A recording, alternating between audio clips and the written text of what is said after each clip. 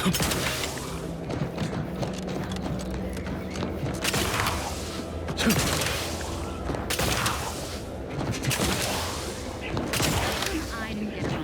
34989-393A. There is no place for you in the paradigm. You are hereby sentenced to death for the crimes of desertion and opposing the lawful authority of the Protectorate. No! Wait, I beg of you! I was just afraid of Montelli! He's taken leave of his mental faculties! His way is no longer that of the Sovereign! Why can't you see that? Quiet, traitor. At least honor the Sovereign by dying with a modicum of dignity. Were I not better informed, I'd assume you were Auntie's choice. Eliminating the competition! Resignation exit!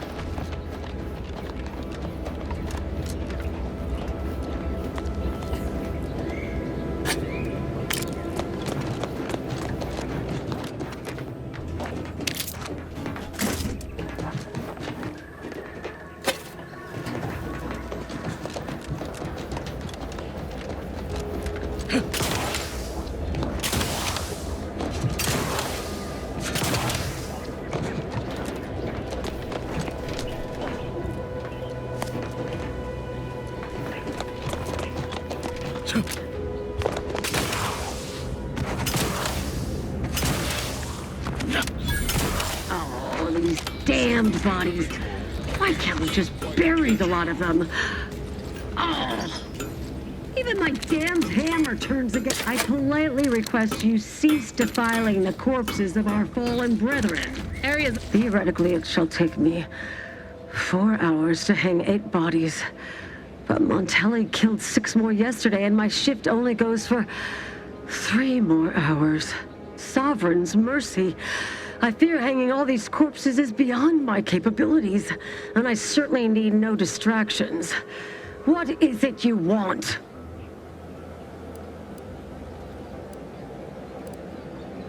Vigilant Hogarth sent you?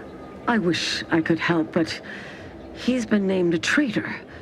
These credentials might as well be stained in Protectorate blood. That being said, I am from Westport. If Hogarth trusts you, let's just say I'm willing to listen. The Brigadier sees enemies everywhere, sappers in every shadow. Approaching him under questionable license is to risk being shot. It's too dangerous for us both.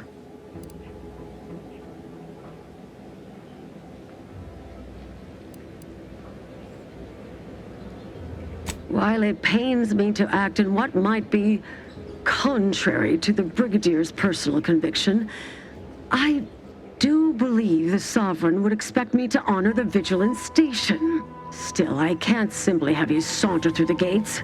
It would cause a terrible stir. Though there must be a way. The gibbets. There is little view of who's within them, so I can use them to haul you into the station without notice. I won't lock them, so you can free yourself once inside.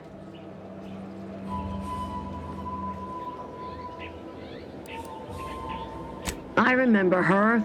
She and I occasionally met to take pot shots at the local crabber population.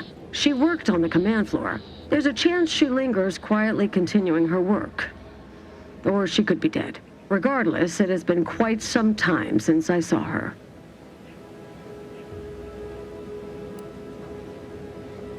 Allow me to open one for you. Getting folks inside can be a little bit tricky. Oh, and try not to move much or they'll start swinging something fierce.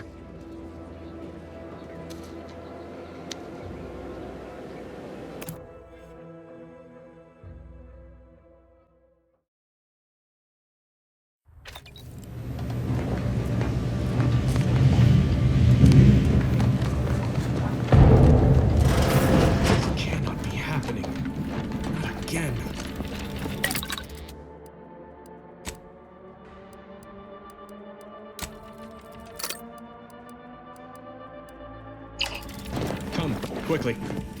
We must all bear witness. Technicians Acna and Gastra, you stand accused of manufacturing a fatal flaw in one of our valued drones. Have you any last words to express your shame? That Dragoon is already defective. We're only rebuilding the launching assembly so that... At last, the truth awaits. I hope this belated confession unburdens your conscience. You'll want to nothing to commute your sentence. On the charges of sabotage and treason, most contemptible, I find you both guilty. No, please! This is all a misunderstanding!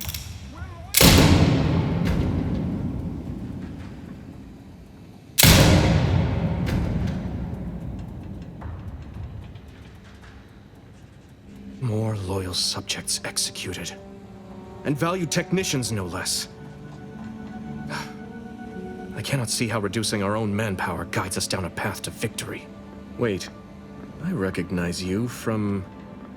Horizon Point? Yes, just outside the skip labs before the incident. You attempted to dispirit me before vanishing altogether. Like a wraith. Or a spy. A harbinger of disaster. That's what you are. Now you appear again. No doubt to incite further strife at a moment of crisis.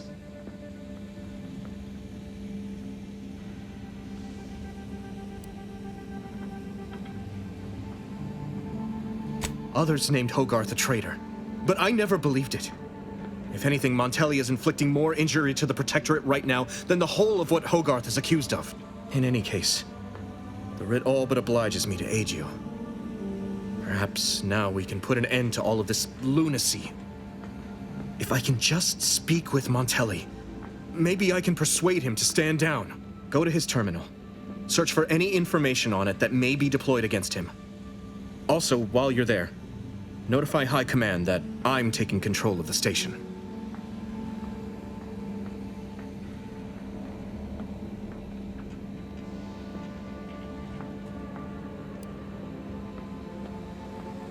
I'll admit there's some risk in having my actions misinterpreted.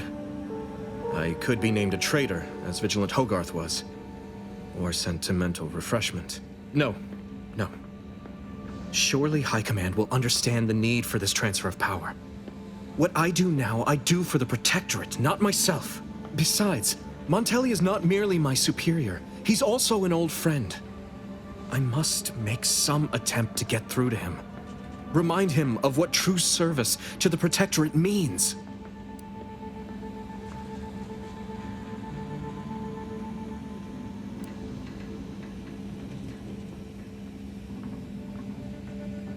Why did you not mention any of this before?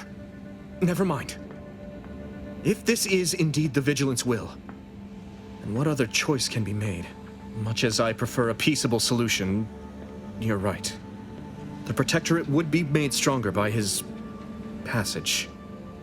If he cannot serve as a general, he may yet serve as an example.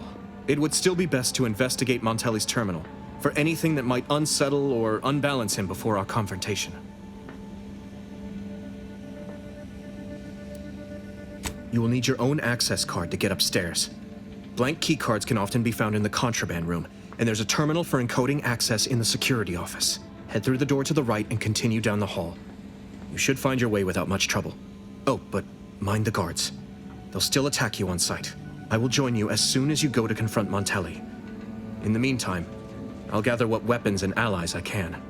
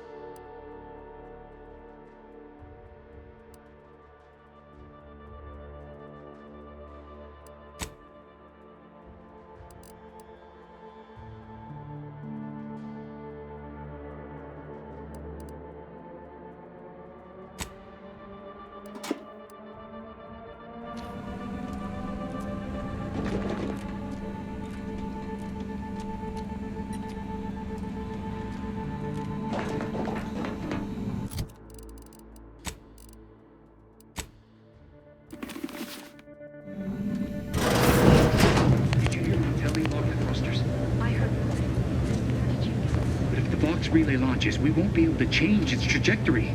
It could land on one of our towns. No, of course not.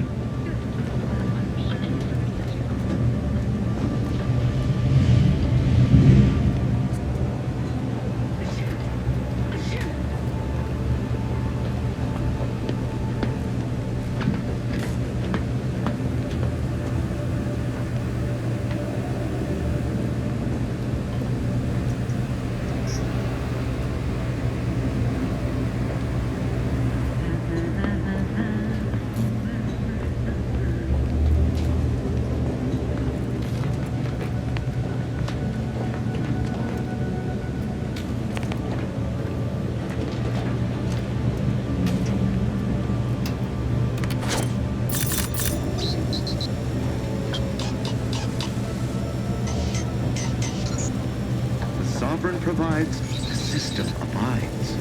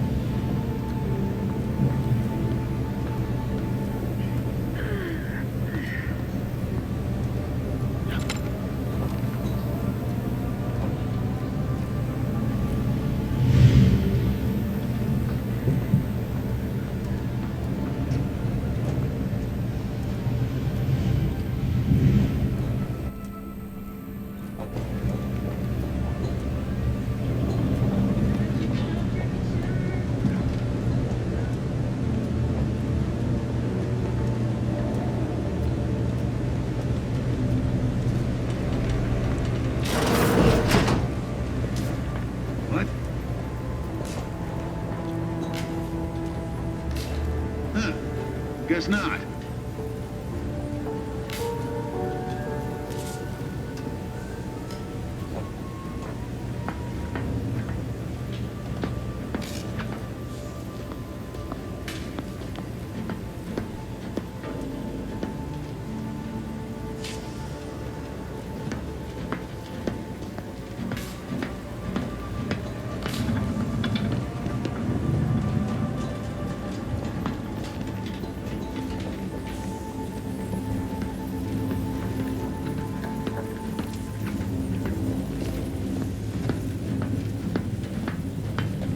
questioned, never doubted, their zeal never lagged.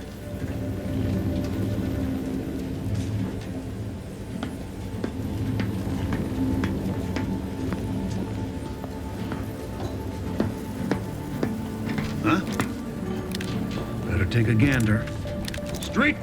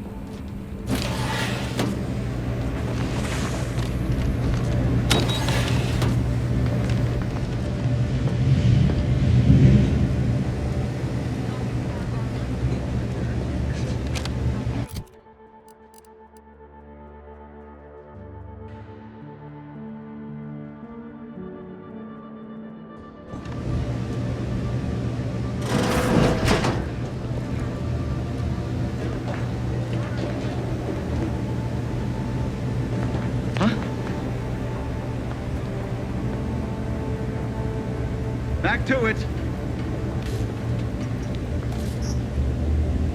Prudent.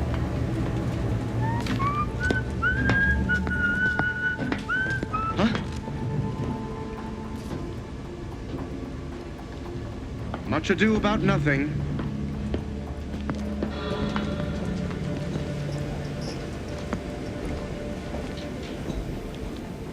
The sovereign provides, the system abides.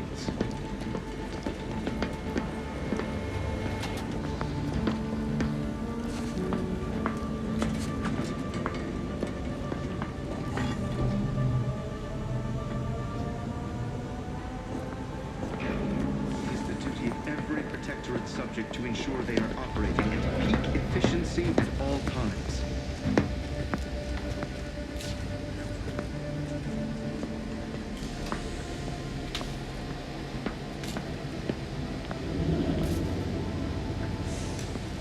Prudence dictates, eye your neighbors carefully.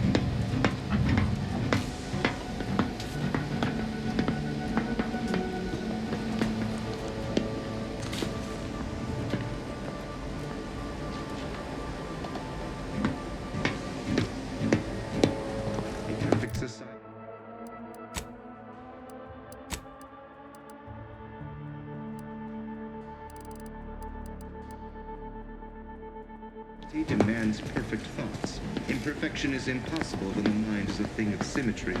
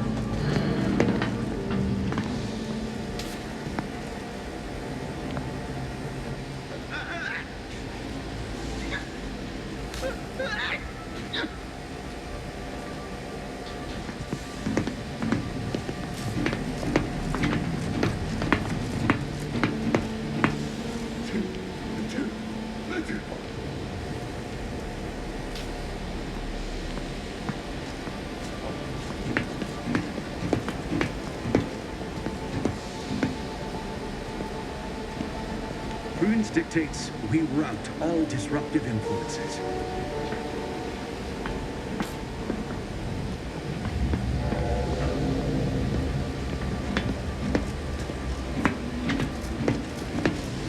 A perfect society demands perfect thoughts. Imperfection is impossible when the mind is a thing of symmetry.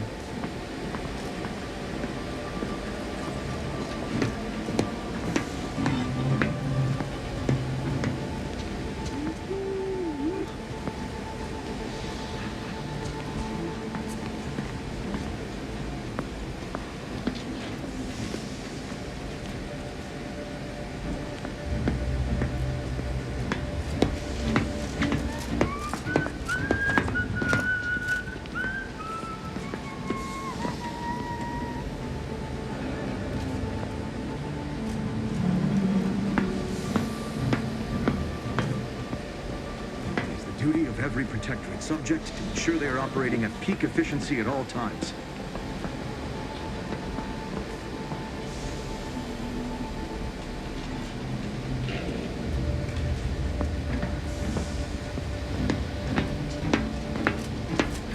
All it took was some light instruction and a restorative cocktail to abrade my imperfections.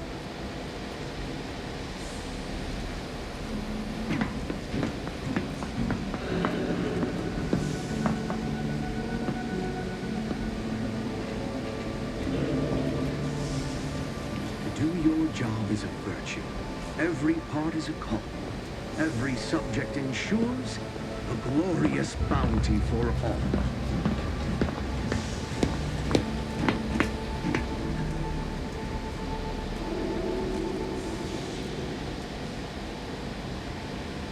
They never questioned, never doubted.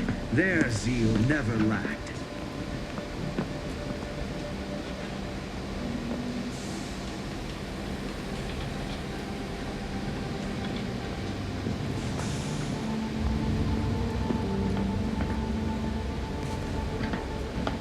Sovereign provides, the system abides.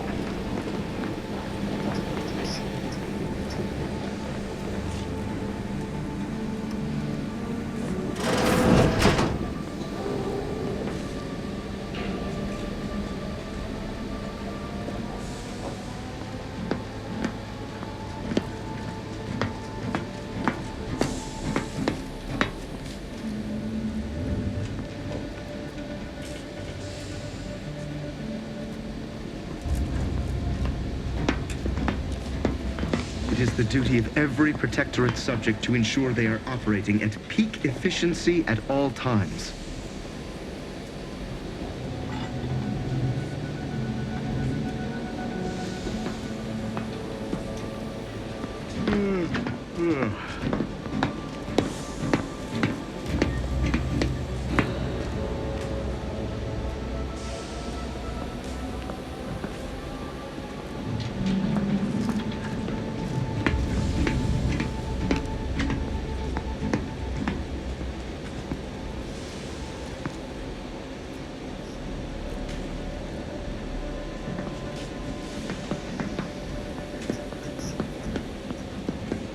the duty of every Protectorate subject to ensure they are operating at peak efficiency at all times.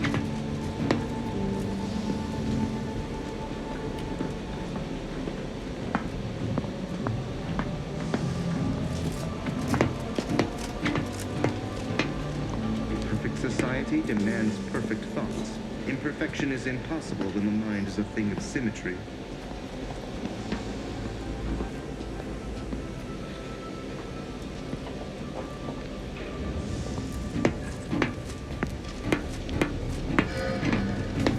Prudence dictates, eye your neighbors carefully.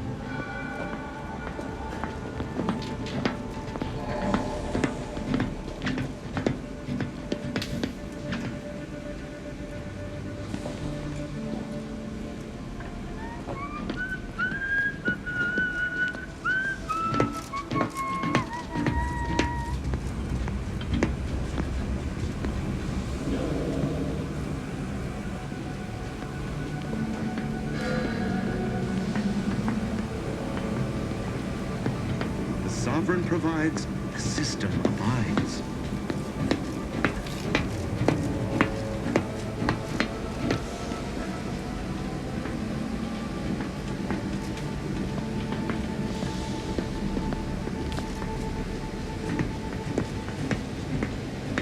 Prudence dictates, eye your neighbors carefully.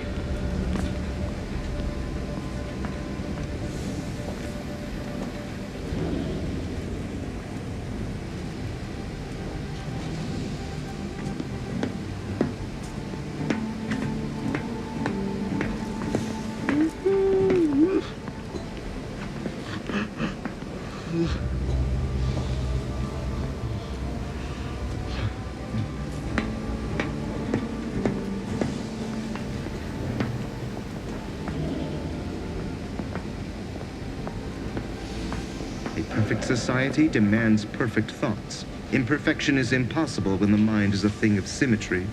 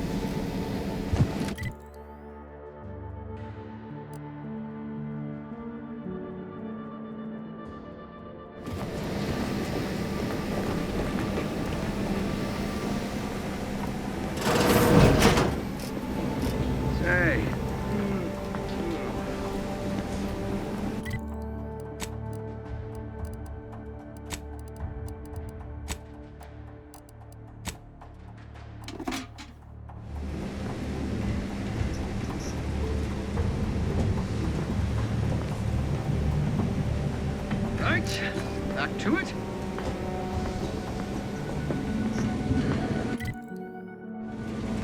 All it took was some light instruction and a restorative cocktail to abrade my imperfections.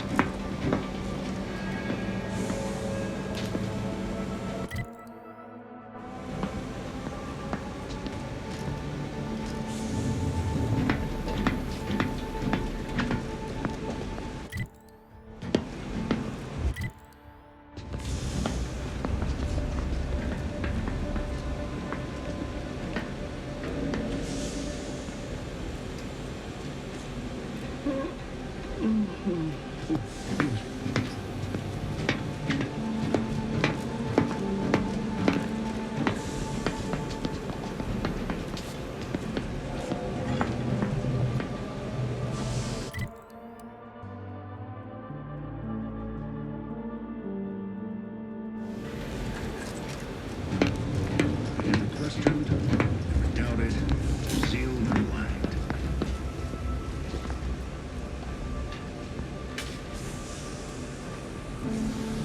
They never questioned, never doubted. Their zeal never lagged.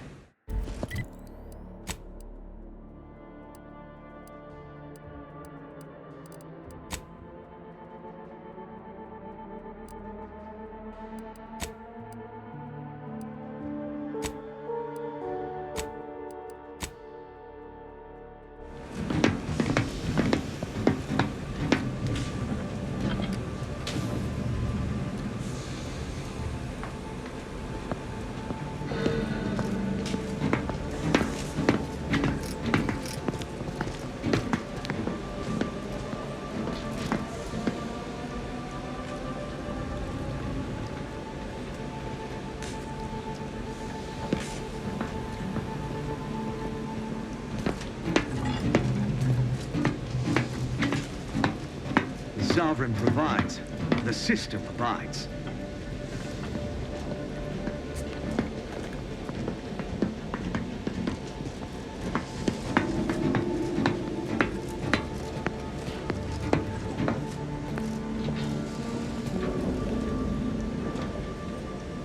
A perfect society demands perfect thoughts. Perfection is impossible when the mind is a thing of symmetry. But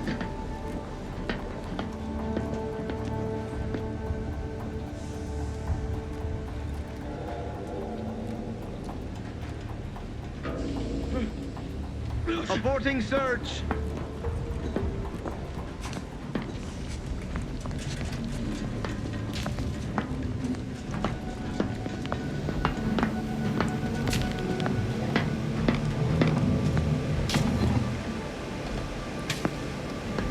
the sovereign provides, the system abides.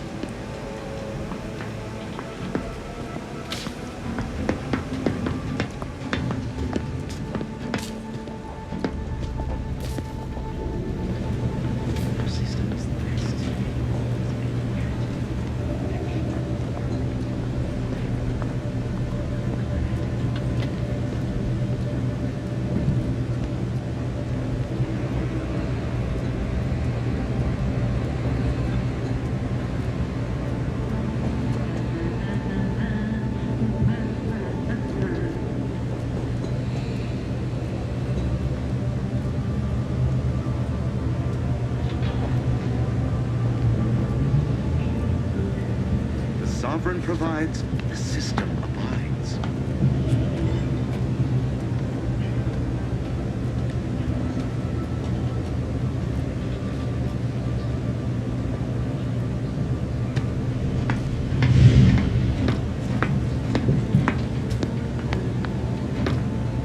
It is the duty of every Protectorate subject to ensure they are operating at peak efficiency at all times.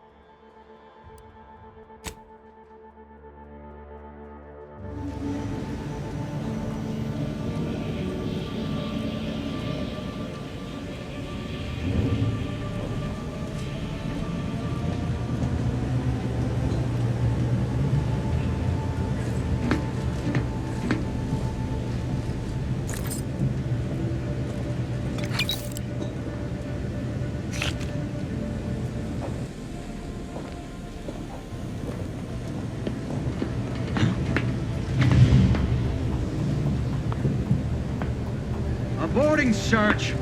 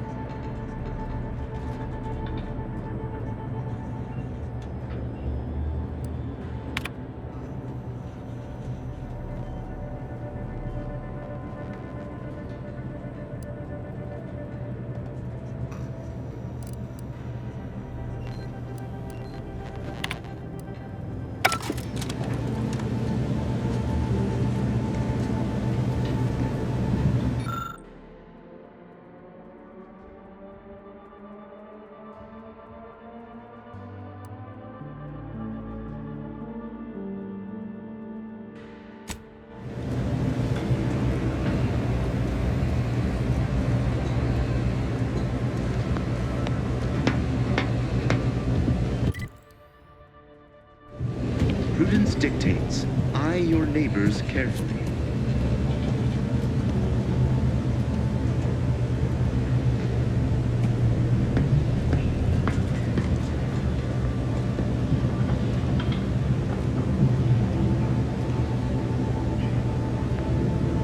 Prudence dictates we repel invasive elements.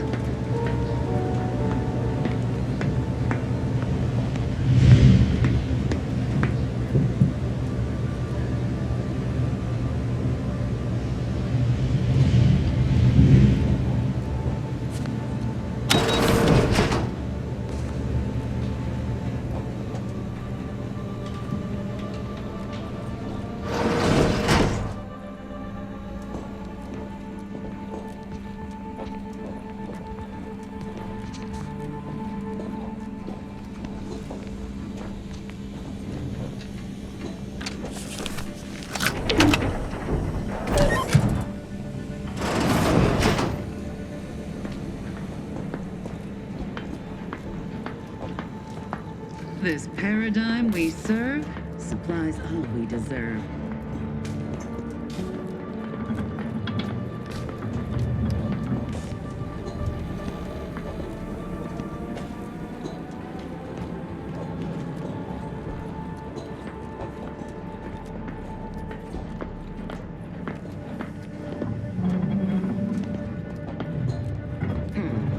Sorta peculiar. No use rambling further.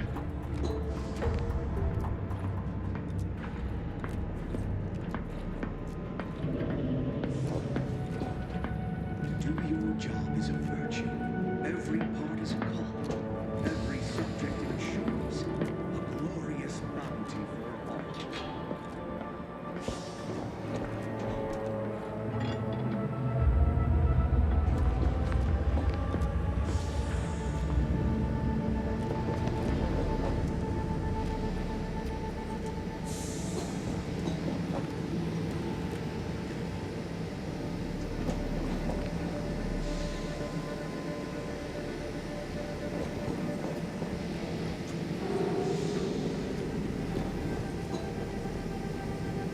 The sovereign provides, the system abides.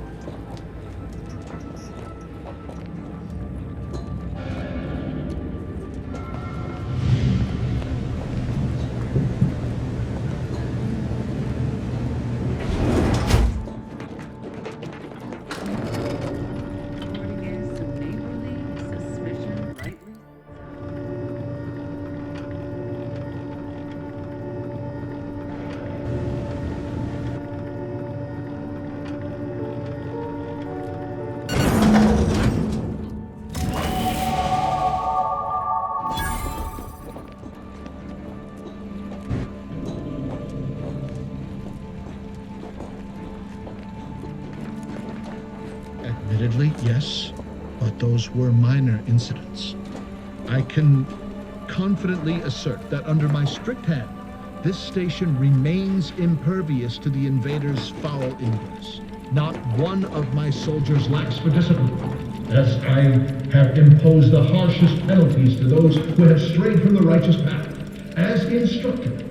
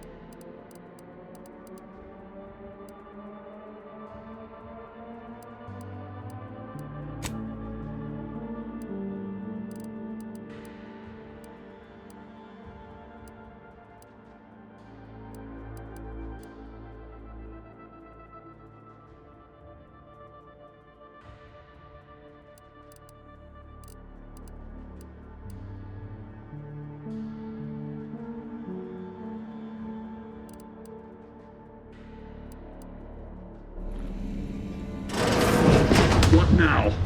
Ah, an intruder. Of course. I was warned the paradigm would test me, and here you have arrived. And Corbin. By your presence, am I to understand that you've turned renegade as well? Of all the serpents writhing beneath my boot, you were the last I expected to strike at me. The only renegade here is you, Umberto. You forced my hand through your paranoia and cruelty. I'm killing traitors, seditionists. I am purging our prized garden of chokeweed and all manner of slithering things. My methods may seem callous, but a swift response to treason is necessary to prevent this crisis from worsening.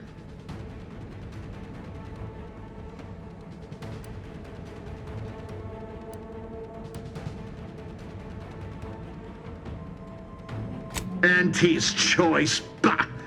The invaders are vacuous opportunists dead from the collar up. They would not have found purchase here if not for the festering rot already in our soil.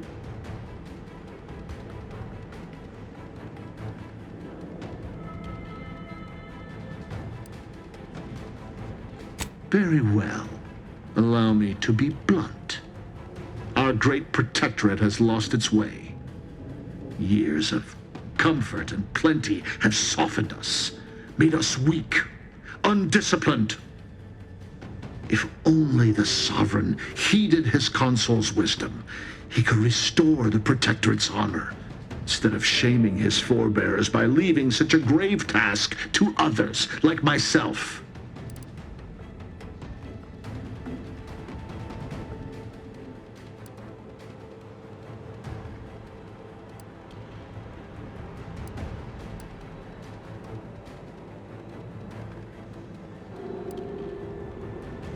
My vision was once as clouded as yours, But I see through the vapor and miasma now, to the truth of what must be done to render our mightiness anew. It's as I feared. You really have gone beyond the reach of all reason and honor. Let's not be too hasty. I don't suppose you have anything more to add, something that might further our purpose? Now would be the time to deploy it.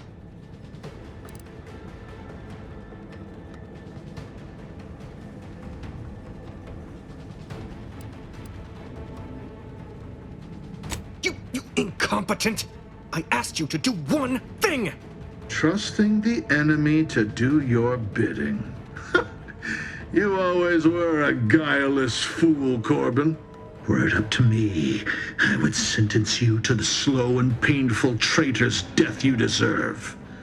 But given the circumstances, your extinction must come quicker. Guards, purge this loathsome treasonist and his odious ally from my sight. Leave none alive.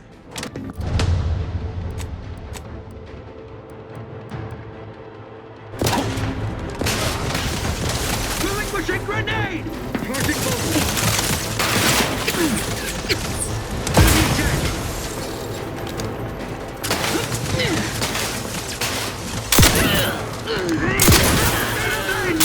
Moving to safety! You can't fight contentment!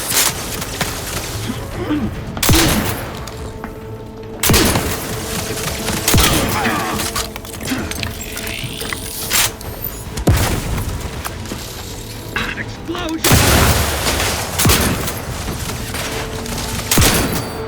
The Protectorate endures!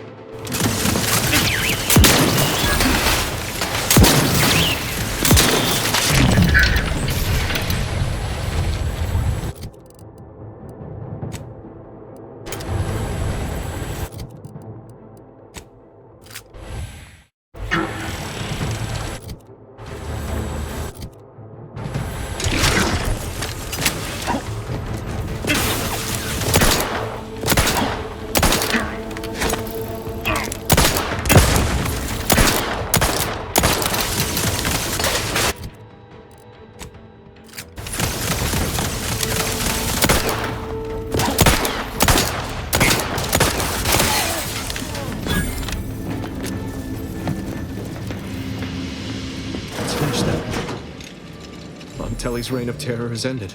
If you'd have told me all those years ago that this is where my future would lead, standing over Monteli's corpse, I'm not sure I would have wished to survive that disaster.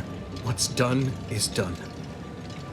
I only hope my superiors will understand my actions here today, and that the Vox will be strengthened under new leadership.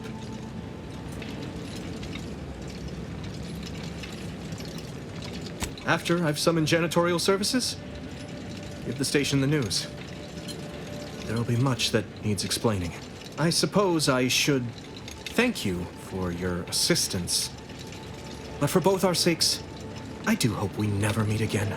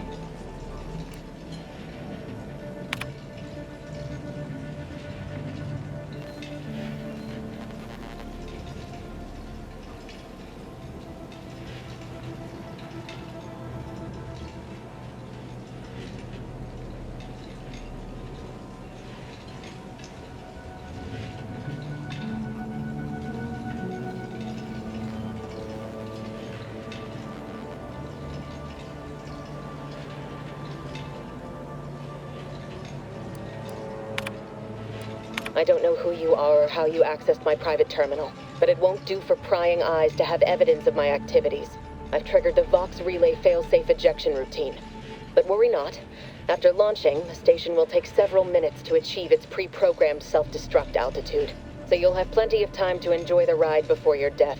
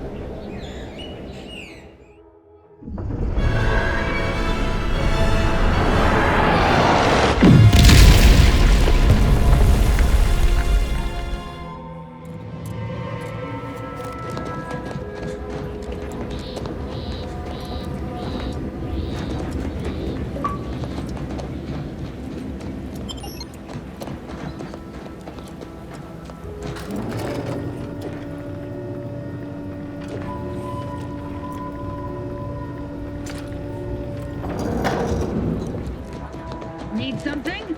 Agitator! Hopped up on sugar, no doubt.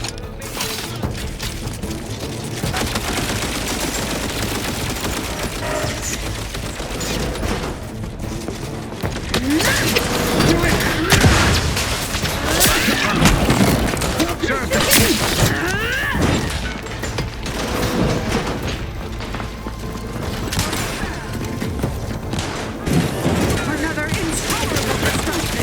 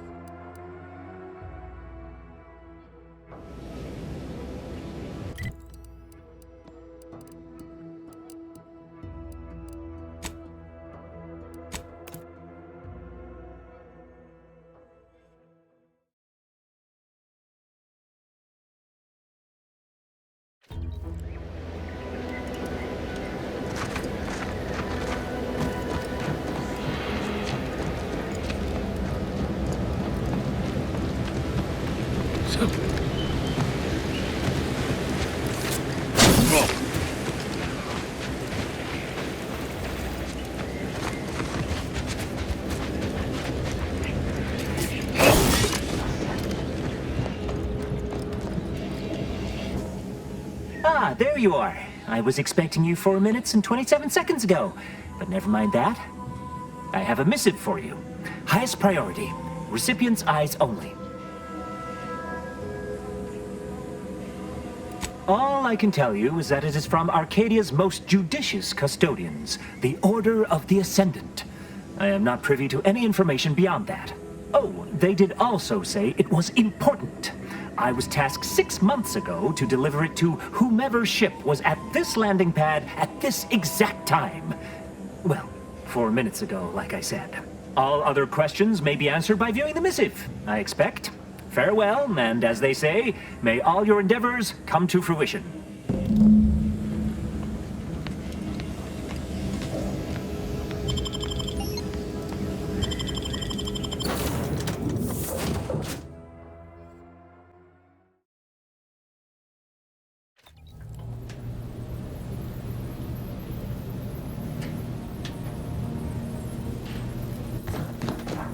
Time to watch whatever it was the messenger had for us.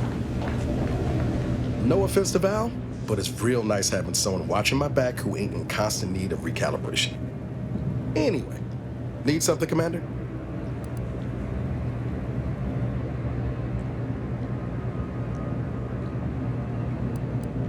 It was less merger and more hostile takeover. I don't have all the details, but it sounds like Spacer's Choice tried to outmaneuver Auntie Cleo through quasi-legal means and got a hell of a lot more than they bargained for. And now her new brand's been turned into an invasion force bent on conquering the entire system. Funny how life works out. Oh yeah? What's needling you?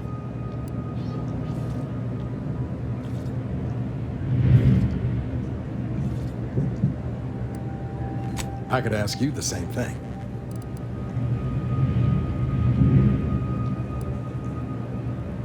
Sometimes I wonder what would have happened if I'd gone back to my old life instead of becoming an agent. Stayed on Triangulum, become an engineer or something near to it. I knew joining up with the Earth Directorate wasn't going to be a life of low turbulence, but at least it'd have dignity and purpose to it.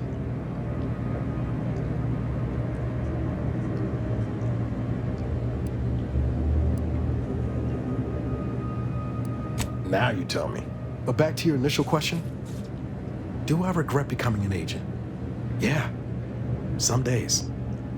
But then there's days like the one when I found you, and... well, not much to regret there. Only thing I know for sure is my opinion today is colored by more than just the rosy tint of a low-run kid looking up at the stars. Life's not fair, but it keeps on. You buttering me up for a favor? I'll tell you right now, I'm not taking extra shifts cleaning the head.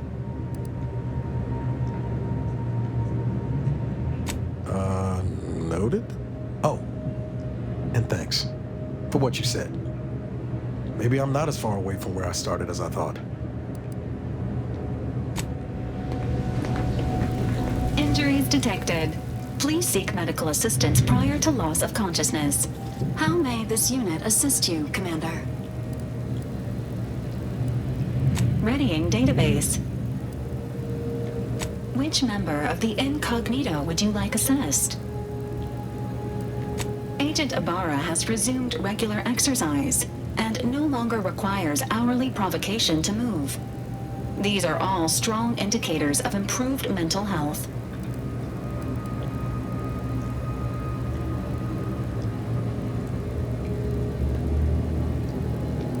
Verbal reminders were supplied, followed by non-penetrative nudging. Agent Ibarra's lack of motion was becoming a cause for concern.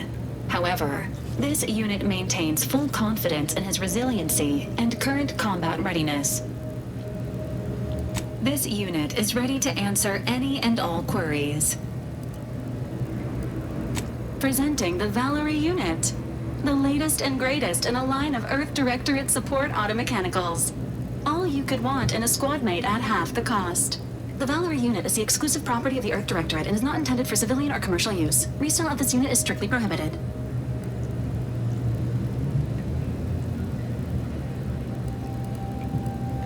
Vitality augmentation, logistics evaluation, reconnaissance, and information extraction unit.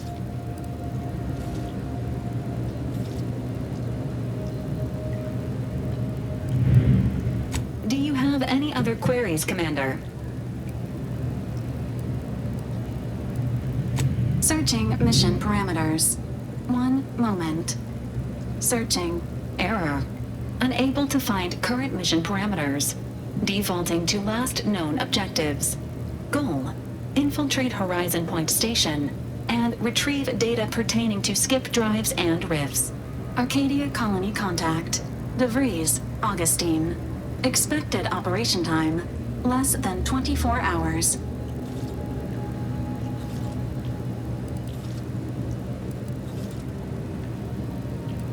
Laughter is the best medicine, second only to anthracillin. Do you have any other queries, Commander? Attempting to ride this unit in order to replicate the experience of flight is strongly discouraged. This unit can support up to 100 pounds of weight while still remaining airborne, and is not ideal for body transportation or disposal. Do you have any other queries, Commander? This unit was first deployed on a mission to Redacted more than 10 years ago and was primarily credited for that operation's success. Other highlights include the triumph at Redacted, the rescue of Redacted, and the first successful execution of the Stanfield maneuver in zero gravity.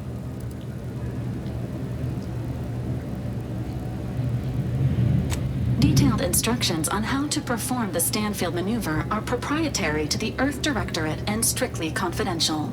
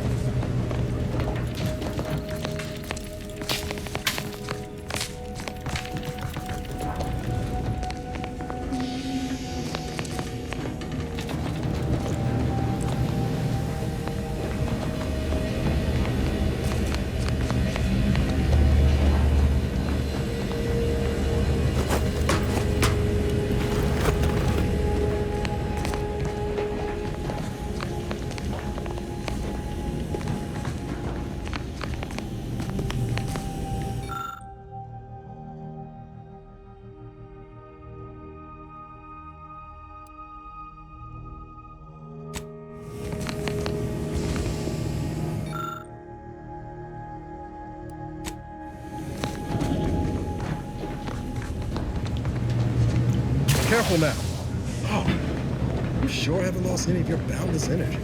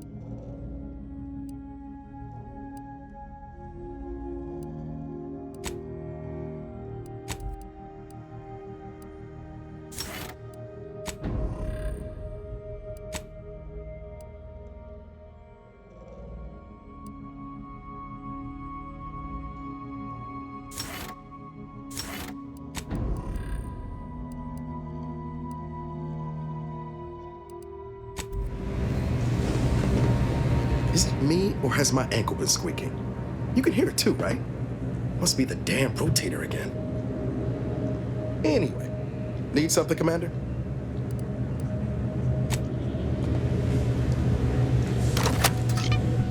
Greetings, Agent of the Earth Directorate. I am Ruth Bassar, presiding Bishop of the Order of the Ascendant. At this time, I can only presume you think us your enemy, directly responsible for your colleague Augustine DeVries' actions way back on Horizon Point. I assure you, we were not. A splinter group was behind that heresy. The collective of scientists and scholars I lead are committed to elevating humanity by pursuing a greater understanding of reality. I believe our goals are not incompatible. We both oppose the Protectorate, and we both wish to preserve Arcadia from ruin. We can help each other. I entreat you to speak with Abbot Newell. He can be found in Golden Ridge at Matriarch's mercy. He will aid you in your mission, and hopefully, you will see fit to aid us in ours. Nav key coordinates to the Golden Ridge landing pad on Dorado are embedded in this message. Go forth as was determined, and may the plan guide you. The Order of the Ascendant awaits us on Golden Ridge, Commander.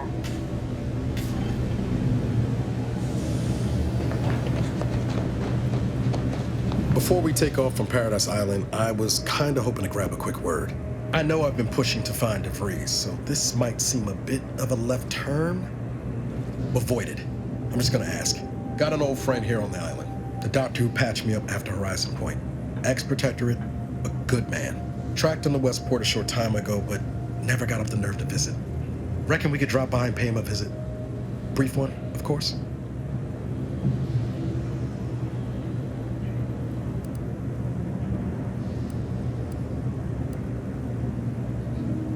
Not sure he'd still consider me such, but that's part and parcel of the reason I want to see him.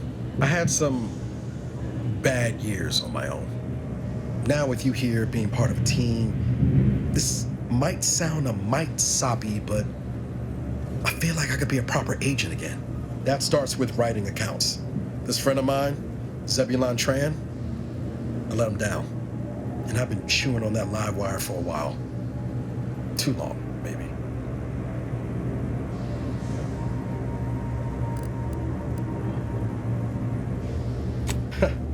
Much as I might love to jaw about that special interest of mine, this business with Zeb's gotta come first.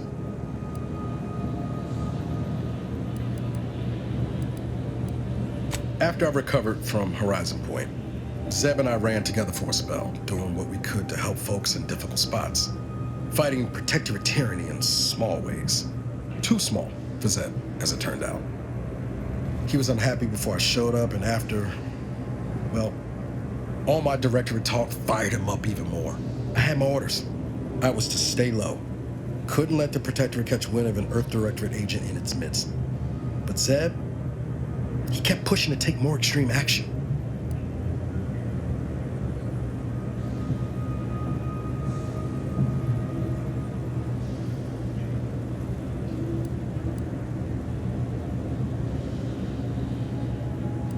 Wasn't like I didn't want to take things farther, hit the Protectorate where it hurt.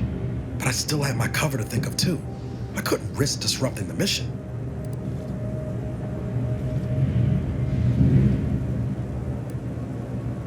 I'd feel better about that commendation if things hadn't turned out as they did. We worked hard, but the Protectorate's arbiters and sentinels worked harder. Often than not, our help only made targets of the folks whose lives we were trying to improve. Didn't matter what we did. Arcadia was still caught under the Protectorate's boot.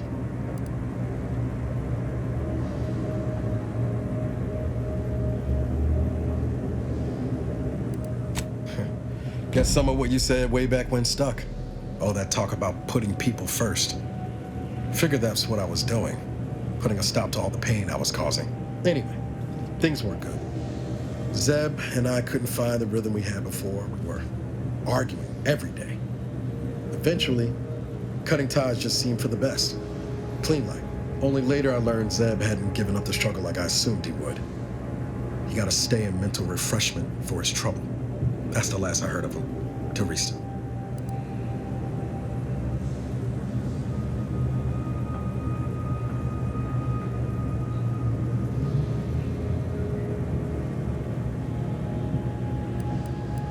Much appreciated, Commander. Promise, I won't be making a habit of pulling skeletons out of my closet. Westport's on the east side of the island. I tracked Zeb to somewhere on its outskirts, but never got up the nerve to visit before now. We ought to start there. Commander, the nav key coordinates supplied by the presiding bishop of the Order have been verified. Landing in Golden Ridge is now possible. Additionally, we are also able to land in Free Market Station due to the astrogator's progress with the updates necessitated by its rebuild.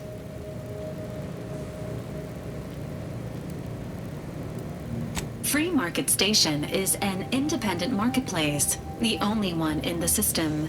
It is called such as it was built out of a crashed Auntie's Choice freighter by that name. Agent Ibarra frequented it occasionally after the invasion. He said it was a good place to find newfangled gadgets and stolen prototypes and whatnot.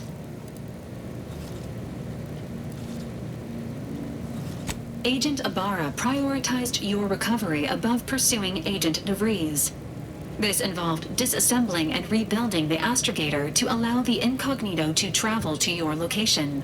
As the rebuilding process progresses, old nav keys may be unlocked. Unfortunately, most of them are likely not recoverable.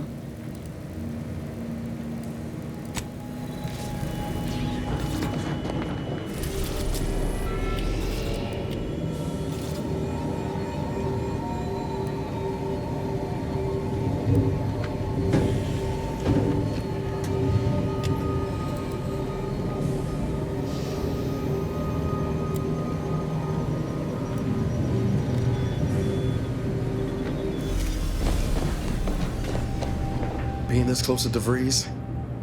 Anyway, need something, Commander?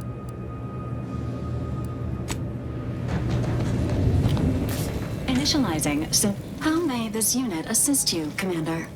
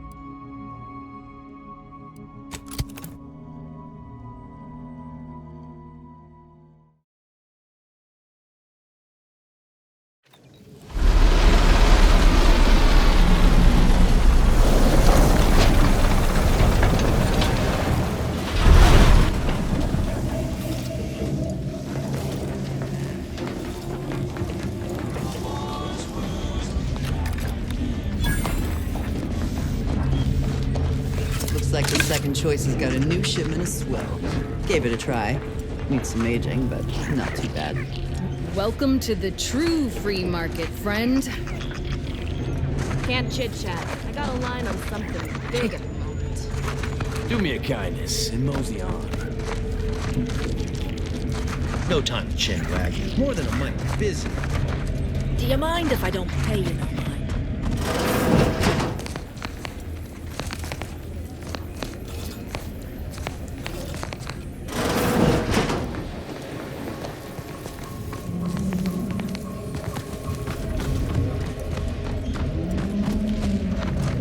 Sorry, loitering ain't my crime of choice.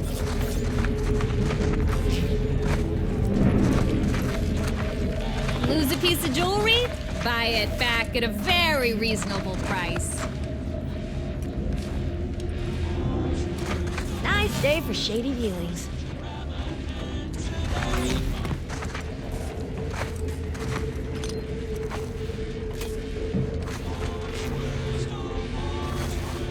Keep a low profile. We're trying to run a respectable criminal operation here.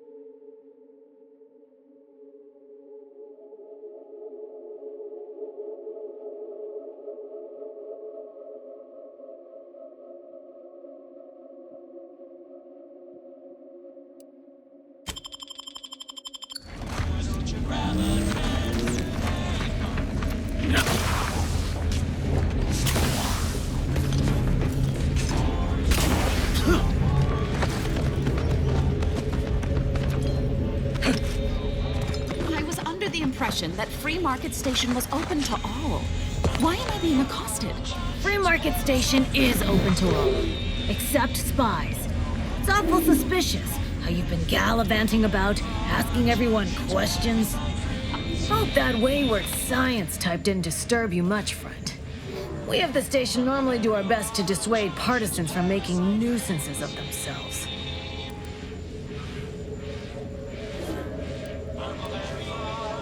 Suppose I can't stop you.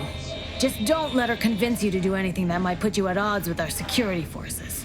All that aside, enjoy your time on the station. Don't get into any trouble. Greetings. Are you perhaps interested in advancing the knowledge of Arcadia's history through scientific exploration? What am I saying? Of course you are. Please, do tell me anything you might know about the crash of the ACS Free Market.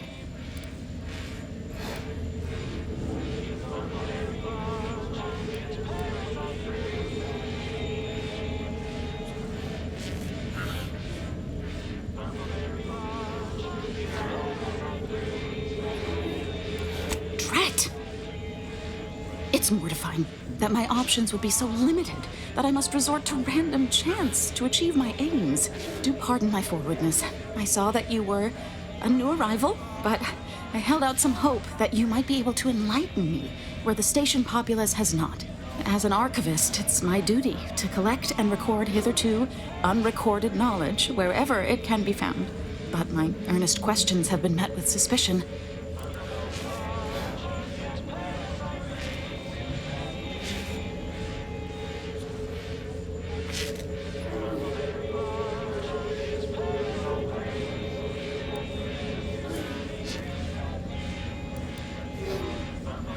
That's great. I can offer you a stipend from my exploratory budget for anything you might manage to discover. Converse with the locals, peer into unturned corners, and see what your able hand might unearth. I look forward to furthering the cause of history with you. I'd ask about in the saloon and the bazaar. Both are places where gossip flies about like so many tarot rays. Sub Rosa likely has some information about the crash, but I'm not sure where.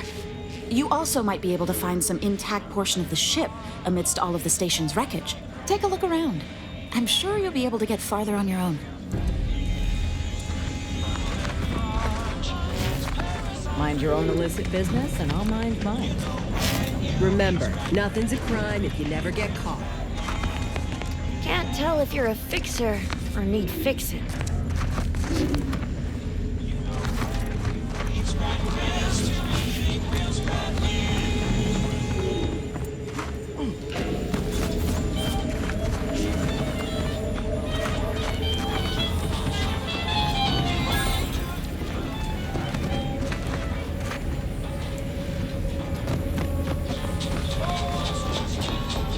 For me and live to tell your fellows about my store. I think I misplaced a hand grenade. We'll know in a couple seconds if it's armed or not. Browse all you like. Everything I've got is fine-tuned to perfection. Feel free to go on a murderous rampage with what you buy. It's good publicity.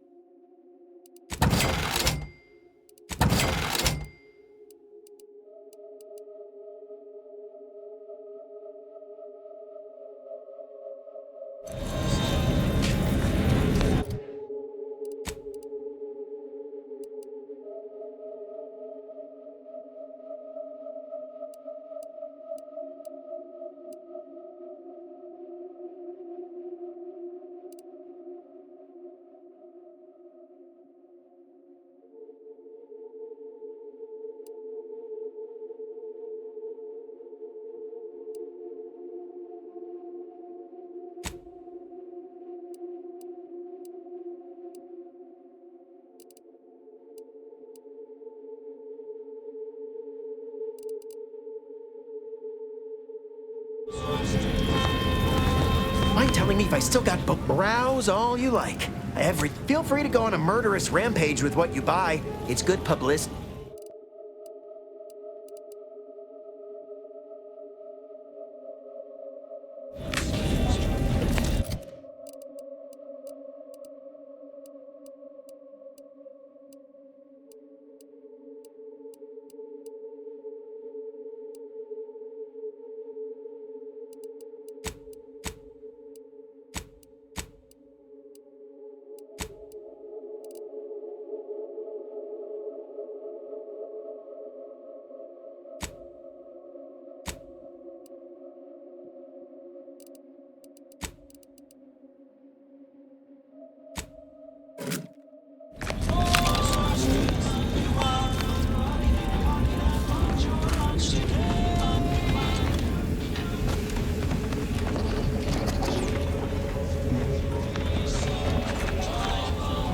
We know each other? Let's say we don't. If you lost it, I'm selling it. I feel I should address any allegations you may have heard regarding bloodstains on my inventory. Just means it's been well loved. Tell me what you need. Can do.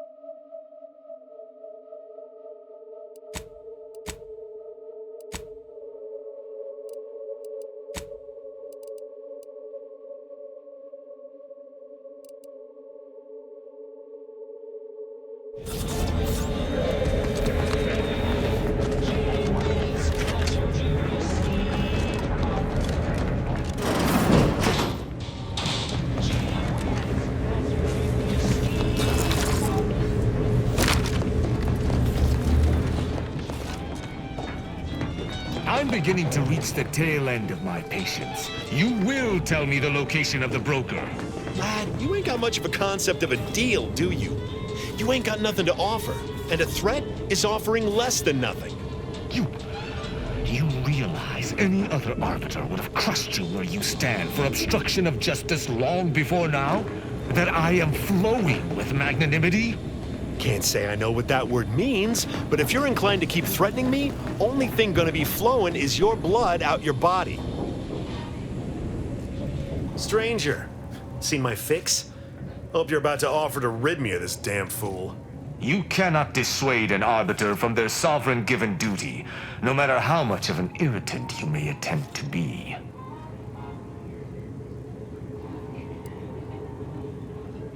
I came to meet with the information broker for, Protectorate business, Protectorate reasons. However, I find myself foiled at near every turn. None within the Protectorate would defy an arbiter and expect to live. Regrettably, I cannot make the locals see reason without rendering myself unable to learn what I seek. Even polite entreaties don't see most getting an invite to the broker, and you've been anything but.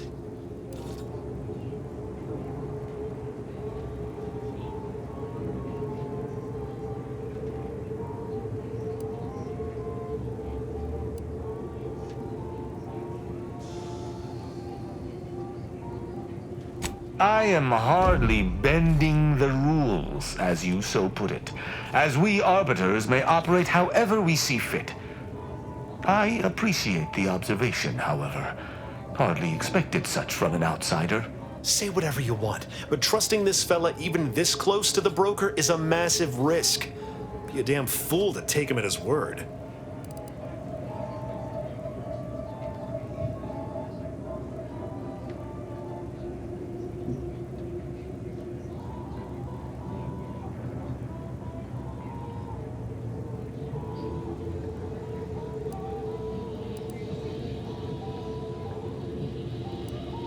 An arbiter need prove themselves to no one but the sovereign. But if I must debase myself to further my aim, so be it. Interesting thought. Occurs to me there might just be something that needs looking into. Within the Golden Ridge locale on Dorado, there's a refugee camp. It's unassuming, quiet-like. Most of the folks there just want to be left alone. They see to the few needs they have by working with the broker.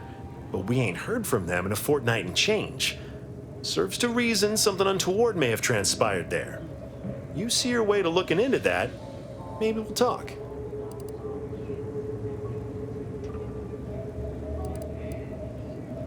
I don't fancy the idea of letting an arbiter loose on our allies without supervision. Might not know you, but anything's better than giving him complete freedom. I do not take your speaking of me as some kind of pharaoh canid lightly.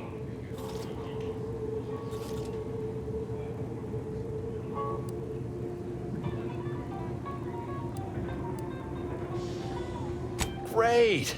Take the lap canid with you. I've had enough of his excitability, and so have my customers. I don't claim to be pleased with the circumstances surrounding this co-investigation, but perhaps we may surprise one another. I'm Arbiter Tristan Rao.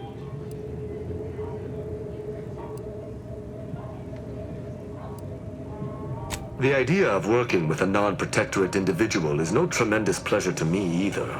Let us be expedient. I shall meet you at the camp. Let us hope we both arrive there intact. Keep an eye out for snitches. We got a good thing going here.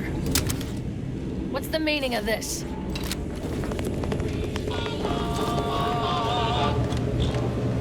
Oh, come now, Prospero. You've been on that stage hundreds of times.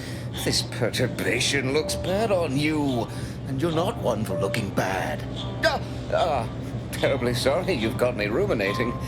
A man of my persuasion shouldn't stoop to such self-deprecation, especially in front of prospective customers. You've identified me properly. But information transference is the lifeblood of Free Market Station. And if you want a transfusion, you'll have to grant me your spot of help. I'm in charge of keeping the patrons of the saloon entertained. Normally this does not present an issue, but I learned that an old flame of mine shall attend my next performance. My resolve is uncharacteristically flagging. I find myself fixating on the most minute of issues. I need something to bolster my confidence. She knows my real name. Prospero's just a stage title, as it happens.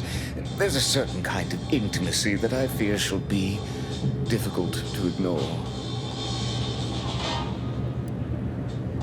Liquid courage has never failed me, but I have a discerning palate.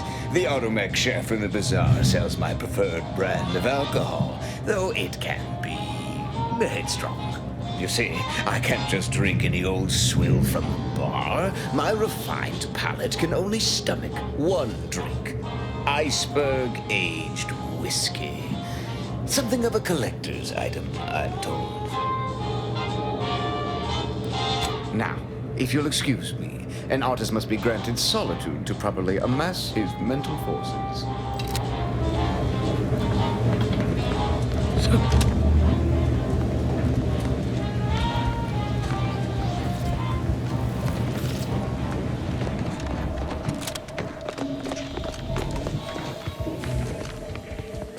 Sorry, got bootlegging to do. This place ain't half bad.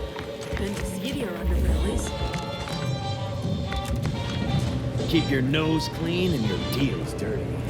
Sorry, loitering ain't my crime of choice. Another challenger approaches. Prepare to be sent weeping from my curio collection. None have defeated my collections, and none shall. But I do so delight in a competition. Are you prepared to do battle?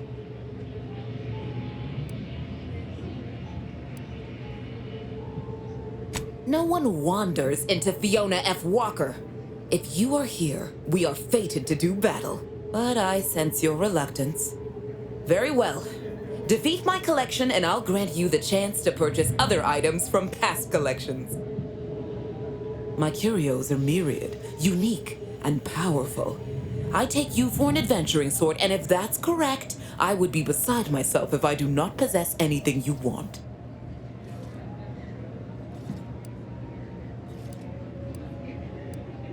The Spectrum Dance Saber, a prototype weapon of Auntie's heyday.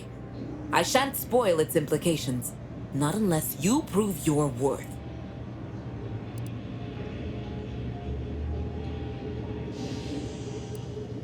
Cards, my dear, of the toss ball and pitch ball variety. I must see if your collection bests my own. Sporting! Let us do battle! Ha! What is this pitiful display? Are these your rarest cards? Get them out of my sight! You have nowhere near the number in my collection. I cannot open my wares to any unless their collections rival my own. I hope you understand. Feel free to return once you have bolstered your ranks, but know that you shall still not defeat me.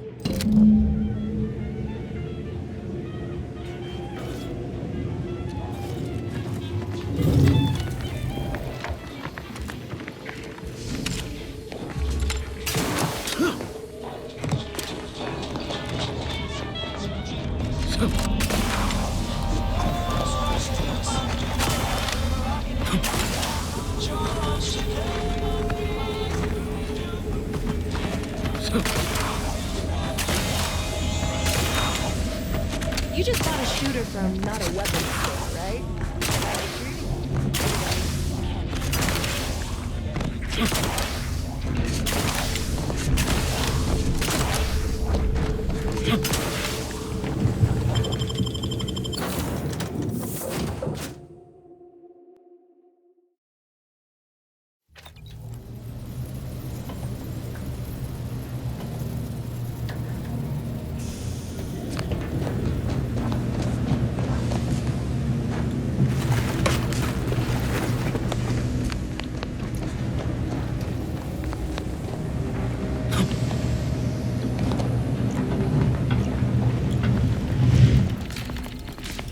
Ah, Commander.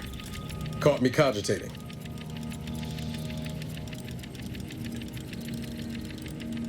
I was just thinking about making some tweaks to Val. Hoping it'll help. Ah, you know your automechs. All of the above, more or less. Val's old in automech years, so she requires a lot of routine maintenance to prevent her hardware and systems from deteriorating further.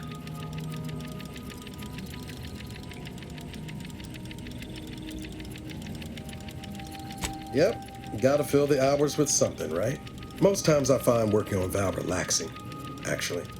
Meditative. It's nice being able to identify a problem and just fix it.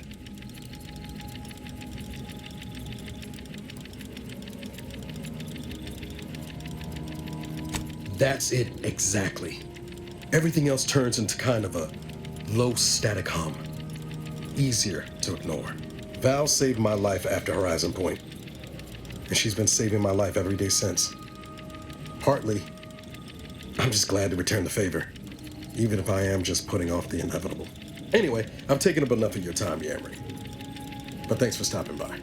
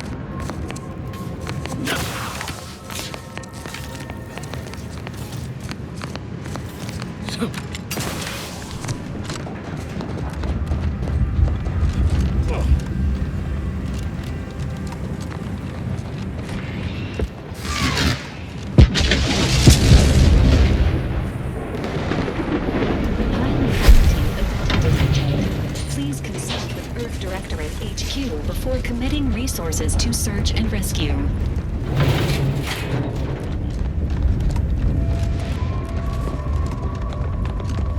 Stay vigilant. Report any suspicious activity to your nearest station warden.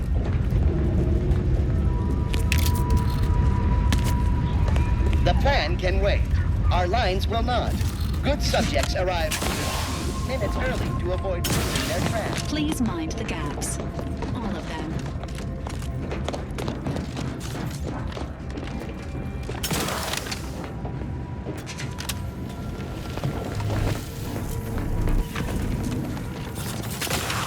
Your patience is commendable, passenger.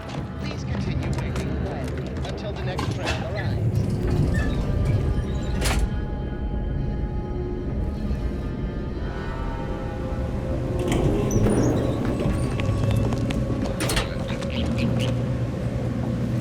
Multiple signs of habitation observed. Helpful tip. Agents are advised against touching stains of questionable origin.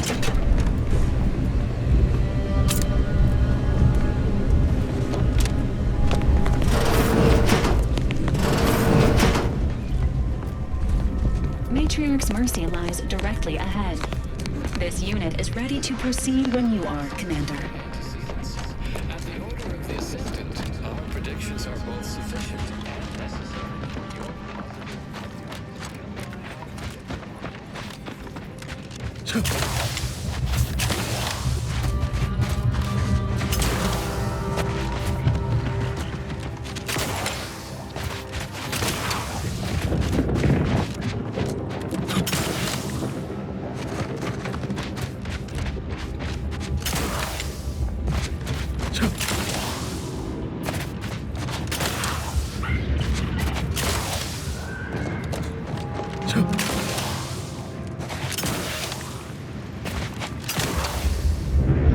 Somebody help us! Anybody, please! Finally, some help. We desperately need aid. Desperately. My family and I, we was making our way to the Mercy camp for us refugees. We were set upon. My wife, my son were injured. Can't move them by myself. I had to leave them just past this tunnel so as I could go for help. But being alone is even more riskier. The Varachnids, I chased them off, but they'll be back. Please help us. Ain't nothing I can do for them, but you got weapon and medicines and can get us to the camp. Please. I don't... Vary, by my guess.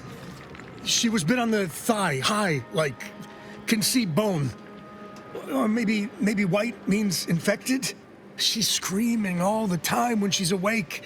Then she goes to sleep. She in agony. And my son ain't waked since the attack.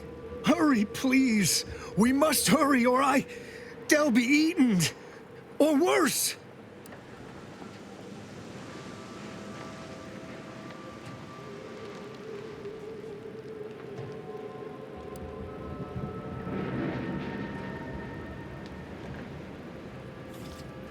No, you're not carings. We'll kill them.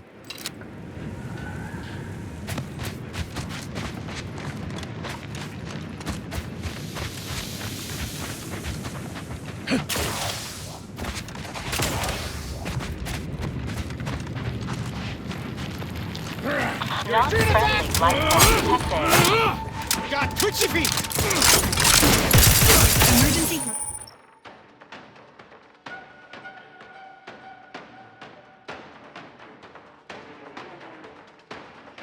All syringes burning.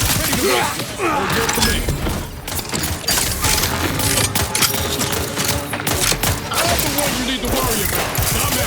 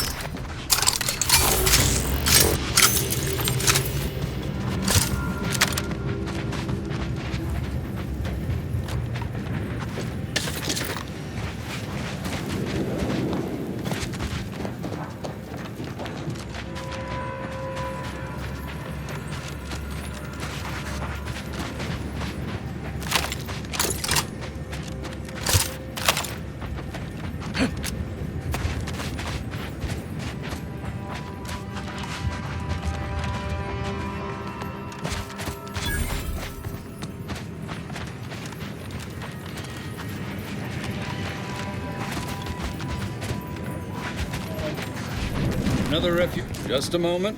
Allowing anyone into Matriarch's Mercy unprocessed will upset the precarious ratio of refugees to aid. We should have an opportunity for placement in approximately 7.85 days, presuming no unforeseen alterations.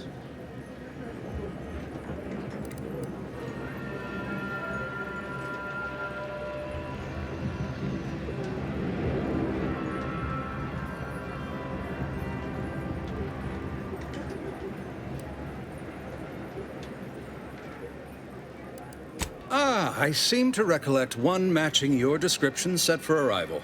Pardon my slowing your ingress. It has been rather hectic of late. Welcome to Matriarch's Mercy. Rule number 1, no crowding. Rule number 2, avoid the exclusion zone. Our seer has predicted non-specific imminent danger.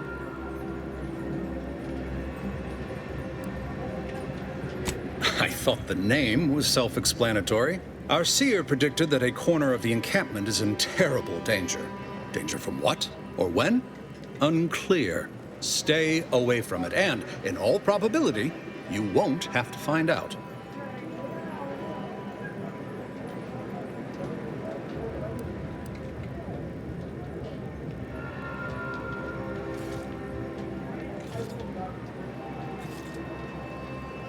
Safety and probability are incompatible. Eventually, nowhere will be safe, including here.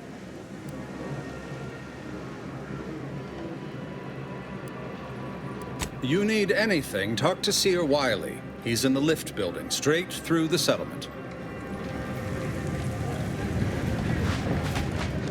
I remember this place before the war. Functioning tramiculars. Peaceful silence at the camp. I swear, it's nigh on impossible to find decent animal remains in these parts. Thus, if we compare the rates of dust accumulation inside the settlement to outside, we gain minute insight into the grand plan. Oh, try not to get too close. My sinuses are stuffed up, my ears are backed up, and my guts are gurgling. I could burst at any moment. Every fluid from every orifice. So keep your distance. Oh, you want me to keep sickness to myself? Is that it?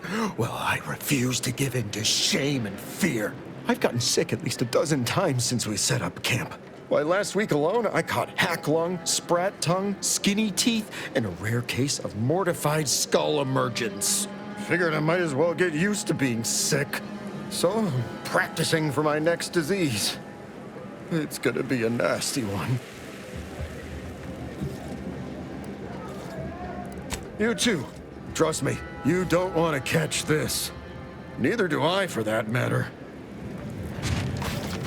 How long are we meant to stay here? Ask the Order. I'm not in the prediction business. Sorry, I'll try not to sneeze on you, but no promises. My soup is nutritionally calculated to sustain all bodily functions, but it could use a little salt. Please be advised, this unit lacks sufficient resources to provide medical care meeting Earth Directorate standards to populations exceeding 7.5. Apologies, outsider. As a vicar, I am usually tasked with guiding non-order lay people, such as yourself. Lately, the abbot has tasked me with the education of the refugees in our care. You are, of course, free to stay to be enlightened by my lecture, but I don't need an abacus to predict your path lies elsewhere.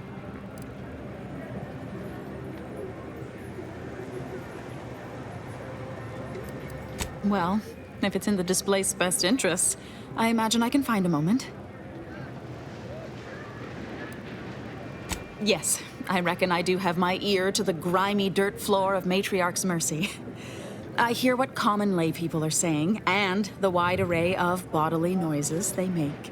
Suppose I, more than any other member of the Order here, connect with non-scienticians.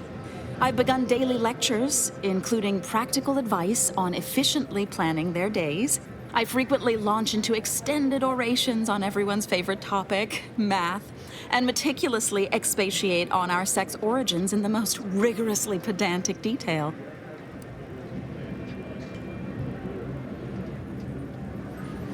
Oh, dear. I got ahead of myself, didn't I? That's an occupational hazard around here.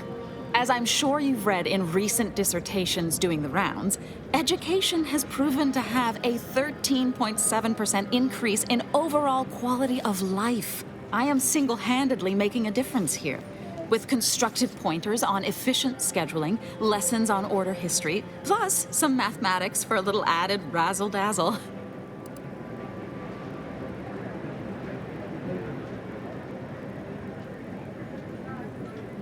Perhaps some other time we can debate the theoretical complexities involved. But I fear I must get back to my duties. These laypersons won't enlighten themselves.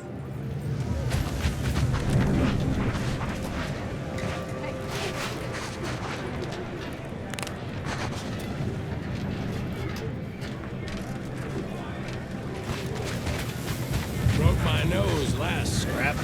Or, I guess Raleigh Dort. I banged him up real good for you, didn't I? I won you one, right? Matters settled. The void you did. Barely connected. You're thinking of 2-3 scraps ago. You've been mostly unconscious a while now.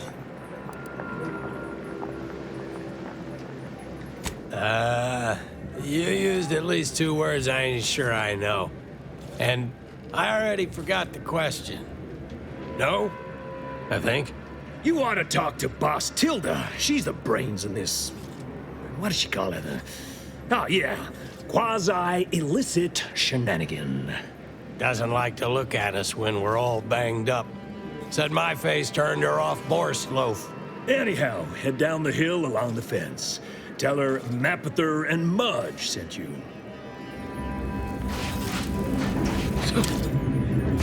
Keep your lamps lit. Wherever there's trouble, there's always opportunists willing to profit from it.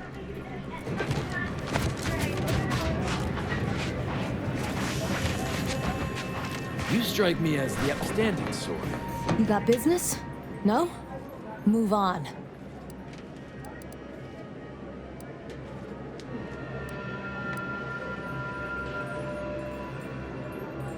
You the fixer-lyncher aide to Agent Galloway? Don't suppose you got that crawling hibiscus she promised to sneak me, huh? Forget it. You can come in.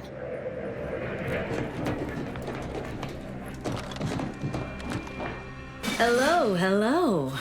You're the one that aided us in availing Sub Rosa of a rather large shipment of Spectrum vodka, yes? Agent Galloway is slightly less trustful than most feral canids, so winning her over speaks volumes of your character.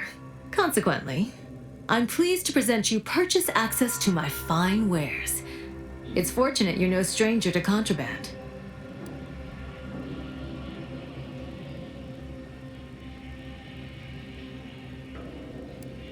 Feast thine eyes on the merchandise.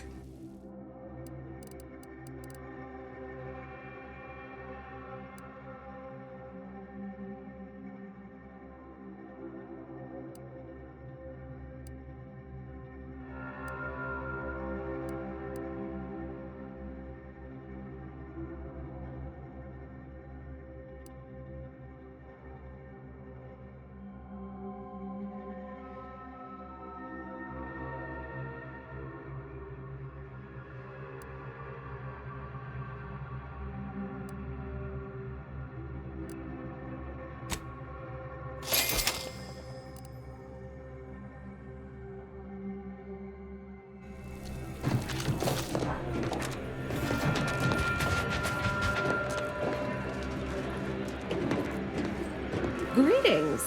What can I help you with? Let me guess. One of your co-occupants is always hanging up his or her britches in your corner of the yurt. Am I right? Or you're dealing with more of a stay off my palate or that's my air you're breathing sort of thing. Pray elucidate the exact nature of your tiff of contention.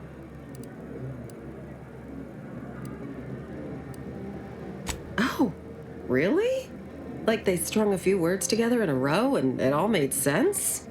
That's a marked improvement on earlier. Guessing they left out a bunch, though.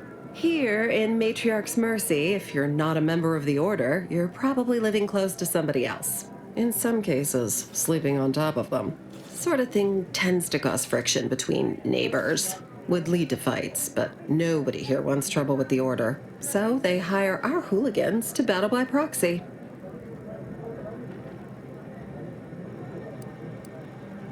Half the time, people shy away at the first sight of blood.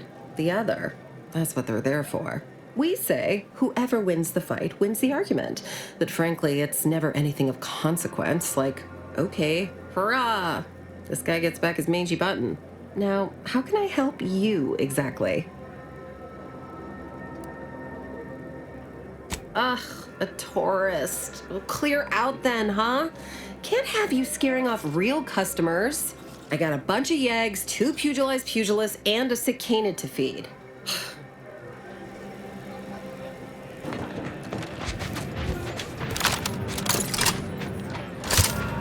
Your nose was just a candy. Where do we go now? Another refugee camp? What happened to this place? Law. Matriarch's Mercy is no safer than the trenches. Look on the bright side. We're not going anywhere. I predict that the worst Not is on the behind basis of some half-baked prediction. This so-called exclusion zone is where we stake our claim. Stand with me in defense of freedom. Except for the fact that you ain't yelling and trying to eat me. I'd have pegged you as some sort of prosperous scrapper by the rough look you got about you. You do got a certain feral look in your eye, though. Okay. I give up. Tell me.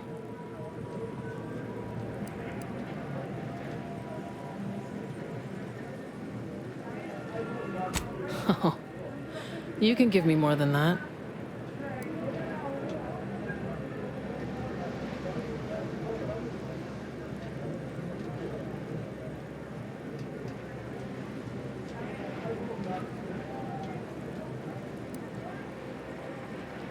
Well, there's the law, and there's justness and rectitude. I keenly hope you support those thoroughly as well.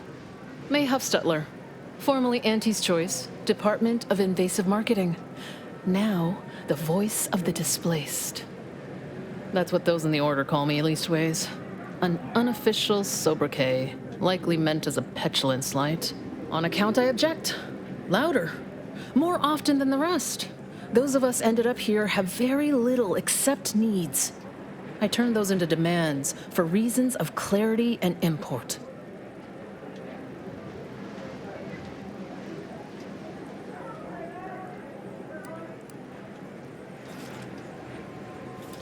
Some are former Auntie's Choice like me.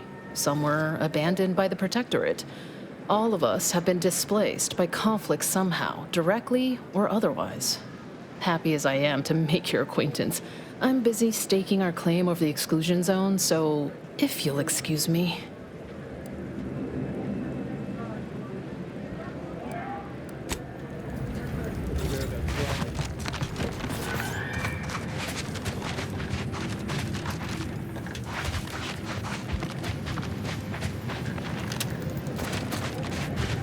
What happened to this place? By the law. It's you. Oh, thank the architect you're finally here. I've scarcely breathed while hoping you'd come. I am in desperate need of your help.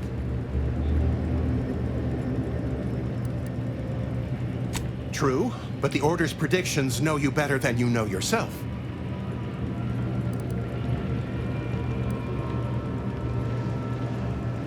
As a doctor, I'm appalled.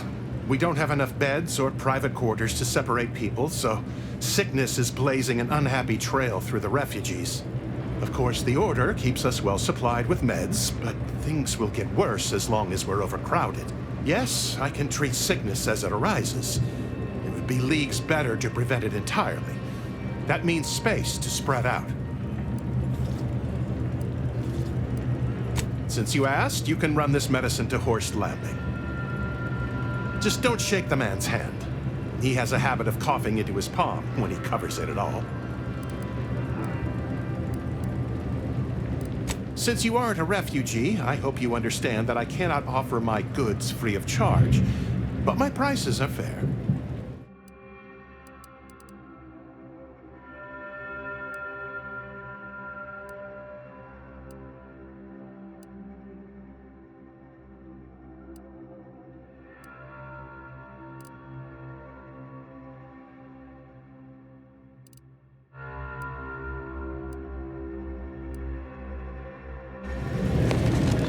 right. The universe does not orient itself toward fairness. But it's my firm belief humanity can do better. All evidence to the contrary. No reason to reason with you.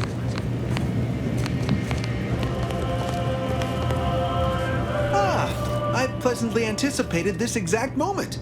My personalized order prediction and weekly prognostics report both mentioned encountering an unforeseen factor about now. I suppose that designation doesn't wholly apply to you, though, does it? Predicting future events is an imprecise science. Currently, that is. Well then, I read that you'd have questions about our predictive methods, correct?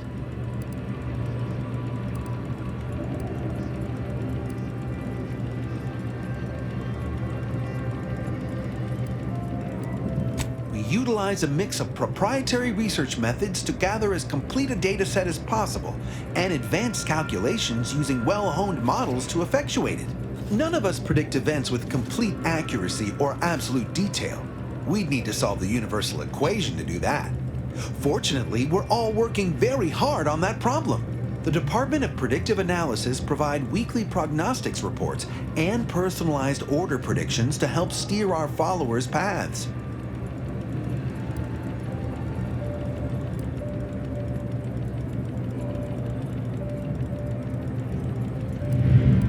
More what to watch out for, advisement on adhering to the plan, forecasts of probabilistic dangers, elements of larger predictions made relevant to groups and individuals.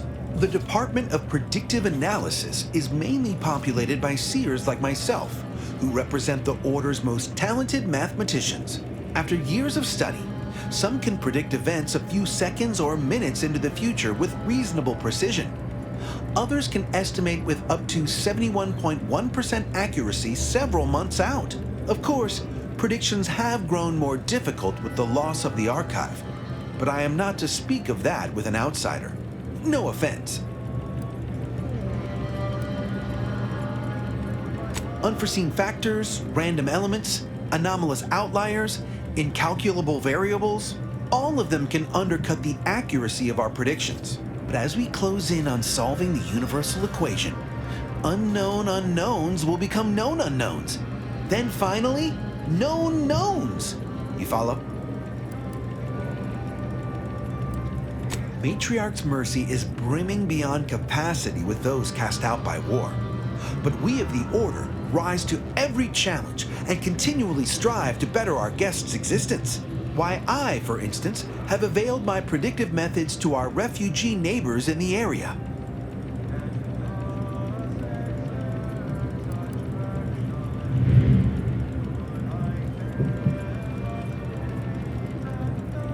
There's nothing more practical than improving lives now, is there? We've offered the displaced access to our weekly prognostics reports and personalized order predictions. Engagement is admittedly rather low, but at least one member of the camp reports he has benefited from them greatly.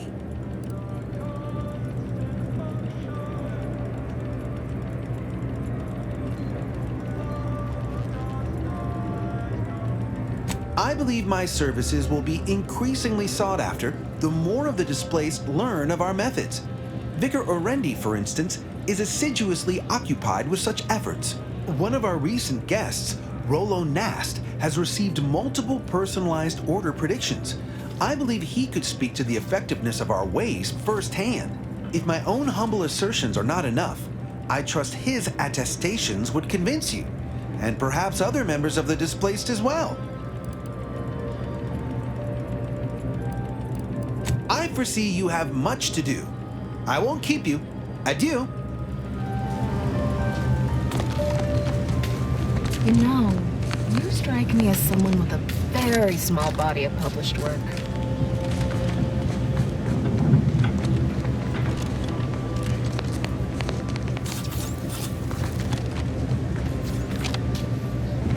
Have an intellectually stimulating day.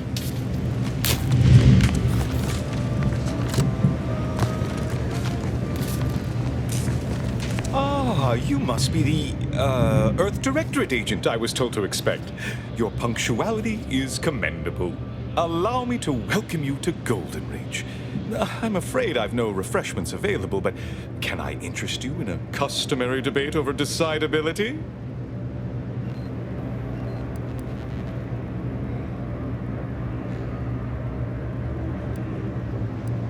Sensible. Straight to business, then. The presiding bishop sent word of your imminent arrival. However, pursuant to our normal standards of compartmentalization, she was scant on the details of your mission. That said, I've been instructed to assist you however I can. So, tell me, what brings you to Golden Ridge?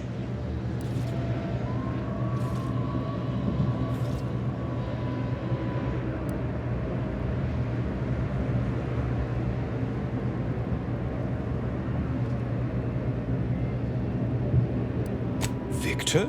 Yes, Archivist Clemens. Quite the mind. Such encyclopedic knowledge of engineering. One could almost mistake him for an exemplar. Is he in some kind of trouble?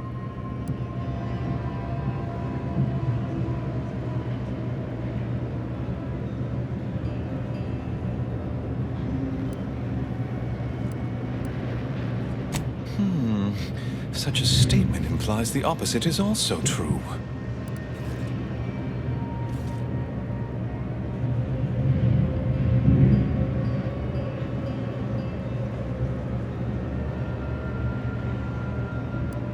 Victor Clemens, some kind of radical. What an absurd notion. I must agree with my seer. I once watched Victor shed copious tears over a damaged datapad.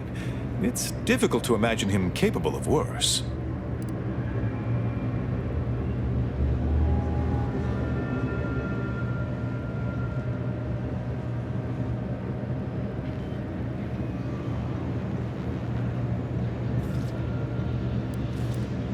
And that may well be true.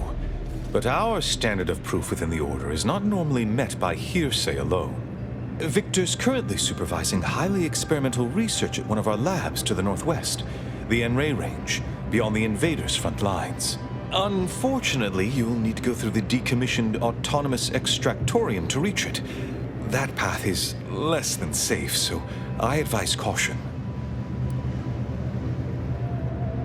Besides the highly caustic Serenium River and the Mantisaurs, we've also received reports of mad cultists in the area. It does make me wonder why Victor decided to stay.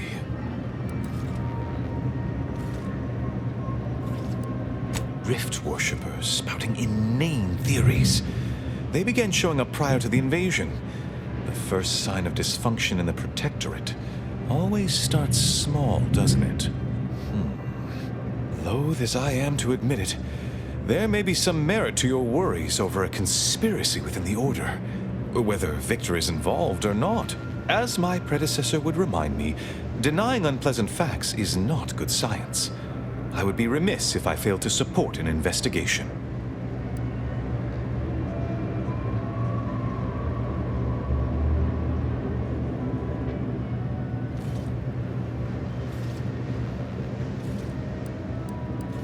No doubt you heard of the recent attack launched on that Auntie's Choice base, Outpost Opportunity.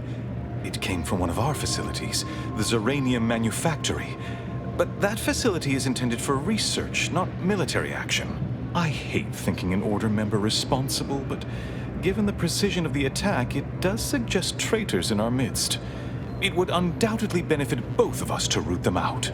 Respectfully, Scholar, given current tensions, should we really be trusting such a delicate task to this stranger?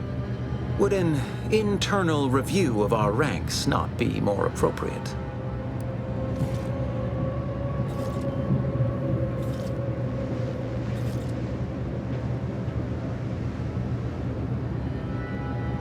Choosing levity at a moment like this is only further evidence of your lack of good judgment.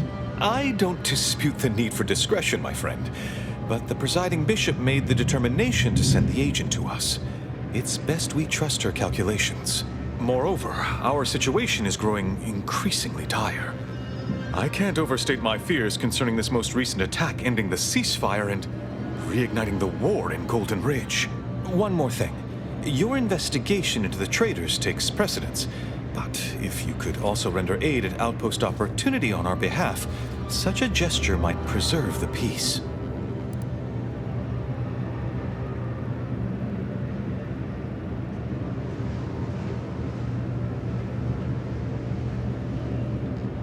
I knew I could rely upon you. Ruth wouldn't have sent you otherwise. Here, take this writ of investigative inquiry. It'll grant you access to the manufactory. Seer Wiley and I will conduct our own inquest into these traitors you've mentioned erstwhile. We can compare notes once you've returned with your findings.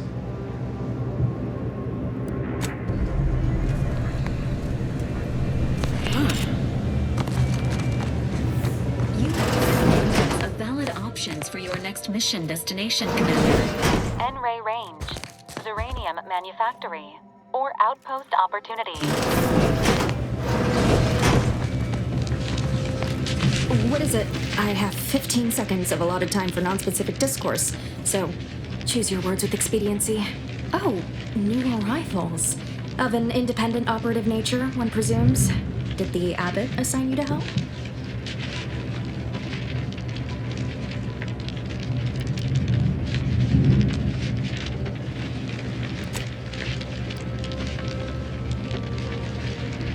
So you are an independent operative. My estimations were largely correct. Well then, I may have something for you. Infrastructure requests from the displaced exceed present resource capacity. The mounting accumulation of prevailing desideratum is regrettably beyond us. Or beyond me, more to the point. I am simply one person impossibly stretched thin, and unable to attend to the needs of the displaced. You mean you'll help? Thank the mercy of the cosmos. Tell me, what do you know of the exclusion zone?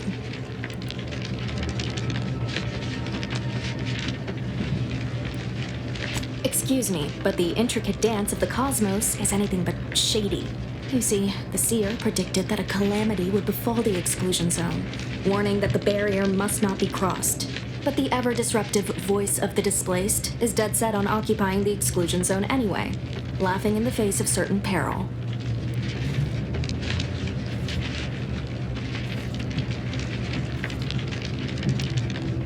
We don't know, and therein lies the frustration. The seer has augured death for anyone who enters the exclusion zone. Yes, you heard me right. Death. Furthermore, and I quote, an outside mediator, having earned the confidence of both sides, has a high likelihood of clearing up an ongoing dispute. We can't have the voice of the displaced sowing disorder. Will you help us? Will you be our outside mediator, as was foretold?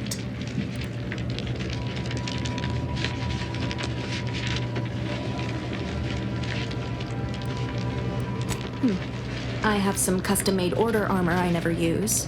I can also allocate some funds from my budget. At least, I can provide that if you side our way. So, do we have a deal?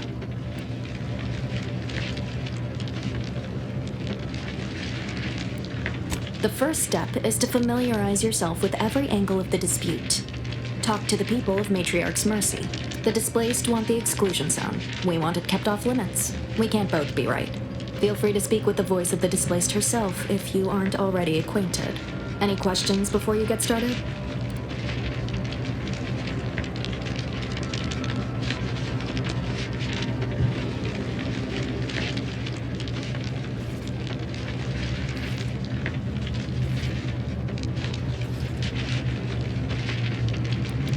I can tell you she's a rabble-rouser of the highest order. Still, she cleaves to her principles. That's something. You can find her outside, among her people, stubbornly defying an order barricade. Many people around camp support or object to our methods. Speak to them, form your own opinion, and when you are ready, we will decide the fate of the exclusion zone.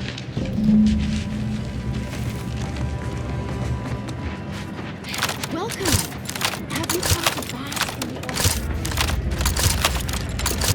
Do you believe Arcadia shall ever return to how it was?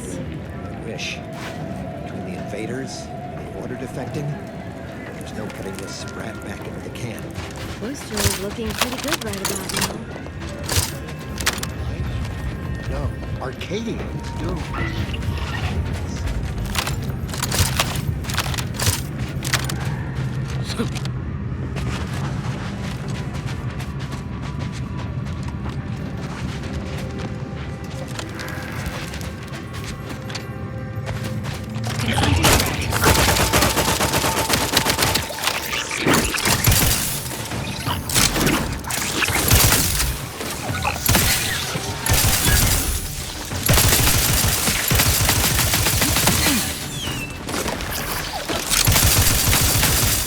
Things take time, Commander.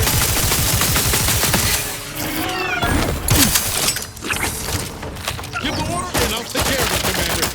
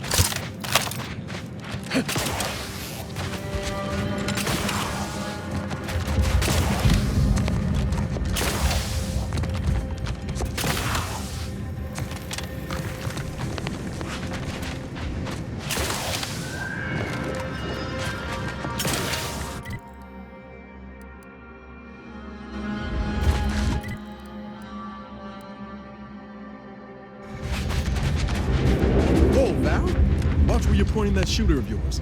You've been pitching a little unevenly. Since the fastball incident of '97, automechs are not permitted to participate in tossball games, leagues, or tournaments. I mean, your aim's off. Wouldn't want me or the good commander here catching these strays. When attempting to capture a stray animal, approach slowly and quietly. If the animal senses danger, it may grow aggressive. You know what? Forget I said anything. You're doing great.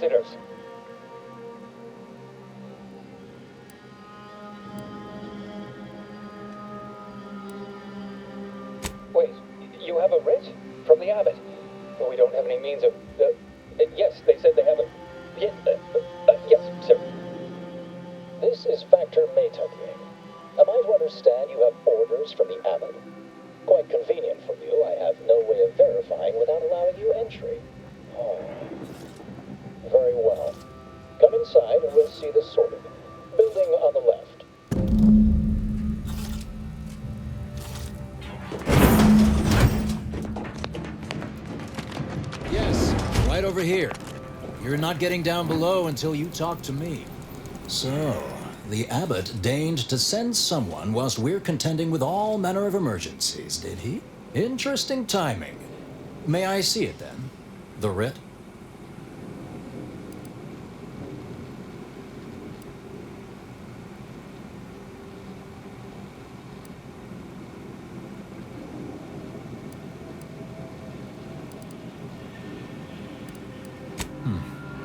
Sometimes I cannot fathom what goes through the abbot's mind, but your papers do seem to be legitimate. I will unlock the elevator so you can speak with Proctor Svoboda below. I'll send word you're en route, but fair warning, I cannot predict what reception you will receive. I expect your behavior will remain impeccable. As soon as I've seen to securing the facility, I'll be along straight away.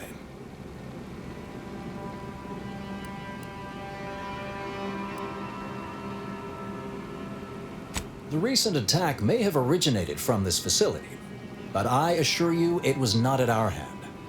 We have no desire to resume open warfare with Auntie's choice. One of our transport pods, filled with Zeranium, was diverted toward, or more specifically at, their location.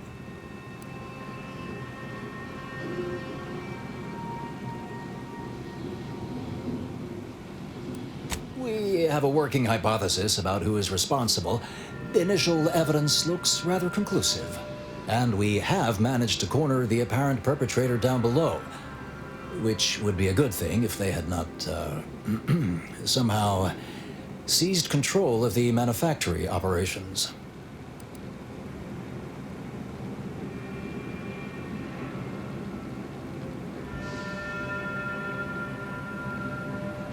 This facility has been an archetypical example of constancy and regularity. Ergo, the last place anyone would predict anything unpredicted would occur. Our suspect, one Initiate Alva, previously supervised launch controls. Though steadfastly maintaining her innocence, she has also barricaded herself in the operations control room below. A move not likely to allay anyone's suspicions.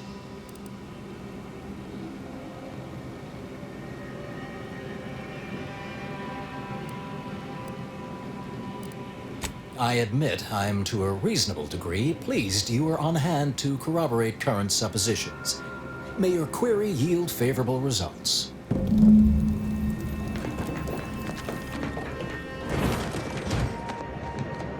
It evidently originated here. Transport pod full of Zeranium. Blue outpost opportunity to naught but tinges and flinders. Wait, so has it been classified as an accident? Or an attack? What I'd like to know is why our illustrious seer provided zero warning beforehand. I'm not cleared to speak with random factors. May all your theories prove true.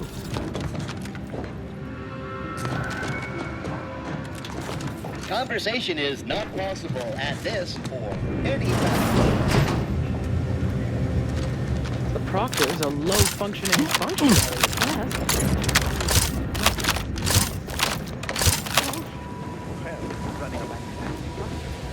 What are you doing up here? How did you get past the gate?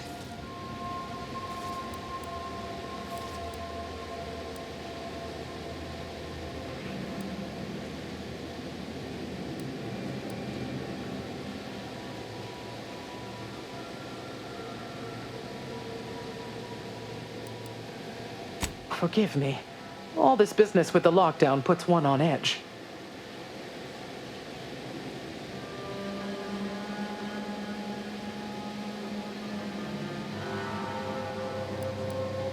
Everything appeared routine at the time. We launch transport pods into space regularly. They get collected. The Zeranium we refine here is used for power. It wasn't until we heard the explosion that anyone knew anything out of the ordinary had happened. I ran a systems audit on the launch sequence afterwards. Just finished constructing a report on my findings, actually, if you'd like to hear it. A transport pod full of Zeranium was fired from here, at Outpost Opportunity. It subsequently exploded in spectacular fashion.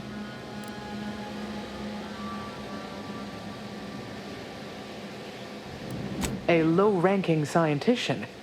Been here for years. Presumably she's below in operations. Regrettably, that is all I know.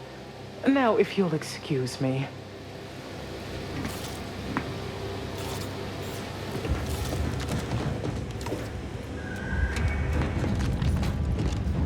Good morning, good afternoon, good evening, or good night.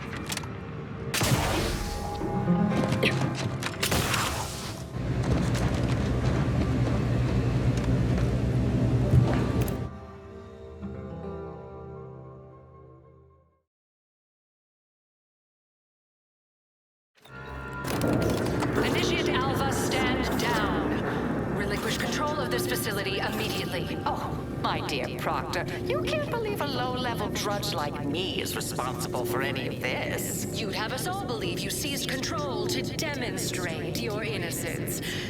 Wait, is this being broadcast? I have no idea how this audio doodad works. You're the one in charge here, Proctor Svoboda. Are you sure you didn't do something? I demand your unconditional surrender at once. Hello, Proctor? I'm pushing buttons over here now. Did I disconnect you somehow?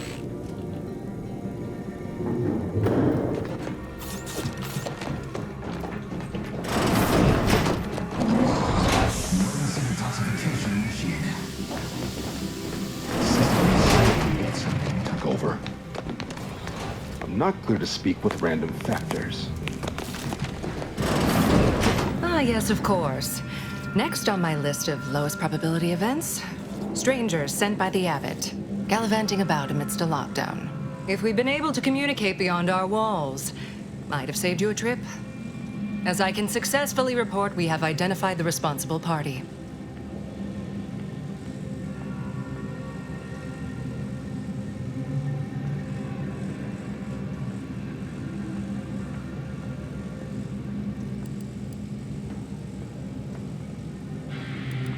A low-level subordinate, assigned here years ago. But I'm now realizing how little we actually know about her. A spy or turncoat, no doubt. A sleeper agent from one of those secret enemy programs you're always hearing about.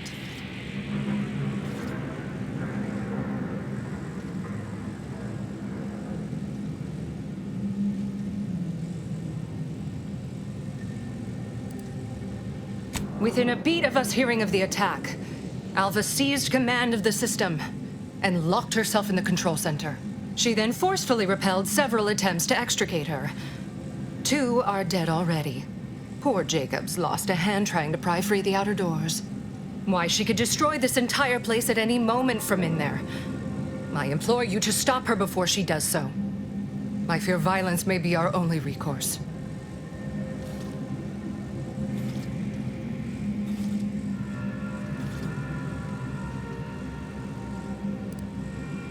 Fervent professements of innocence, mostly. You know, exactly what you'd expect a secret traitress to claim. Dramatic attestations that grew quite animated. I suppose spies must build up a flair for histrionics, what with all that hiding their identities and all. Then bursting forth like a pent-up arachnid. At any rate, I have work to do, and you have a saboteur to eliminate, yes?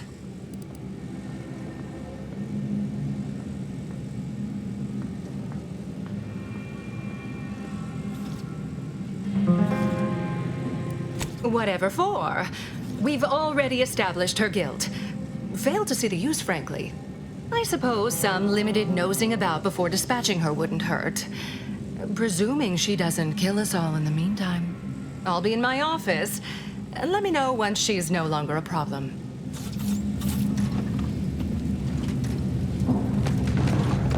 Consider finding a human companion if you seek conversation.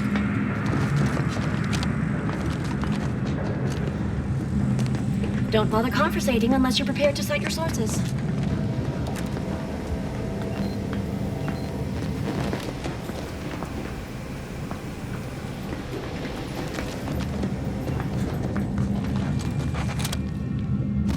Now, this is important. Would you describe the arachnid calicity as slavering? How much viscous fluid would you estimate were involved? I don't know anything about the fluid's volume. Thing attacked. I shot it. There's goo all over the spot it emerged. Measure that, maybe.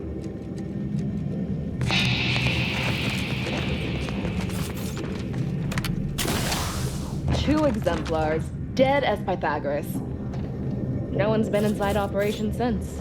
Just a run-of-the-mill golden mean initiate. Don't listen to yourself. You're disproving your own substantiation. Her actions prove otherwise, I'd contend.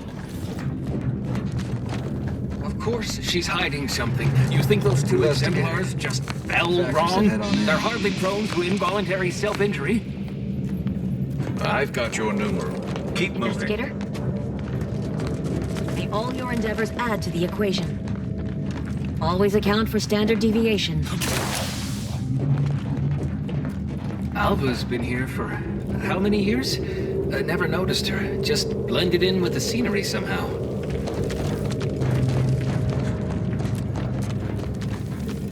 I'm here to maintain security, not to teach you remedial calculus.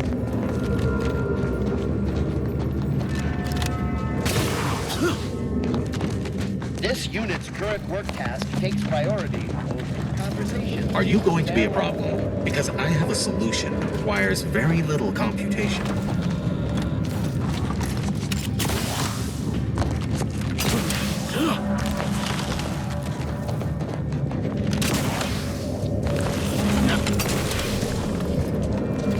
That's one way to become the center of attention.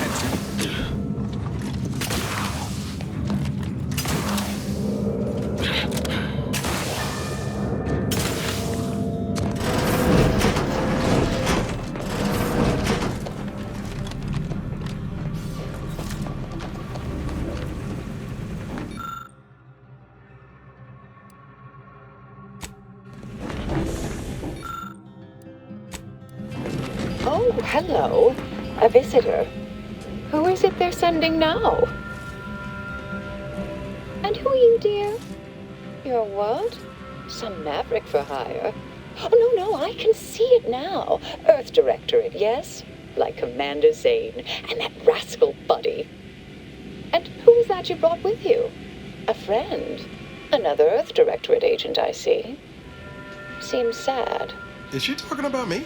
Oh my! That Earth Directorate support mech is a design classic. All this for me. Fear I hardly deserve such attention. This entire business is just a terrible misunderstanding.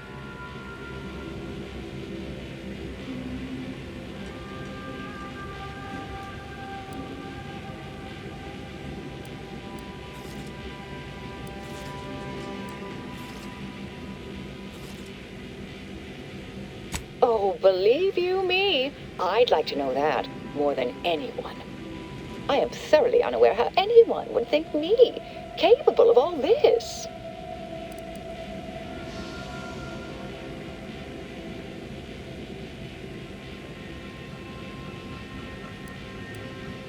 I was apparently at the wrong point in space at the wrong point in time.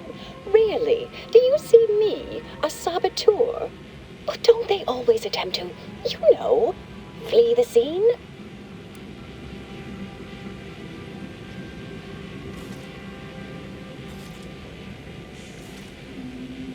I'll tell you exactly what happened. Our transport pod leveled outpost opportunity. I immediately realized someone must have bypassed my terminal.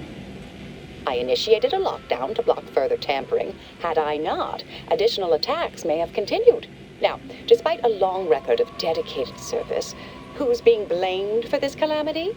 Me, somehow.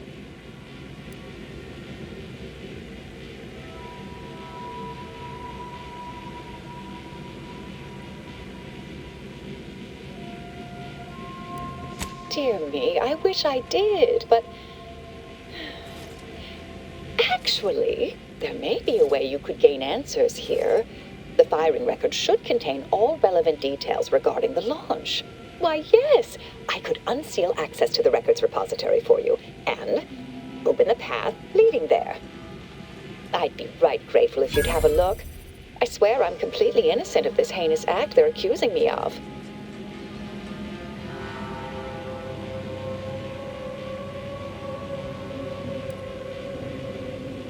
Certainly, of course. If you help me uncover who's responsible, I will gladly open this door. Appreciate your help, dear. Please return when you have found something. May the plan favor us against long odds.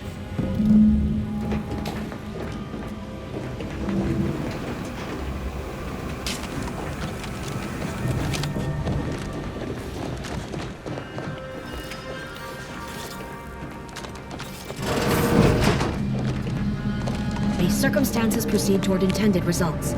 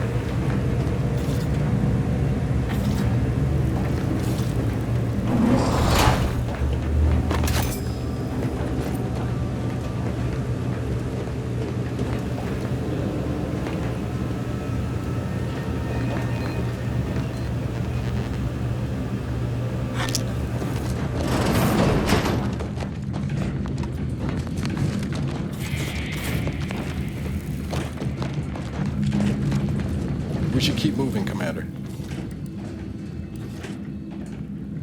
All right, but we best do this quick.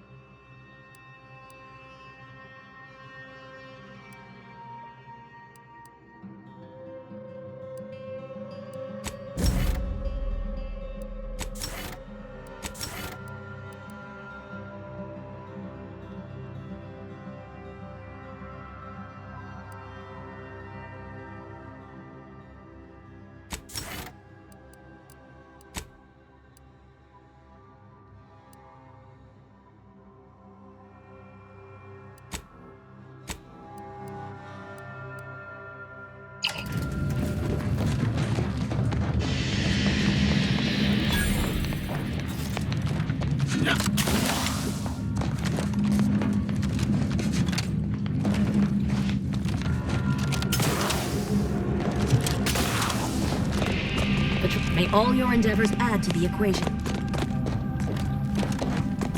Always account for standard deviation. Our Earth Directorate friend. Hello, I've been conversing with Factor Matadier here while you were away. Understand you've met? Yes, they witnessed me rather discomposed, I fear. Visions of Auntie's choice reprisal clouded my thoughts at the time.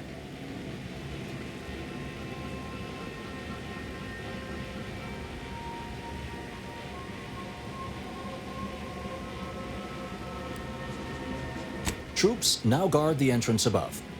Our safety addressed, I have turned my attention to the cause of our situation here, and I have deemed it wise to investigate further. Do not let my position fool you. All within the Order are scienticians, and hence we seek the truth of any hypothesis based on evidence. The Proctor's accusation is no different.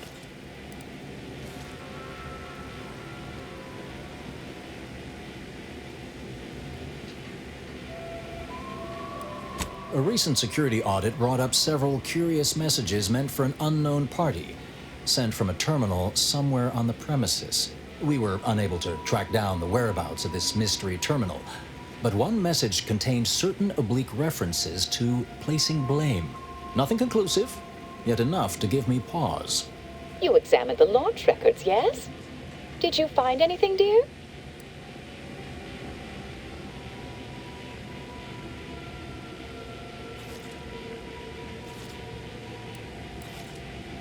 I suppose the data wipe was meant to cover their trail. The physical records would have been altered, dear, presumably by some difficult-to-discern chemical means. Ah, but listen to me. What do I know about this sort of thing? I know I've watched too many Aetherwave serials. Suppose they fuel my fervent imagination. But still, even the most junior scientician knows the best explanation is one requiring the fewest assumptions. Ergo, I set the correct coordinates. Someone overrode them.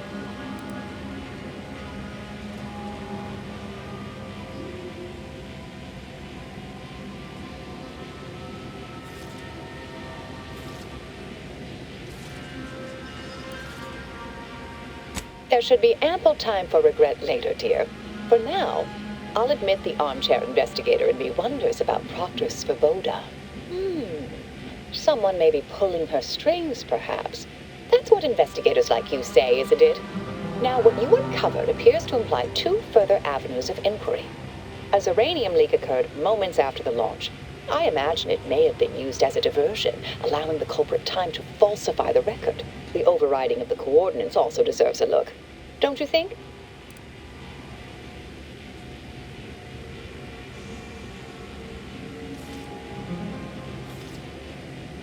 I expect the Zeranium leak stemmed from alterations to the control boards and refinement logistics. I'd look for any signs of tampering that may point to the culprit. I can speak to the coordinate override, I believe. All commands are routed through the hub in central processing. If one meant to accomplish what you're suggesting, they would likely look to do it there.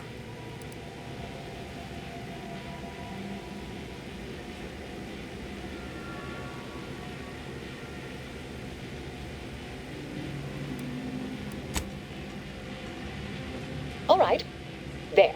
I've unsealed both areas. With hope, what you discover will help us determine the responsible party. I'll stay here and play for more time. If the Proctor sends anyone, I'll say I'm close to convincing you to surrender.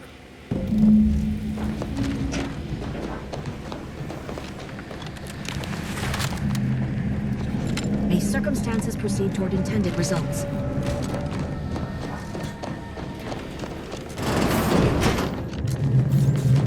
May circumstances proceed toward intended results.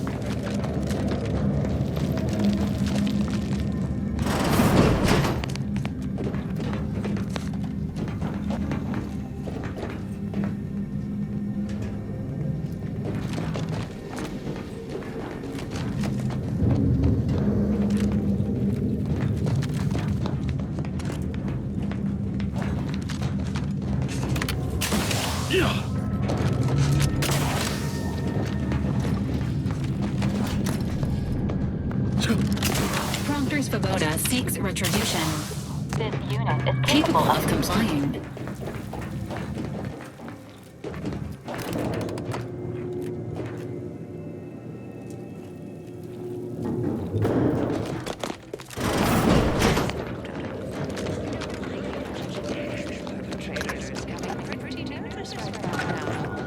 Guns, caution, loaded. Let's get the signal.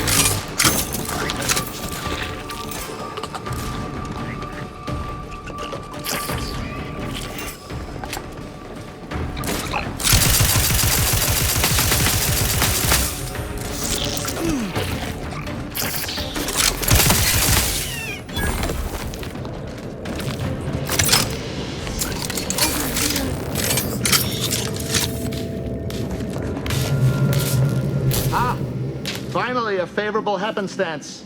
After I became stuck in here, those organisms appeared, all hungry-eyed and slavering profusely. The door jammed. Not sure how. Worked perfectly acceptably earlier.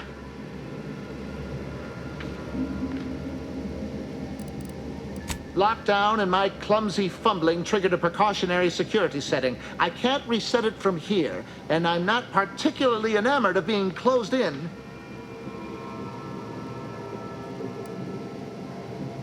Depends on your level of moxie and know-how, I suspect.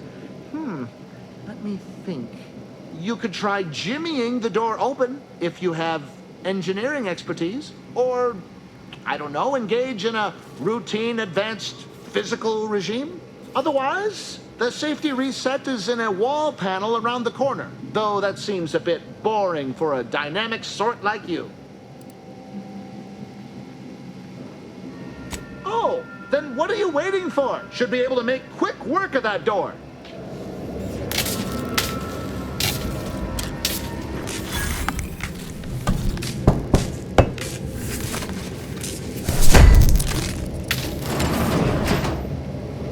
Thank you kindly. I am decidedly in your debt. Anything you need? Anything I, a lowly archivist can provide you, a heroic individual who is handy with doors? Of course. I am now able to breathe easy and respond freely.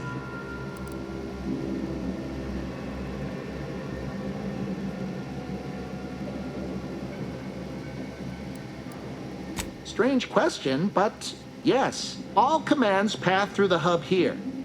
Through that wiring underneath that open floor panel in the back of the room, actually.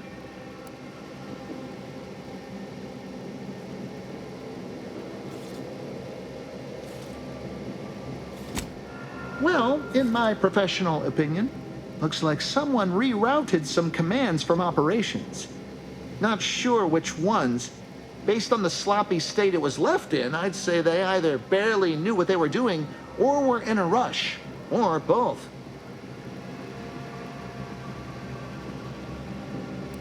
I was in my cot doing advanced equations. After the explosion occurred, I rushed here to check my terminal. The door was creaky to open.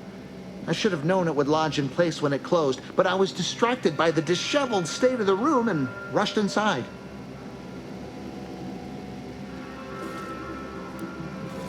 Works in operations, right? Always on about her stories. Wish I had time to watch serials and read all day. Well, that's about everything I know about everything. Let you be on your way. Careful on your way out. Try not to be liquefied and subsequently devoured.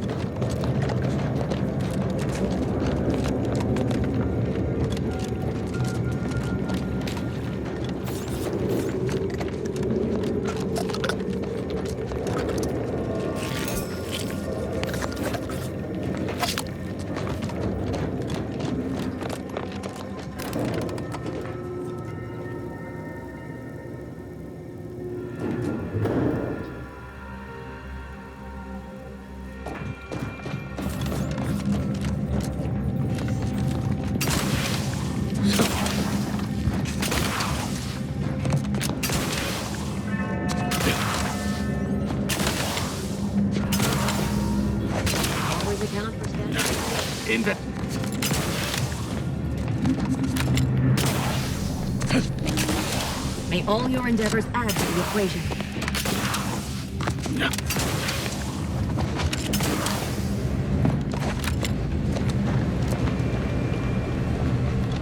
Something about that Alva doesn't square. And she called me sad. I'm not sad. Just for the record. Respecting one's elders is considered good manners in most colonies. Exceptions may be made for violent offenders.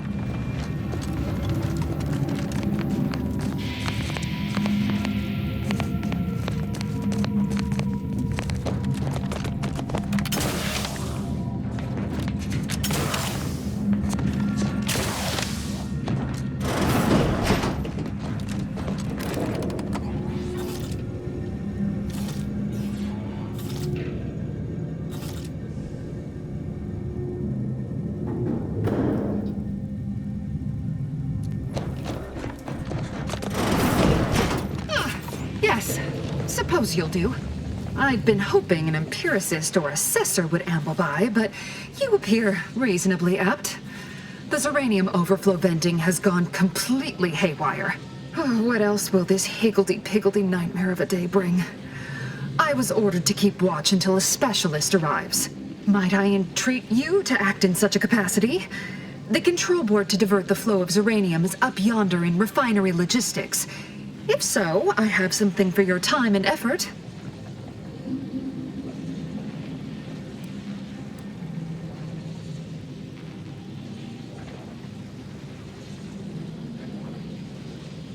Well, Well, as a fellow student of science, you'll be especially interested in what I have to offer. We developed a pharmaceutical primer that, technically it poisons you a little, but also heals you quite effectively. Shut off the gas, it's yours.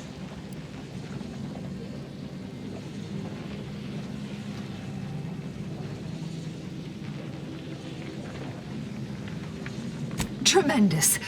Why, this day may average toward the positive yet. May deliberate endeavors beget expected results.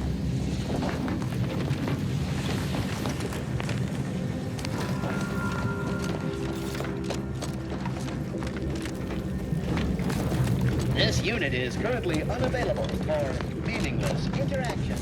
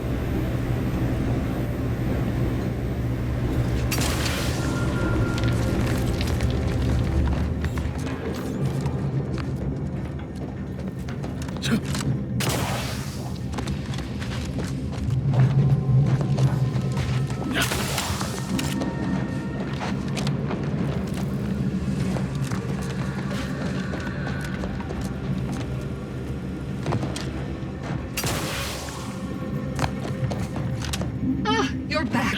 I see my choice in you was well-founded. Uranium overflow venting has returned to a non-haywire state, and my internal levels of disquietude have lessened along with it.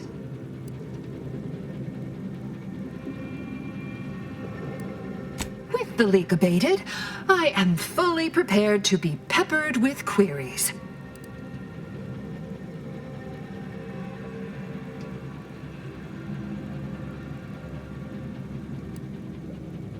Now that you mention it, yes. I recall I was worried about one crisis, and my mind was completely occupied by this other crisis nearby. I must admit, I haven't given the attack a single thought since. I do hope everyone's okay. Not much. Keeps to herself mostly. Or that is entirely. Like all of us, she resided in the barracks 15 degrees to the northeast from here. You mean just after the attack occurred? I was in a state of anxiety at the time, and, well, I'm sure you're aware higher levels of cortisol can impede the encoding of memory. I am greatly grateful you were helpful and effective. Farewell. This card will allow you into our humble little research lab. It's right past operations. Can't miss it. Unless you do. The pharmaceutical primer I mentioned is inside on display.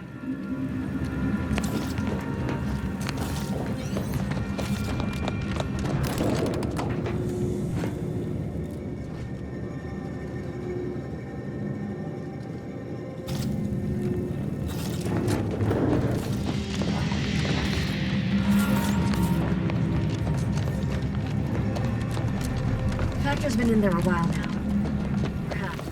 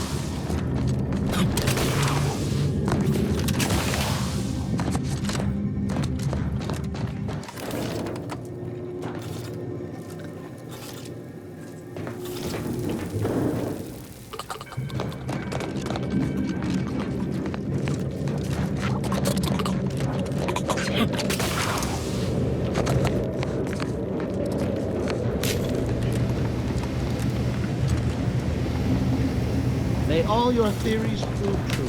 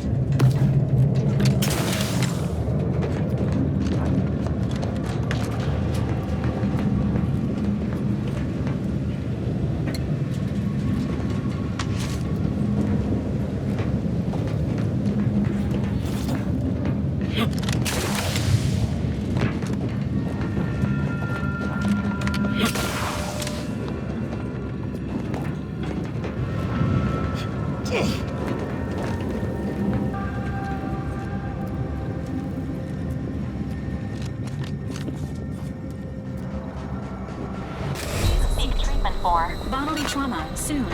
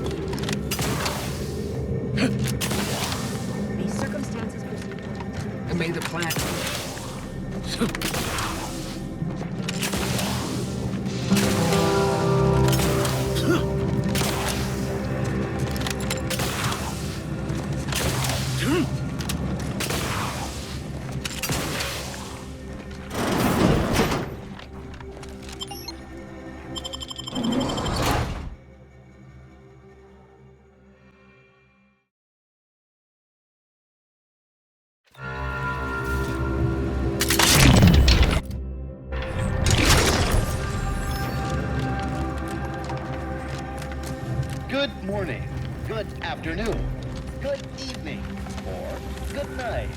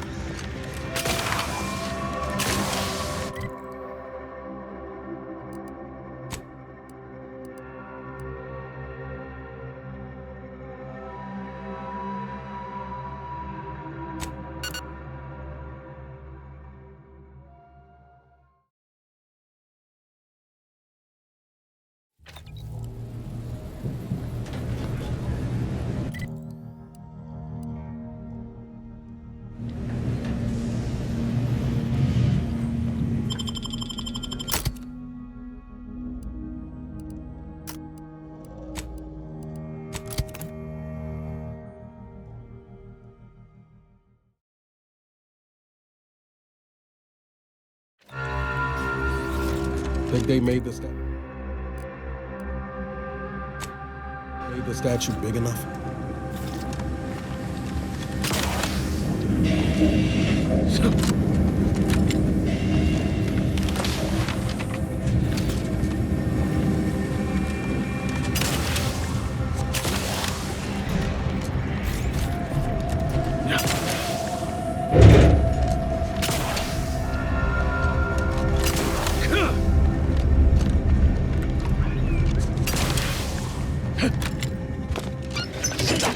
I ain't wanted to hear any more. Ready to waste him. Or your command.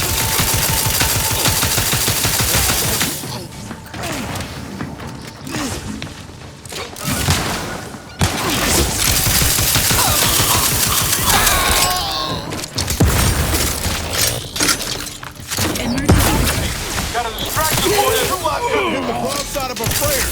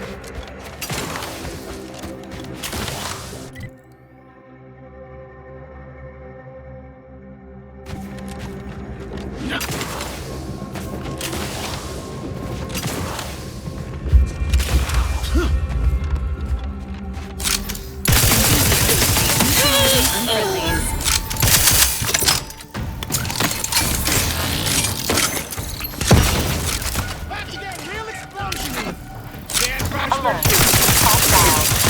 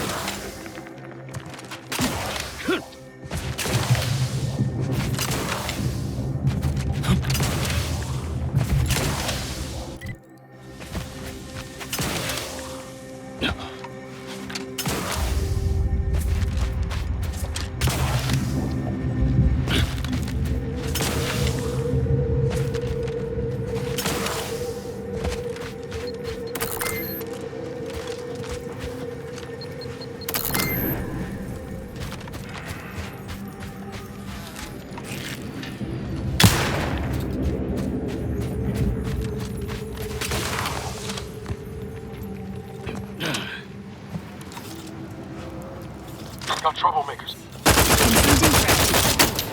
Turn of time.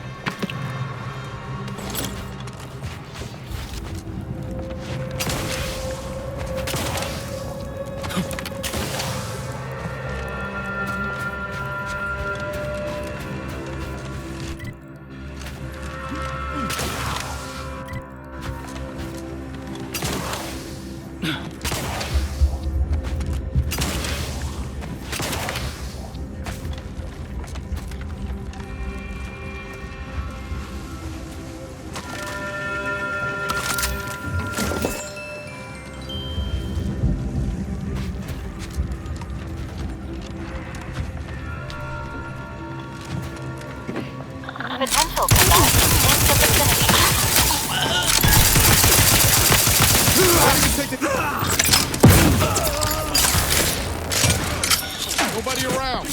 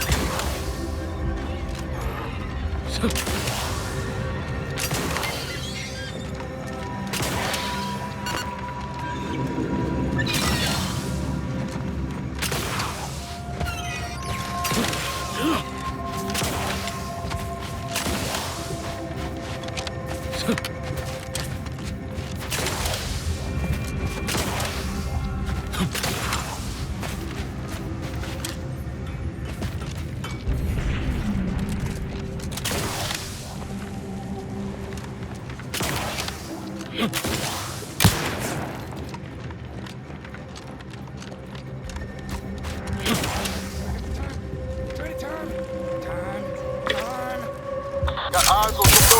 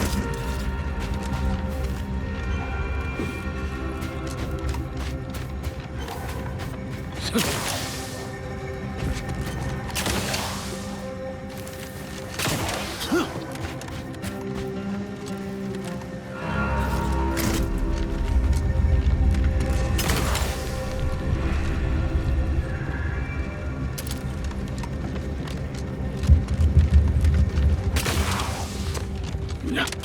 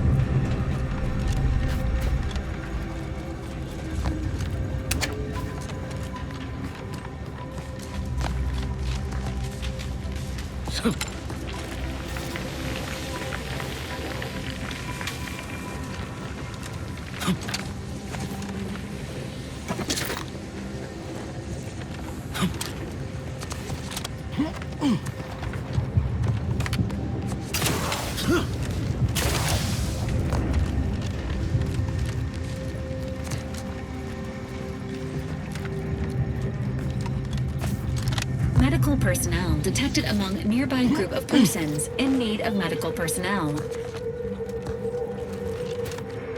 What in the scrupulous name of profitable deductibles do you think you're doing? Just who are you, and why are you walking through my triage?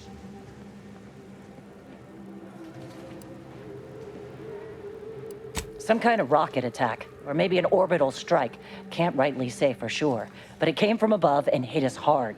Don't suppose you're looking for a way to help. I'm absolutely desperate, and I'm sure I could rustle up some suitable reward if you helped. We need compression coils. The attack left more wounded than I have supplies for, plus a hefty amount of uranium poisoning. And the coils on our auto docks have worn out. Without them, they can't convert raw materials into the medicaments needed to help the soldiers heal.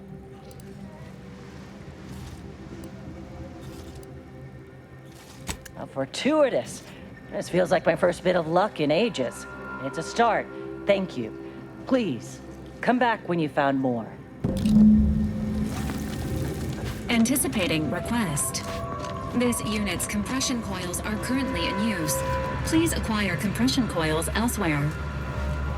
Did that blast give me a dunder?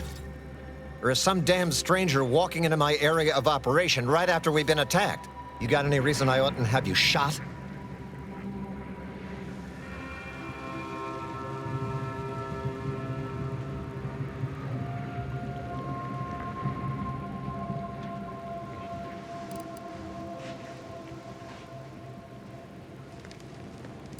Help? Help how? Help is an offer to contract your services to a disadvantaged party with the aim of grossly inflating your prevailing rates? Help like that?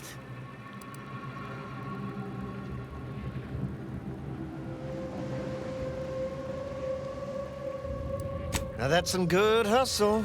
I like your moxie, but no. I've got a whole mess binding down on me, and no notion of putting a stranger in a position to leverage the situation. I'll kindly ask you to leave me and my soldiers to fend for ourselves.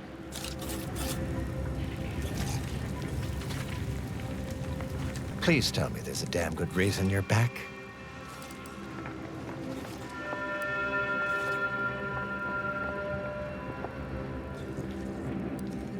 Yeah? Well, what exactly makes you so sure of that?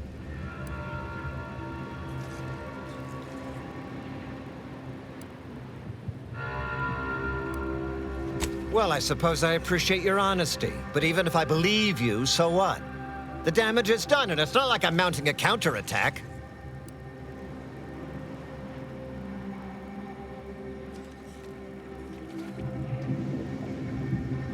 Seriously? You expecting me to ring up Auntie and tell her, hello, Maven of all marketing? Just letting you know that this scrutinization officer says everything's hunky-dory. You've clearly been out in the Dorado sun for too long.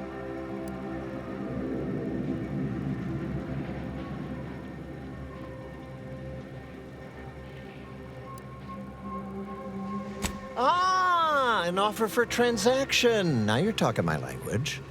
Didn't reckon you was someone sympathetic to our ways. It just so happens we might be able to trade services. And normally I wouldn't admit this kind of weakness. It's bad practice. But I'm really in the squeeze, and you might be useful. Lately, my luck's been right miserable. I got enemy sneak attacks. I got grunts murdering each other. I got unsanctioned power struggles. And it all risks reflecting badly on me.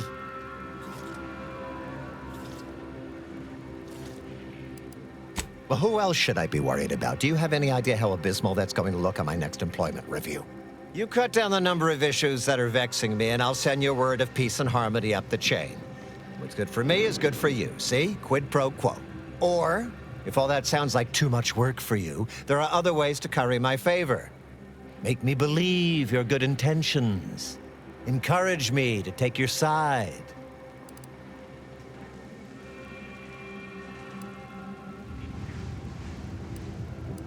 Absolutely.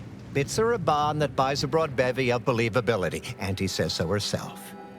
They show sincerity, trustworthiness, and a goodly dose of class.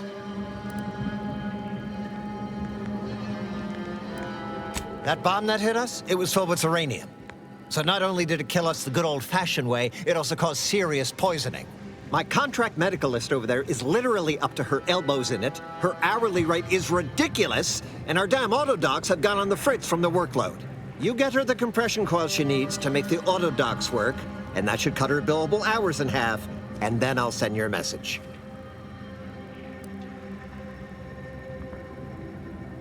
There's been a murder at one of our forts. Trooper's accused of poisoning her senior officer for some preposterous reason.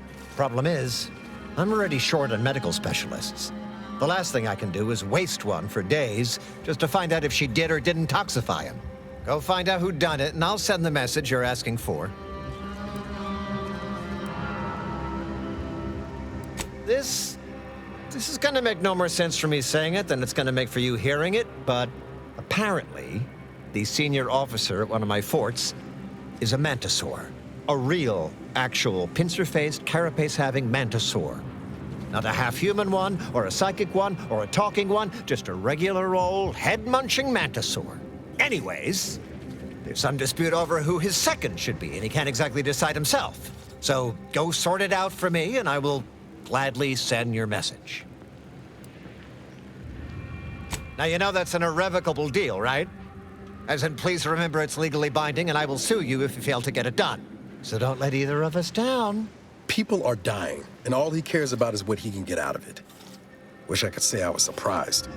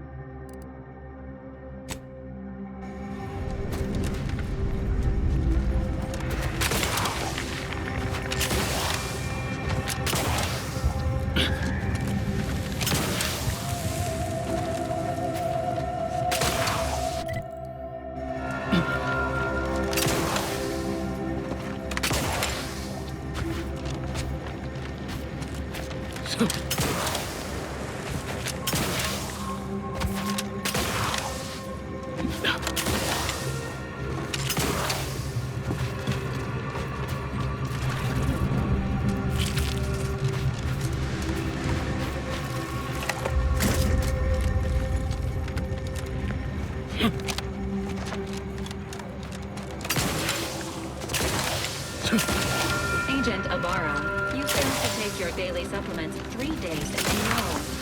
Vitamins are a vital tool in aiding wound healing and achieving your long-term health goals. We've talked about this, Val. Ain't polite airing folks' private health information in front of others.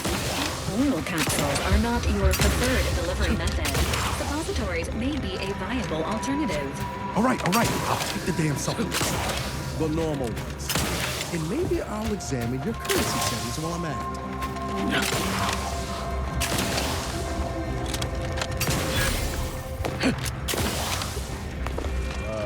Are you saying what I'm saying right now, Commander? Honestly, Bradford, I've no notion of how to cool your conniption. Corporate says I'm in charge, so I'm in charge. You're in charge? Wait, you're in charge? Don't you mean the executive is in charge? Of course, that's what I meant. Whether I say me, he, or we, it's all the same. It's all the same pile of gum. Yes? Who are you? And why are you attempting to steal my utterly invaluable attention?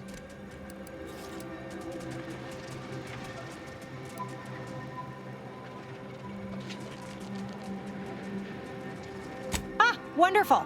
I was hoping someone would bring some sense into this madness. You should go talk to Trooper Wentworth. I'll let him speak for himself before I start speaking for him. Murder? Oh, right. One of the enlisted killed their superior, or something. She's in that cage over there, and Security Officer Abner is in charge of the investigation. Sure, fine. Were I you, I'd do my best not to get eaten as I was bumbling through areas I'm not meant to be in. I can't believe we left Paradise Island without at least checking in on Zeb.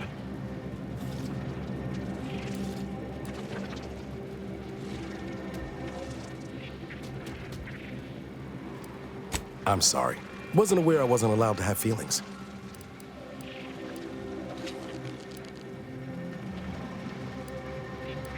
No, not everything. This wasn't. But don't worry. Won't trouble you with my private business moving forward. Yes, I hope you're not here to apply for employment. I'm already overwhelmed by the sheer volume of peons I'm forced to oversee. And if you're here as a spy, know that the temporary ceasefire is on tenuous footing. So if you stay, it's likely just a matter of time before I'll be stringing you up.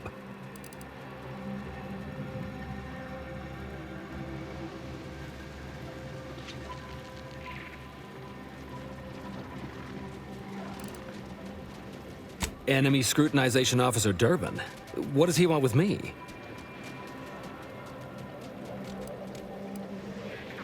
Well, in that case, your business is with both my commander and me.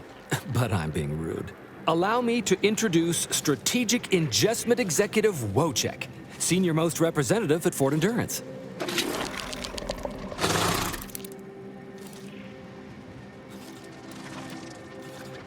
Now you're starting to sound like some of the wagabouts I've got under my command. Why would I be anything but serious? Executive Wojciech has been part of this unit since he was just a pupa.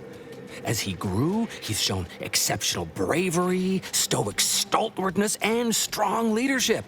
It's earned him promotion after promotion, until our last battle against the Order deprived us of our former chief executive and left him as the senior-most trooper. Okay. The executive welcomes you, but would like to know why Scrutinization Officer Durbin sent you here. There's no dispute. Executive Wojciech is in complete charge of the fort. His orders, which I interpret as his junior officer, are executed without question.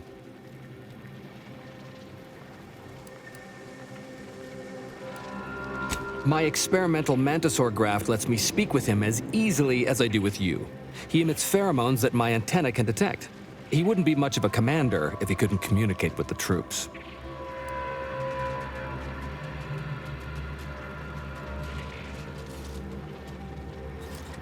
You may have heard stranger stories, but never one quite so full of spratdom. Designer Bradford, you've been warned about disrespecting the chain of command. And you've been reminded, repeatedly, that I'm not under your chain of command. I'm technically under the Mantisaur, but that's got nothing to do with you. I just wanted to make it clear to our newcomer that you are full of shit. You've always been full of shit, and you will always be full of shit. So you're best ignored entirely. That is quite enough, Designer.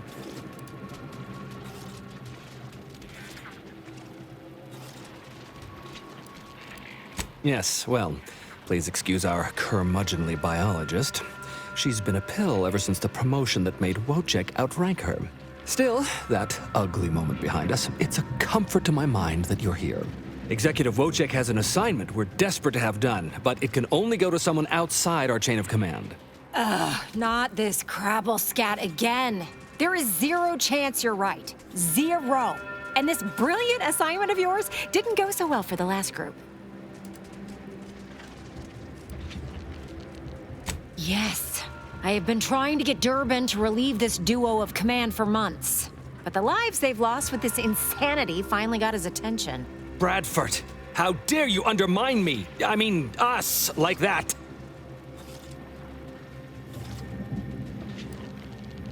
Wojciech can sense that there are some kind of mutated mantisaurs over yonder, and he wants us to secure one of their pupas to raise as his own. Oh, stop it. The creature doesn't want a pupa. He doesn't want to breed a superior race of mantisaurs. He wants to eat meat, excrete the excess, and be left alone. That's it. Even if he could ask for a pupa from a rival nest, he'd probably just eat the law-be-damned thing to cut down on competition. He's a bug, nothing more. But the only way to prove it to our command is to have you run this fool's errand. Once it's shown to have been a colossal waste of resources, they'll put me in charge. That is enough.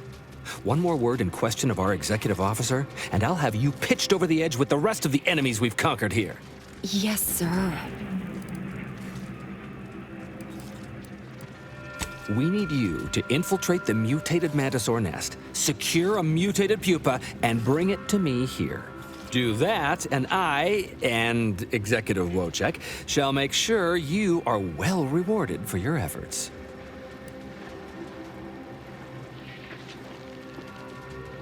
Look in the nest to the east. That'll have your best odds.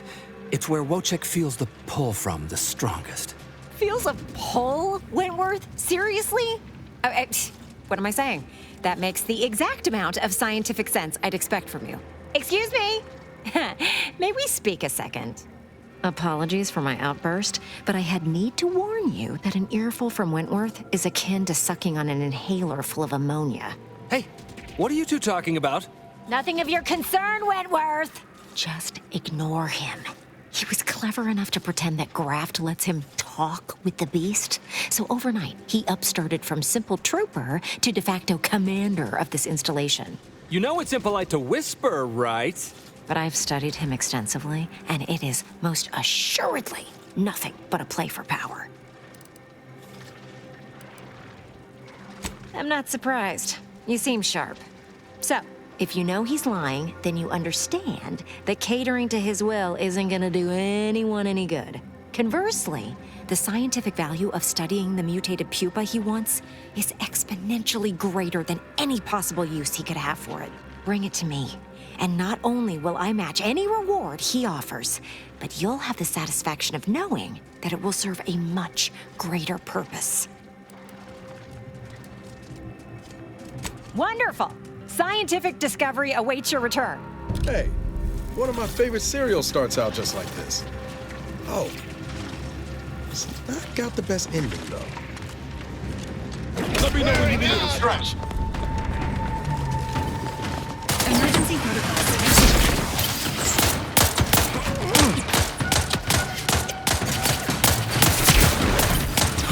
Loading surplus rounds! Cover me!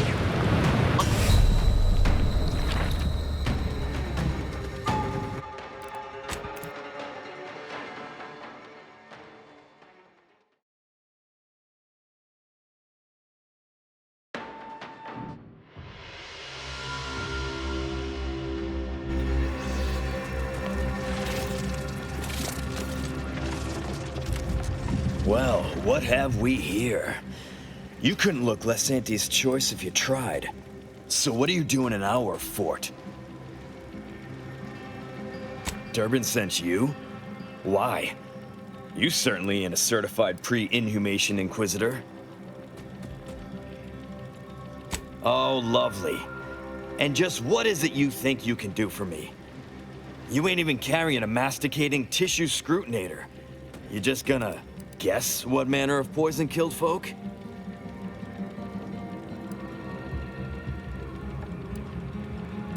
So far as I can tell, it's a simple case of killing to get ahead. Chief Cuddy and Trooper Bardot were sharing a table for supper. There was nothing wrong with the food. There are no other suspects, just Bardot. She swears she's innocent, but they always say that.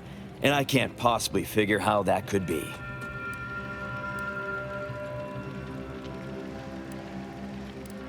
Yes. I walked over, saw Cuddy's body, saw Bardot screaming her fool head off, and I put her in cuffs. Case closed. Now, I'm waiting for a specialist to affirm my theory, so I can get on with my other 1,000 duties need doing. You wouldn't believe what this mess is taking out of my schedule.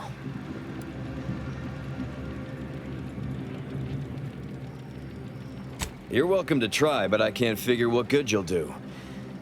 I guess it's possible you could make Bardot confess, but I'm not going to be holding my breath. Honestly, anything that keeps you busy and out of my hair is fine by me.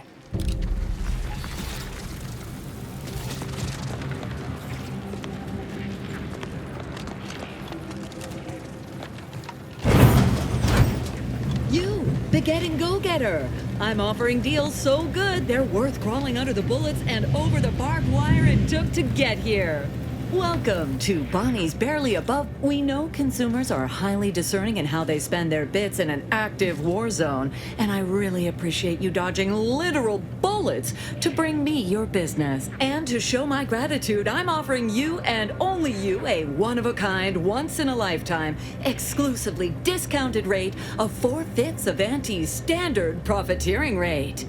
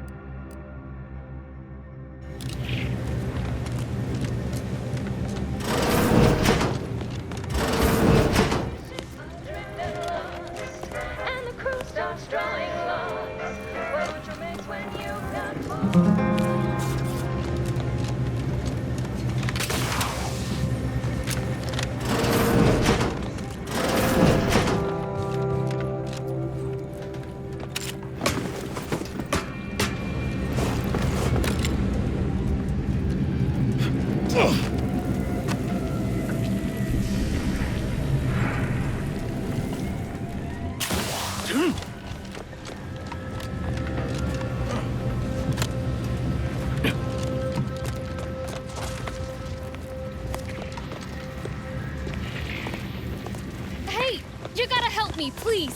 I didn't do what they say I done.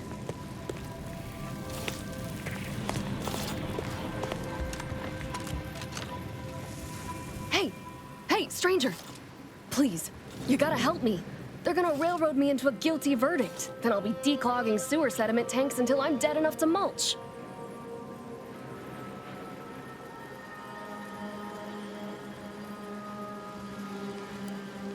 Of course it ain't. He's got nothing but a notion to pin this on me, and he don't care about what the facts say. I got a bunch to say. First, I say I'm no murderer. Second, I say there was no reason to do it. Third, I'd say that I actually like Chief Cuddy. I mean him no harm. He'd get you extra shifts if you asked, and only ding your pay if you really screwed up. And sometimes, if you really had to go, he'd even cover your bog breaks, pro bono. I'd never have hurt the chief, even if you offered to pay me to do it.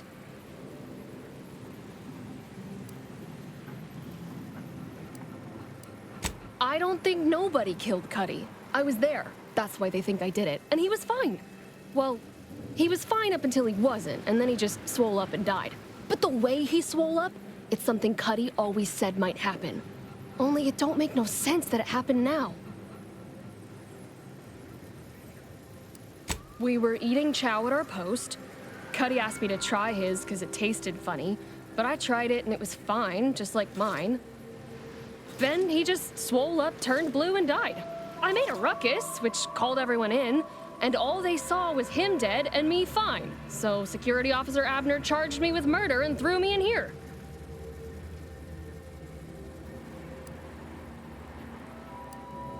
I've got no idea. We ate the same thing. The exact same thing. Came from the same pot, even.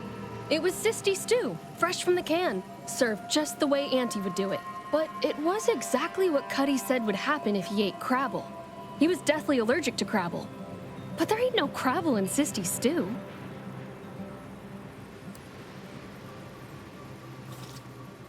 Yup. Cuddy had told everybody about his allergy, repeatedly, over and over, constantly. Nobody would have served him crabble knowing that. But that's still gotta be how he died. So, I need you to talk to Security Officer Abner, remind him of the allergy, and let him toss all my gear. He won't find crabble anywhere. No, that was days ago, and they tossed out the rest of the stew. So I don't even know if the docs will still be able to tell it was allergies that did in Cuddy.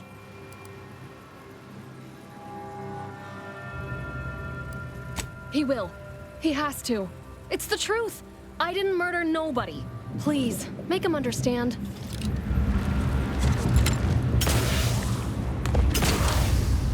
You're back? Why?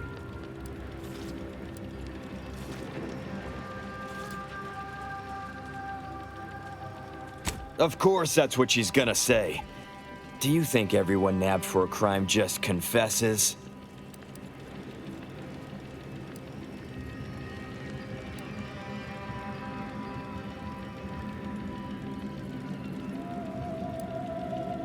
What?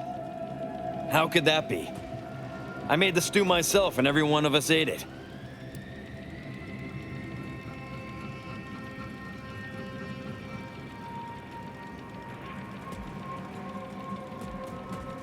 What? That's ridiculous. It was nothing but canned Sisty stew. Stew that I Oh. Oh no.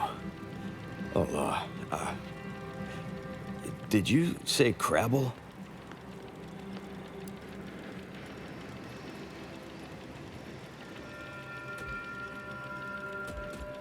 Well, he told everyone that. But that ain't exactly the same as it actually being true. See, Cuddy was what you'd call a complainer. He complained about the food. He complained about the weather. He complained about his bunk. He complained about everything. He's also somebody's nephew. Some junior executive. And if you gave him reason enough to complain about you, he'd take it up with his uncle, and it'd come back down in your head.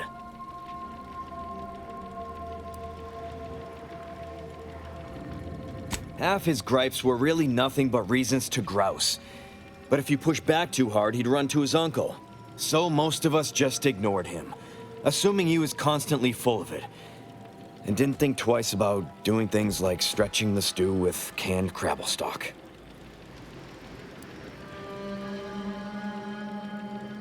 What? No, it was an accident. Nobody would have, at least nobody'd mean to. Law, his uncle is gonna see me transferred to mid-operation engine cleaning on the claim. Unless... Hey, how'd you like to make some bits? Some real bits? And keep a tragic accident that'll lead to the end of a promising career, total secret.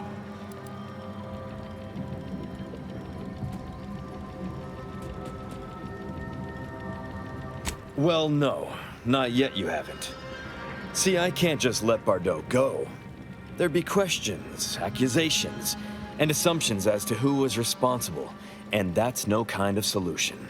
And even worse, since there's apparently nobody coming to do an autopsy, I might have to just send Bardot to the claim to start her sentence on all available evidence.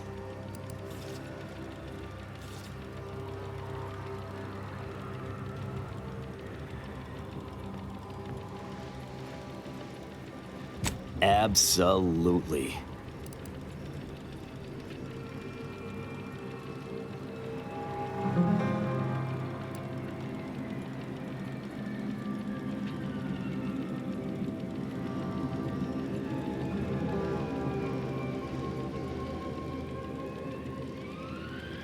That's only fair. I'll both free Bardot and compensate you for your effort.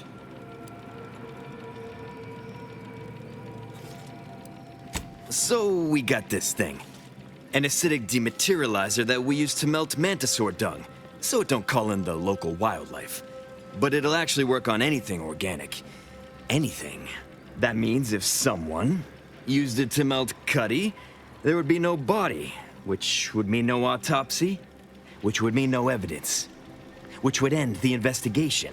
I'd do it myself, but my boss said she's on her way for a surprise inspection, so I can't leave. But if you go find one and melt the body, I'll make it worth your while.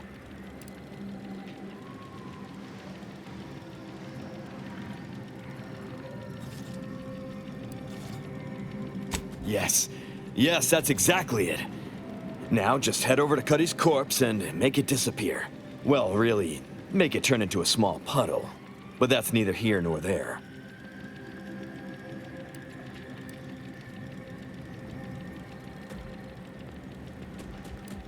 Thank law. You'll find Cuddy inside the tower, but you'll have to sneak your way past the guards.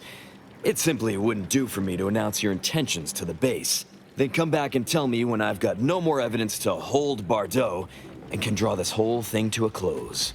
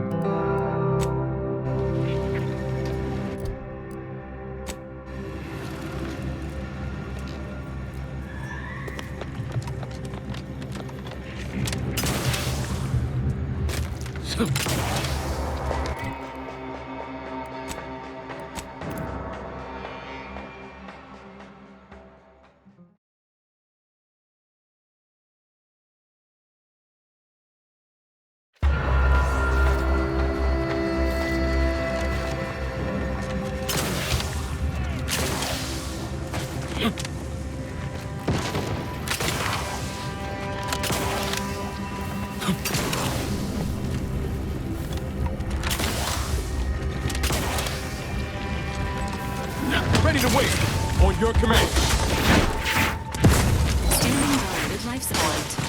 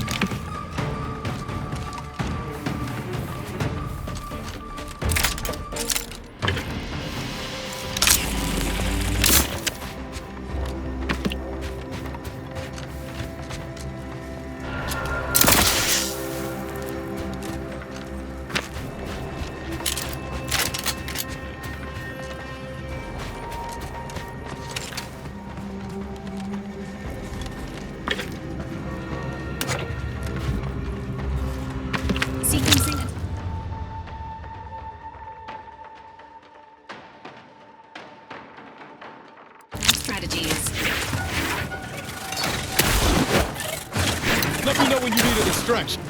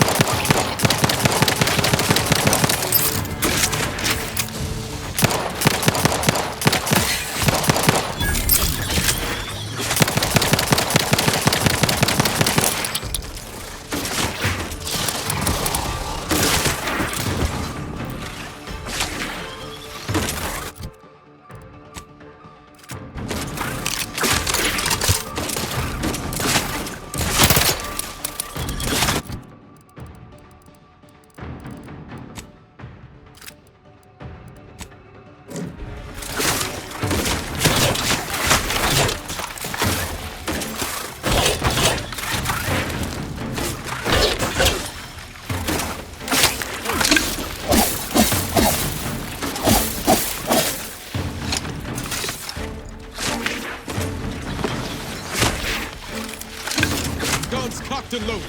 Just give the signal.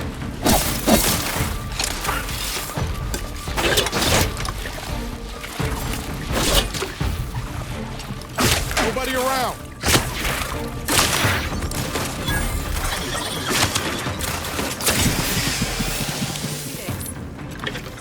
You sure do go through ammo, don't you? Not to worry. We can always craft us more.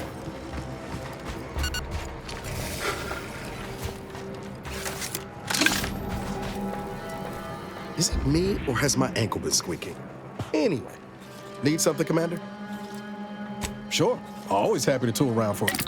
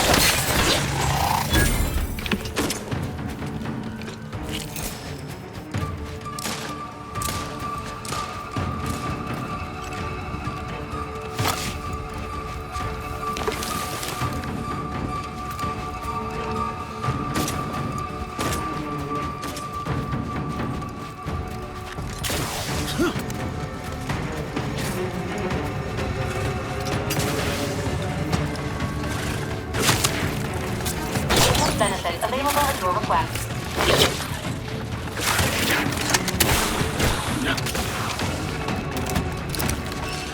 Commander, watch your vitals!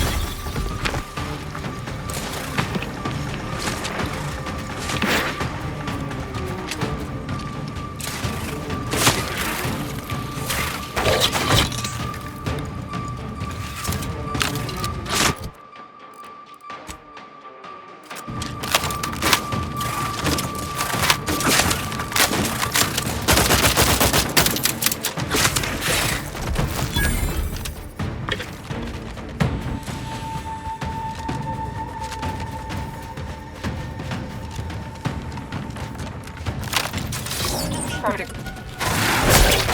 Getting rusty now, Commander. Don't make me... Hey, something there!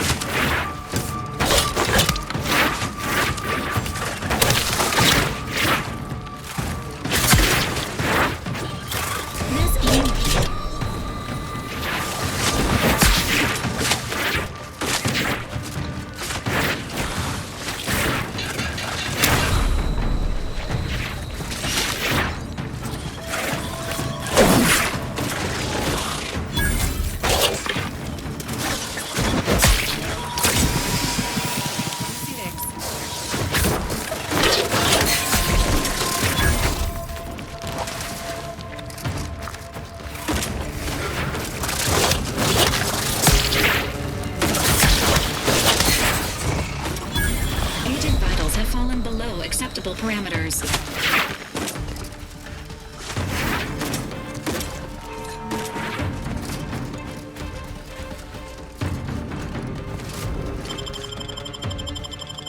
Knew you had.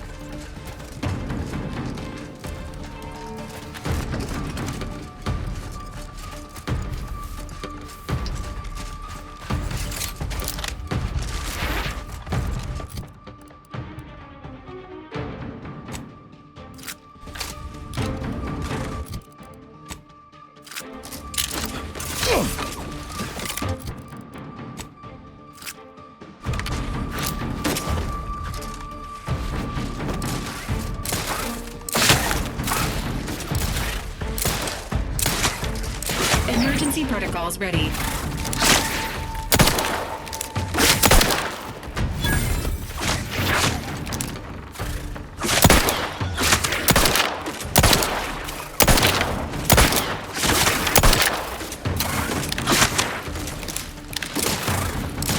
Ready to waste it.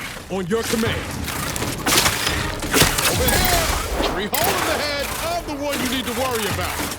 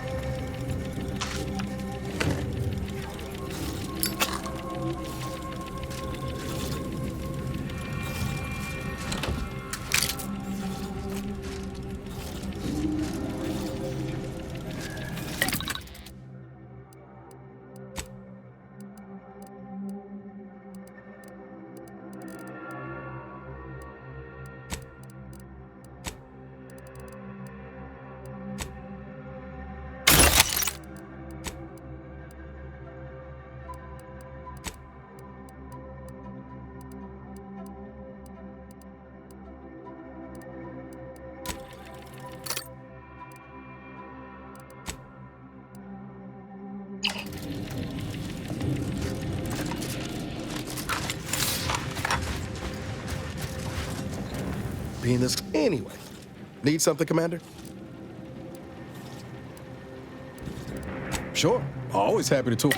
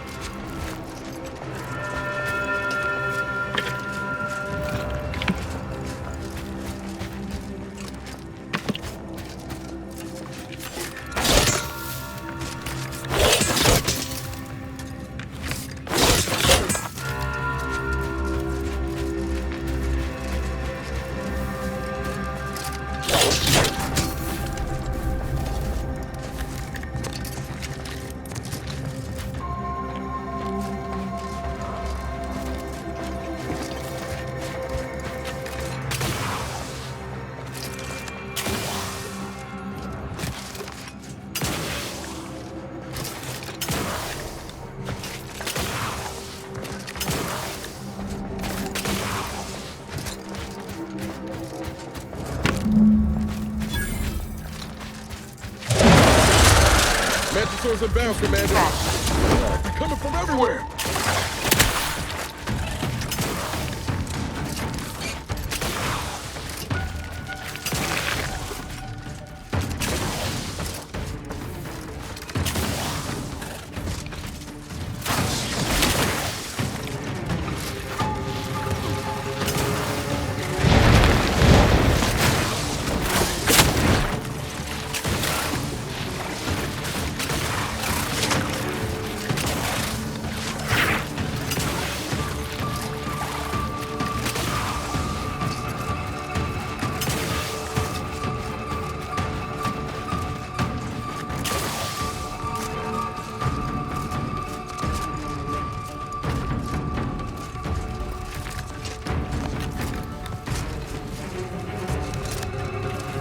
Let me know when you needed a stretch. Ready to assist with agent health needs. Look up, you.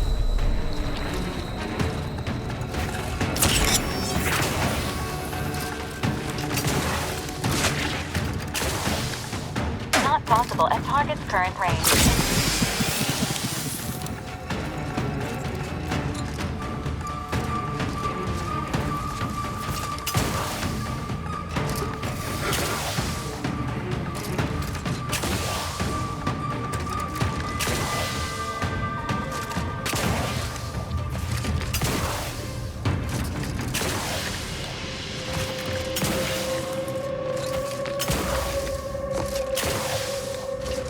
Feels good to be back in the saddle, don't it, Val? Kind of reminds me of our days in Dixon. Dodge and Protectorate. You remember that? Oh, well. That's all right, Val. I'll just have to do the remembering for both of us.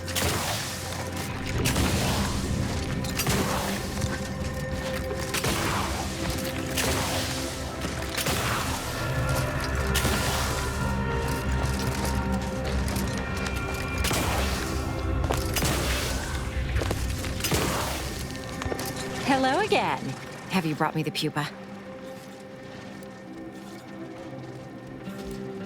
Auntie's Choice has bred mantisaurs as weapons for decades. They've gone through a number of refinements, but they're functionally the same mantisaurs we began with. What's more, we have never witnessed them mutate in any meaningful way. Not in our labs, not in the wild. But here, on Dorado, they've done something remarkable. Inundated with zeranium from the river, the mantisaurs here have evolved adaptations that have never been documented before. I intend to be the first to do so.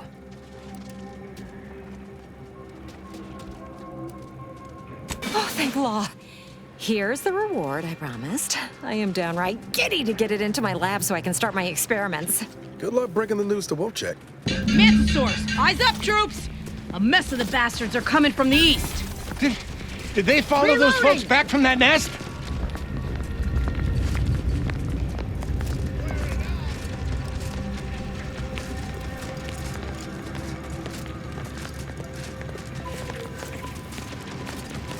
Investigating.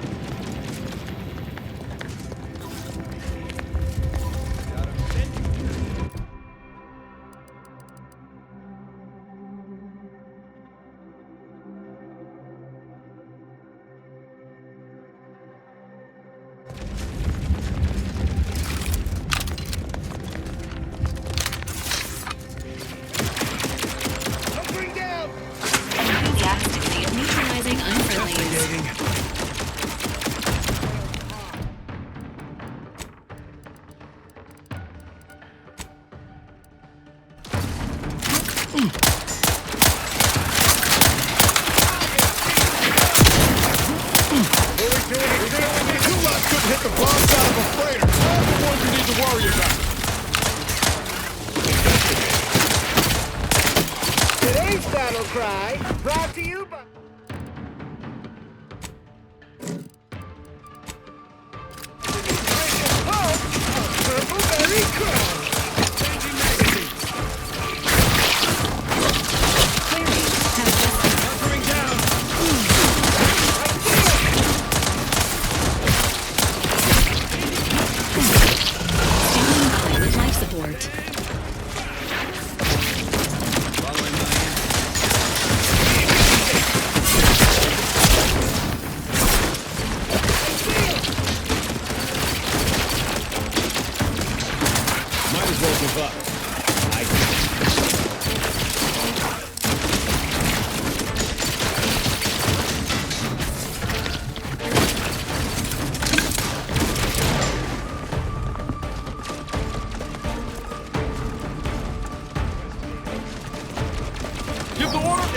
care of him, Commander.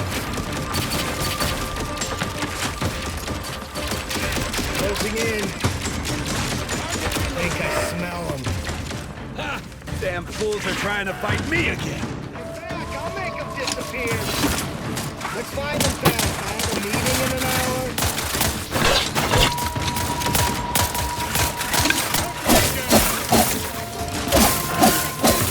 Remember how great I am at my job.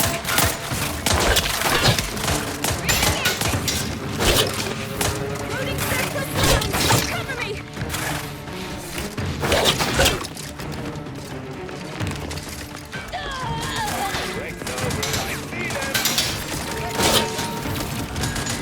Everyone, I'm going to investigate that.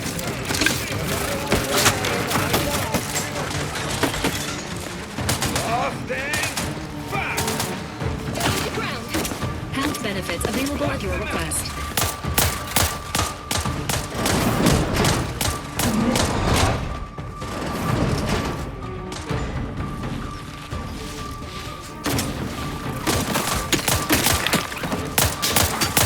Target relocated. Watch me while I load.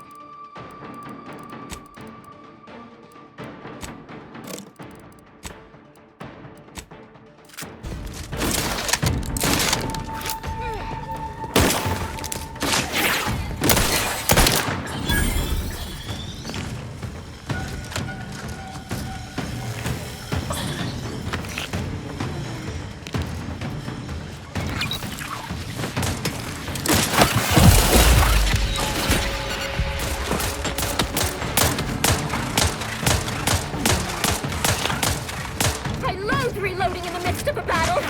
Just pretend I'm not here. Damn fools are trying to fight me again. Get the signal.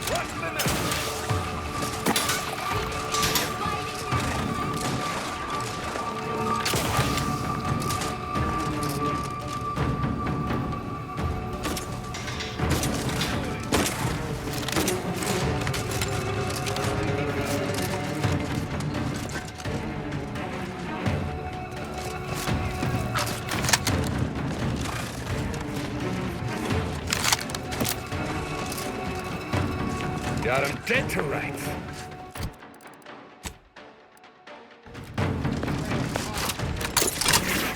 Everyone, I'm going to investigate that noise. Remember how great I am at my job.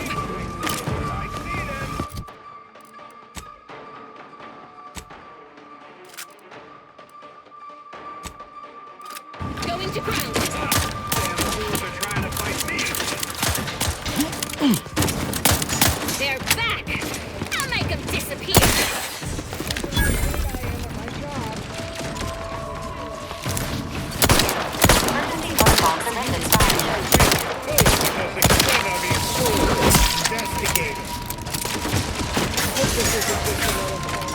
Hunkering down.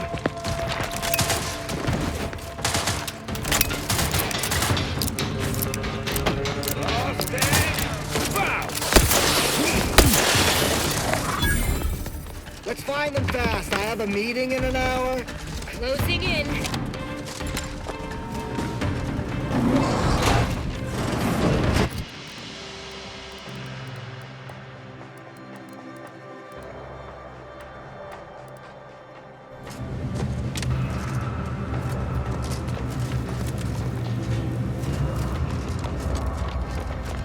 Got nowhere left to hide. Everyone, I'm going to investigate that. Combat-related Remember how activities. great I am at my job. Trail is hot. Hey, we fools. I must explain I'll be fools.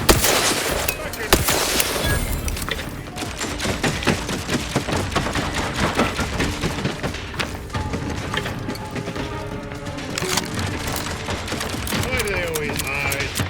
I hate lengthy engagements.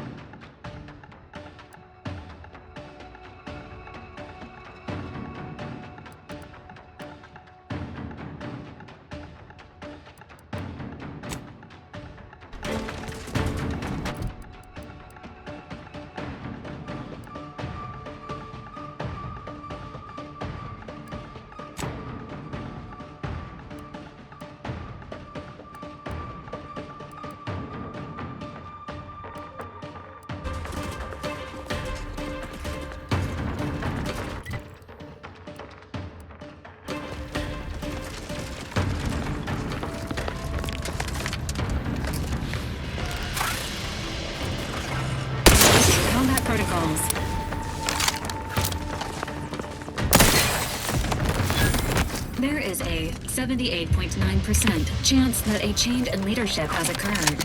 There is a 96% chance this unit requires desanitation due to contact with raw mantisaur flesh. Heard something. Knock off the funny bit.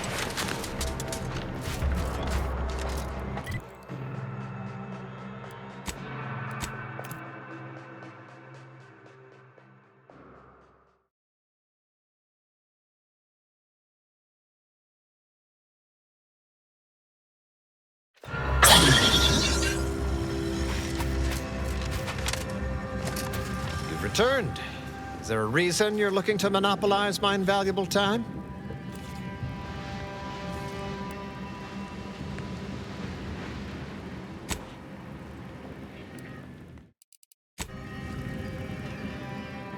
Then why by law are you bothering me now?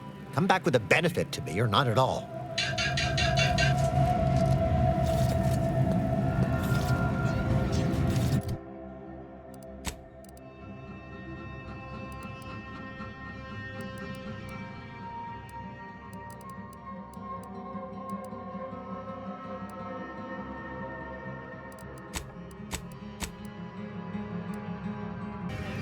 You return again and again like a particularly unshakable rash.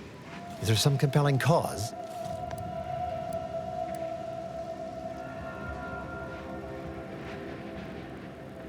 Then why by law are you bothering me now? Come back with a benefit to me or not at all.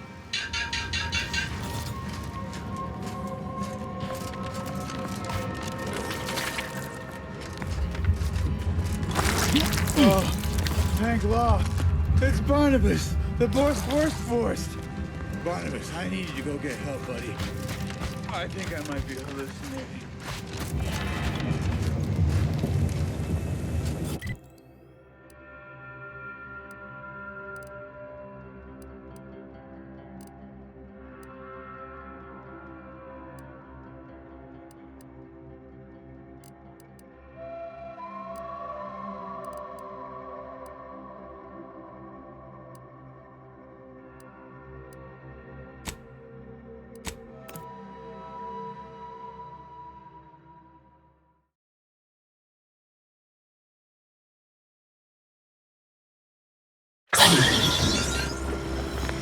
There's cautious scrutiny. Uh-oh, get ready, people. We may have trouble.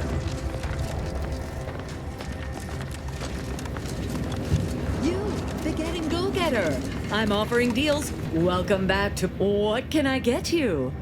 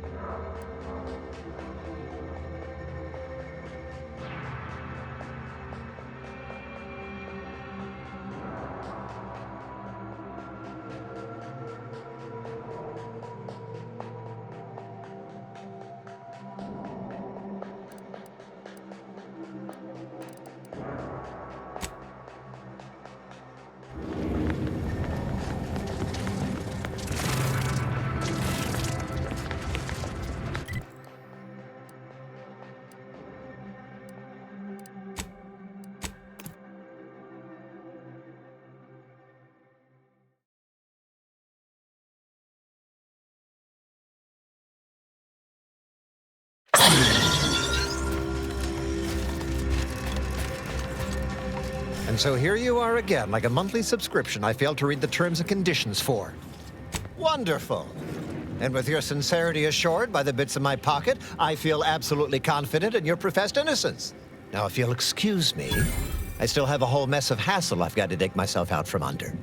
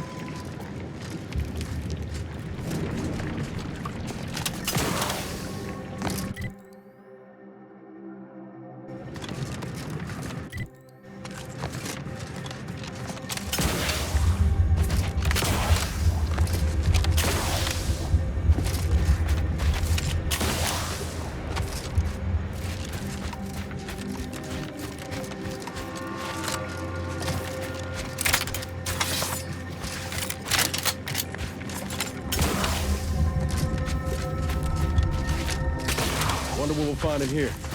Apart from cultists.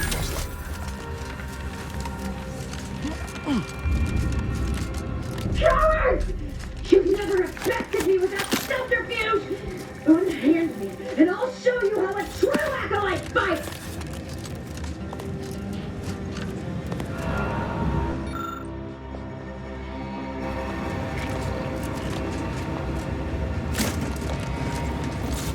Eyes up, hostiles. Confronting threat.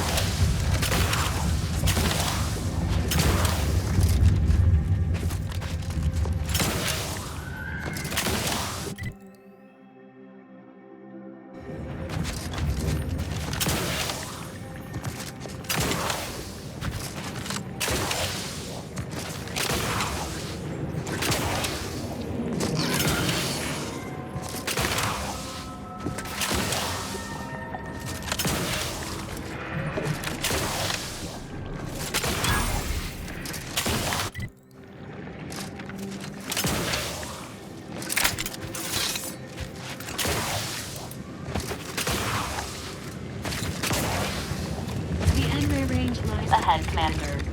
Please entering a confrontational state. Alert. Hostile.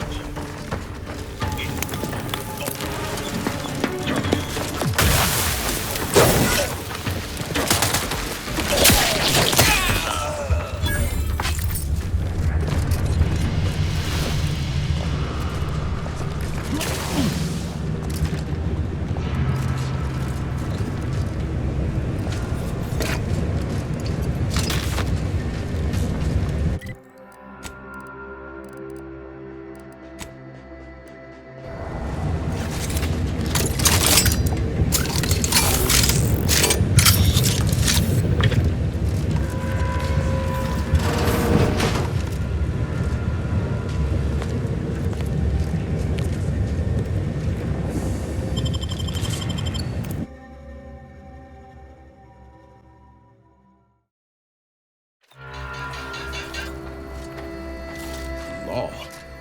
You can bet this is the work of those cultists we tangled with outside.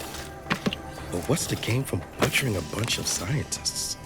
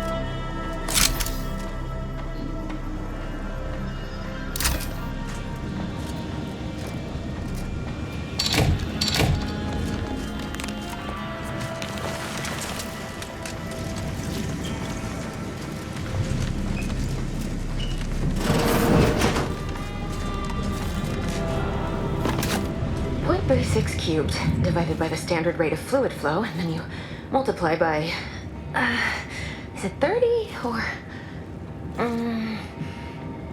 oh, hello. Prevention is the best cure.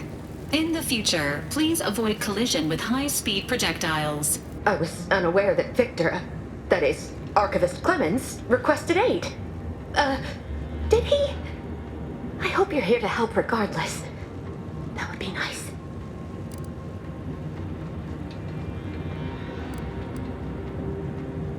Yes, of course. Such an excellent way to ground the mind when facing one's impending demise.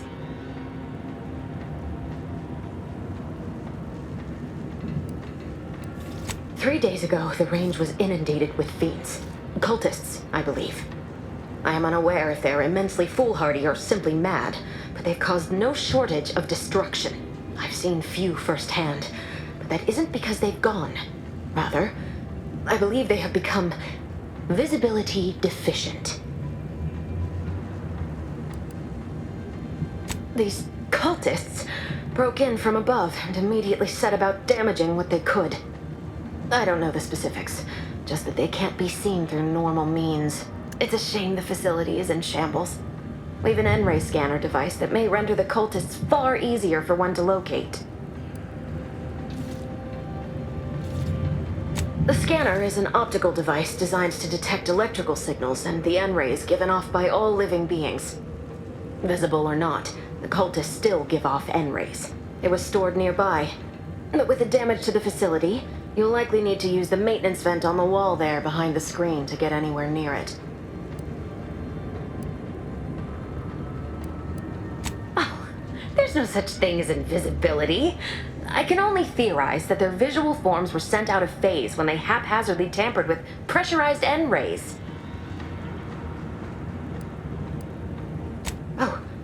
Oh yes. He should be below, if he's still alive. Though even if he is, I don't know what state he would be in. He seemed under immense duress before the cultists attacked, and now, well, I don't know. What happens when you pull even harder on an already taut rope? Don't worry. I'll just be here, in my deepening puddle of blood.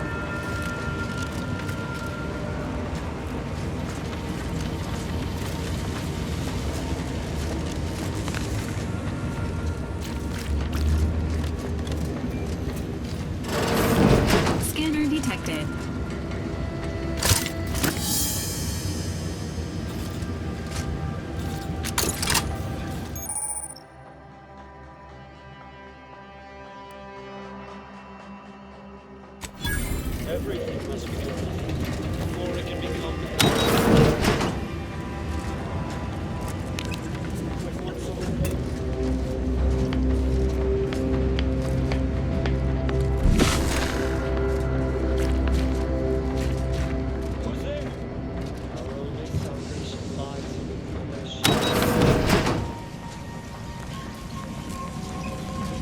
Enemy about. I'm locked and stuck.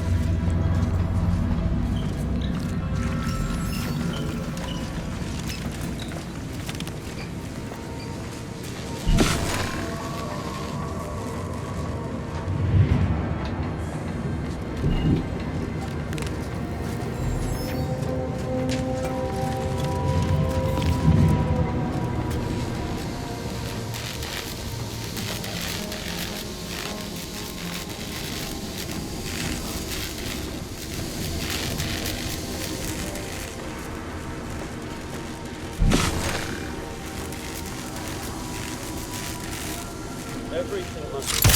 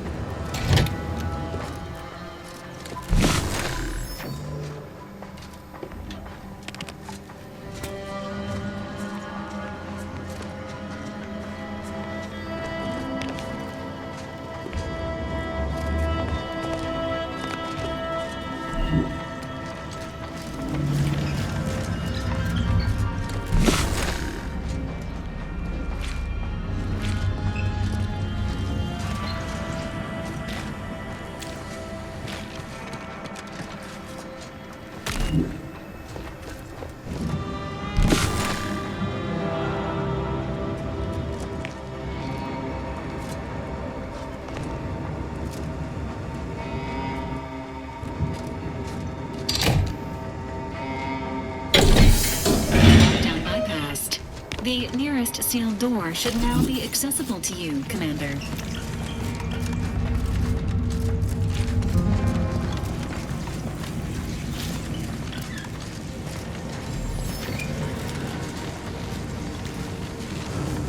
You've opened the way forward.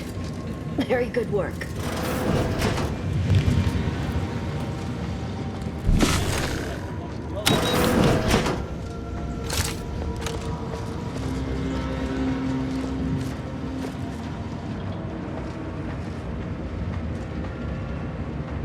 Coming up on some foes.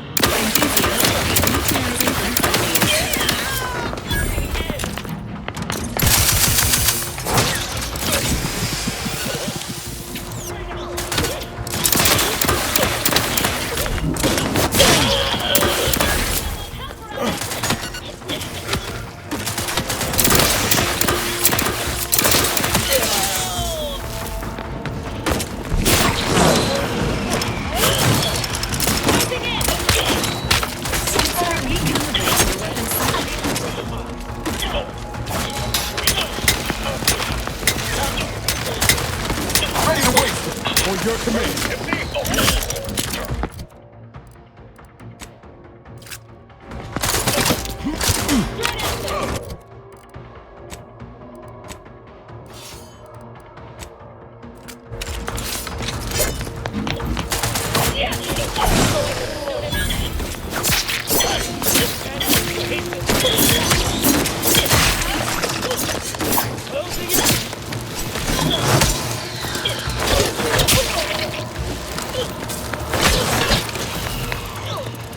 toys.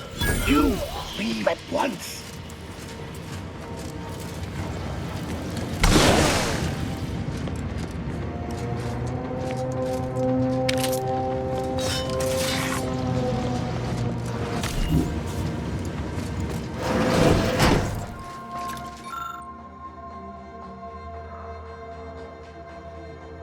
Looks like some kind of communication device. Could be handy.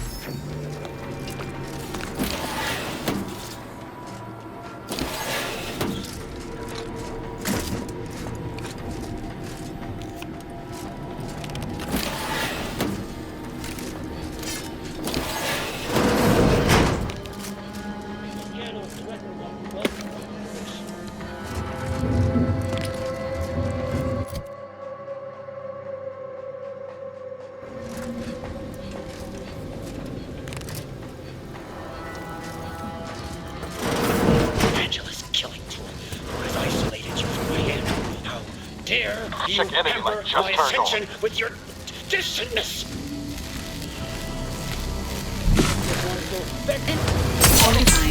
Emergency protocols.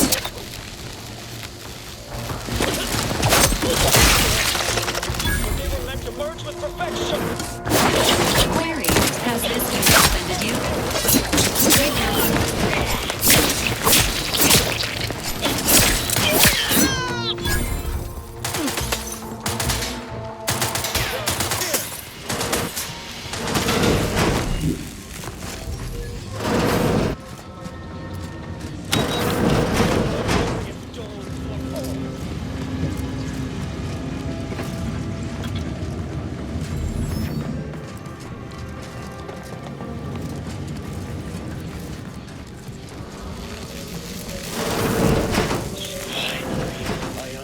True transcendence. I have power unto the architect.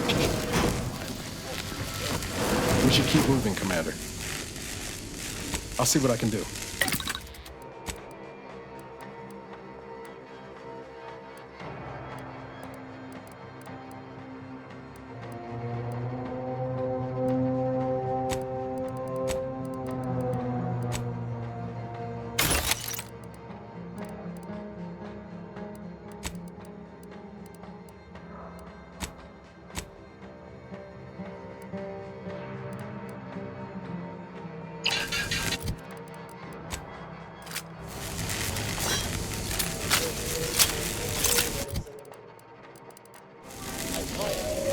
Hostiles detected ahead. Recommended course of action. Silence.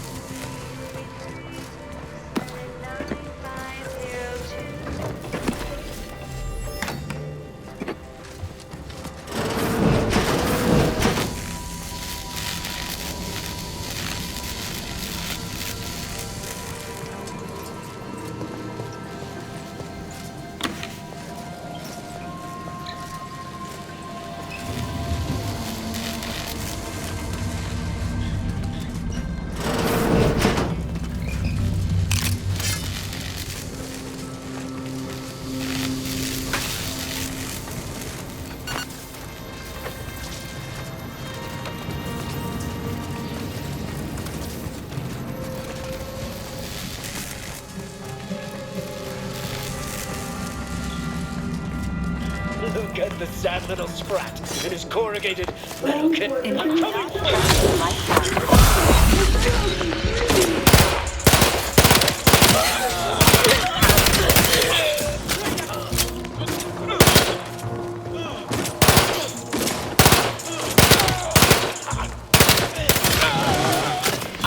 Looking low on ammo there, Commander. I can help you whip something up. You, friend of friends, are a greater ally than any number of fellow scienticians. I hardly believe my eyes. I didn't think I would be leaving this room with all of my innards within. I see you possess our N-ray scanner. Ooh, ingenious device. If I'd had it, I may have evaded being trapped here. Oh, I shouldn't have had to worry. Damn that Victor and damn his hubris. Fitting that his experiment would cause so much strife, that he would be untouched by the ensuing pandemonium. Pardon my excitement. It's been an eventful day. I don't know the specifics, only that Victor was performing a procedure utilizing processed N-rays. When those cultists flooded the range, they damaged the N-ray canisters. In the ensuing chaos, Victor's experiment was destroyed. I know some cultists were killed, but many more still live, moving unseen through the range.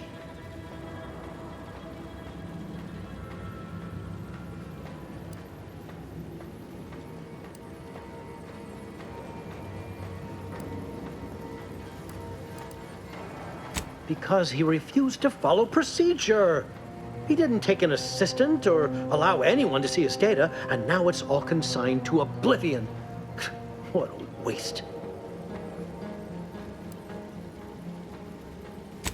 There's no such thing as invisibility. The cultists are out of phase. Also, I strongly recommend against exposing yourself to processed N-rays. Most of the cultists died immediately upon exposure, and according to past experiments, those that haven't are experiencing accelerated organ liquefaction. But if you're not attached to the solid state of your organs, I suppose it might be nice to be less visible for a few hours. Although it requires further investigation and experimentation, out of phase refers to a shift in the dimensional presence of these cultists. They are physically here, but only partially, hence their unseen state. It's fascinating. But the outstanding fear for my life has made it difficult to think scientifically.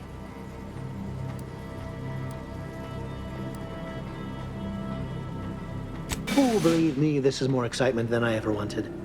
I shall.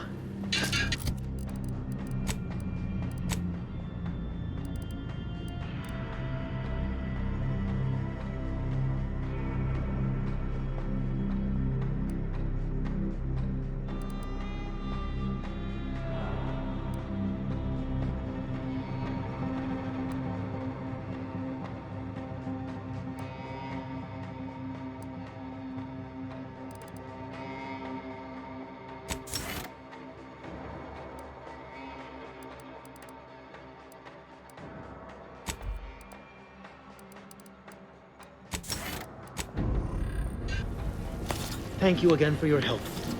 I shall collect my belongings and, well, flee for my life once it seems safe.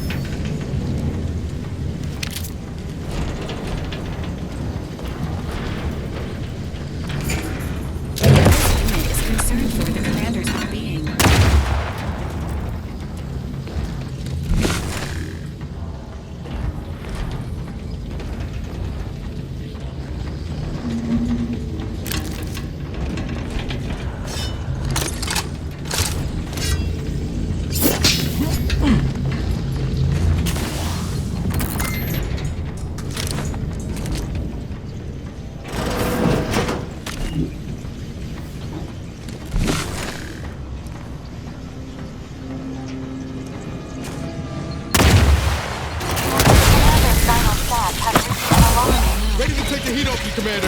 Just say when.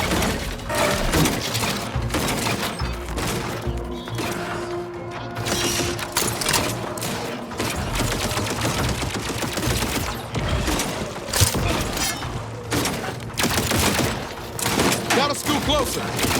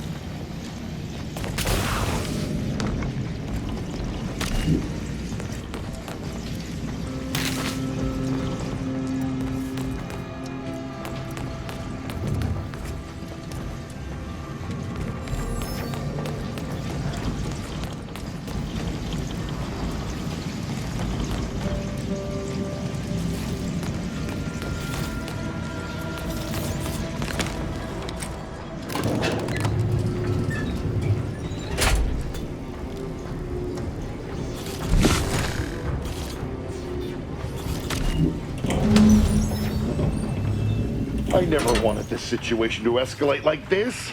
You must understand. But now, all that I wanted is cast to the wind. There is but one option left to me. To save Arcadia, to ensure the future, we must both die.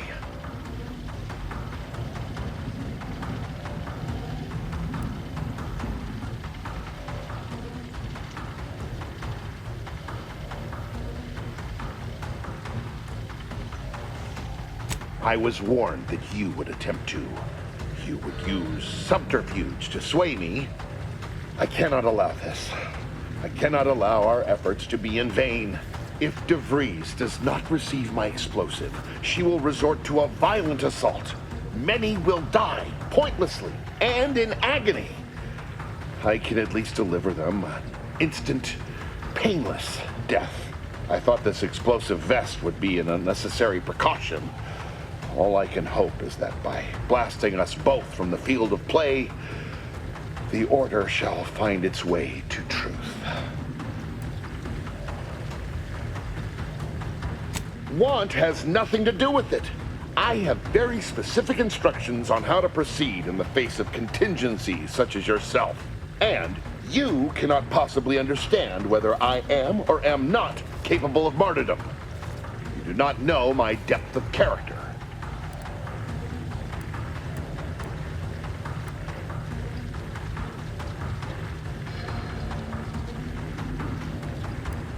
A delay cannot stop the inevitable. Goodbye.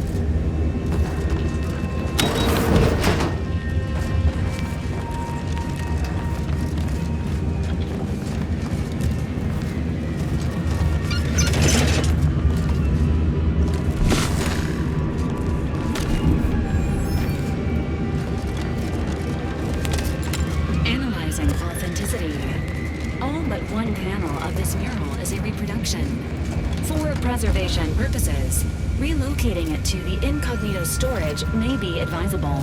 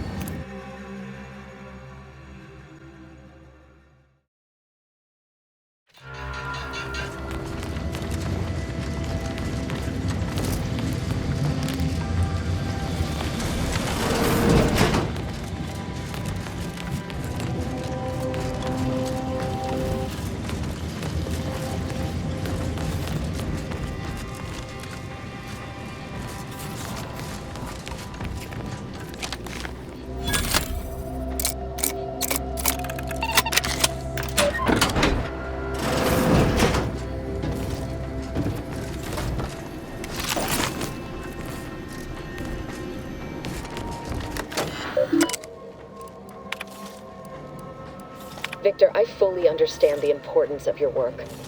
This is exactly why I push you so. Your moral justifications for delaying your delivery are misguided. Dead is dead. What matter is it if their ends come in 1 minute or 3? If you seek to be humane in your duties, fine. So long as I get the explosives in time. But if we fail to act, the order will be lost forever. Collateral damage was always inevitable, Victor. You knew this. And the longer you take in your laboratory, the greater your risk of being caught becomes. If that happens, you know what must be done. But I should remind you that such a failure will result in vastly more suffering for all parties involved. We need those explosives now, Victor.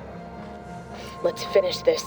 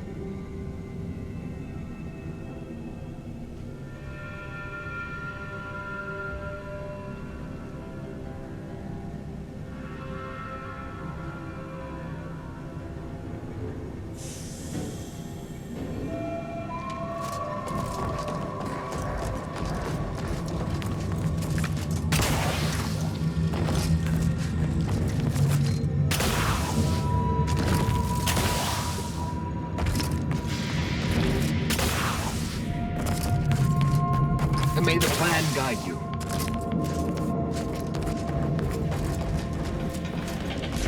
May fate and fortune converge. These circumstances proceed toward intended results.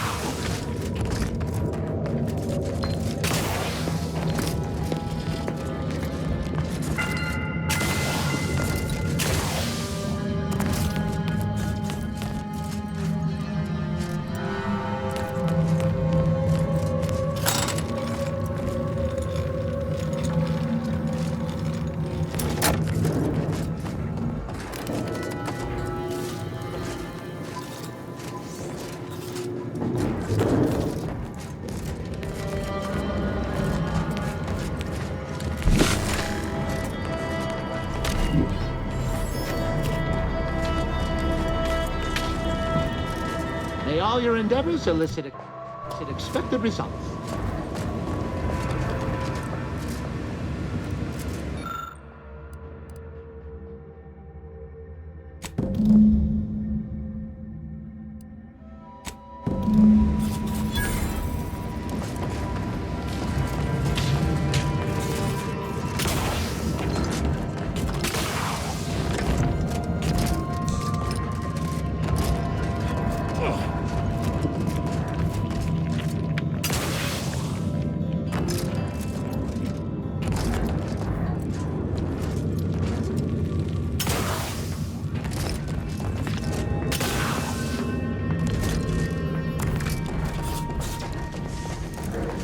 Hello, dear.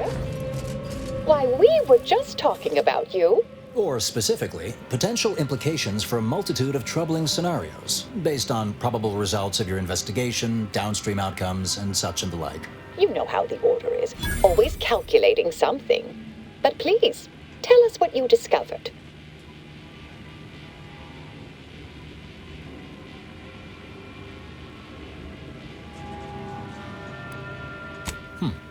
That you found evidence that the coordinates were rerouted is definitely something. Would be an odd step for Alva here to take, except perhaps to throw blame elsewhere. I admit I had the knowledge to cause the leak, but not the authorization. And yes, why would I reroute coordinate commands away from here?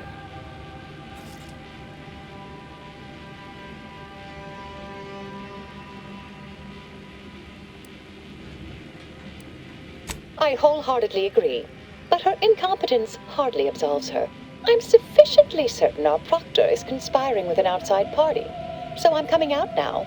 She's going to tell me who she's working with. Then I'm going to kill her. Wait a minute. You're going to what? Our investigation, it's unfinished, and you're an initiate. What are you talking about? Oh, I see you two thought you were proving my innocence. No, you were helping identify my target. I'd advise you, dears, to help or stay out of my way. Proctor Svoboda needs to pay for her actions.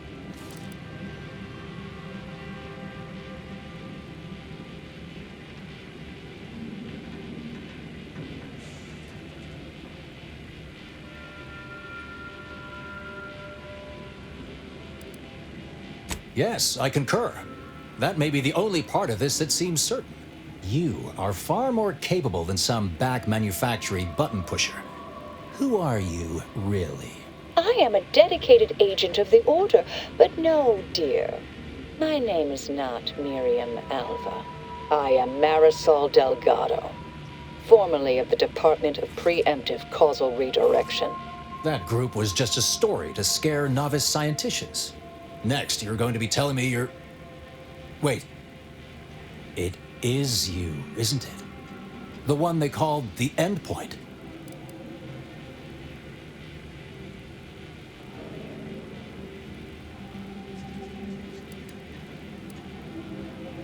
I arrived decades ago to lie low after a difficult assignment.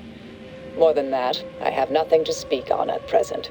The rumors about your department. They said anyone who might delay the equation being solved disappeared. If there are any hints of truth to that, I find it severely at odds with Order tenets for balancing efficiency with humanity. This is hardly the time for a history lesson or debate, I'm afraid.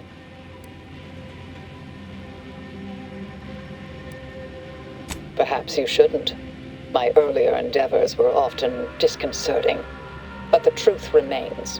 Whatever is happening here, I'm not involved. That you are who you are, and are standing right, and have been here for years. It's all much to digest. I suspect your methods are not my own, nor the Order's, as I know it. And I fear your intentions for Proctor's Svoboda.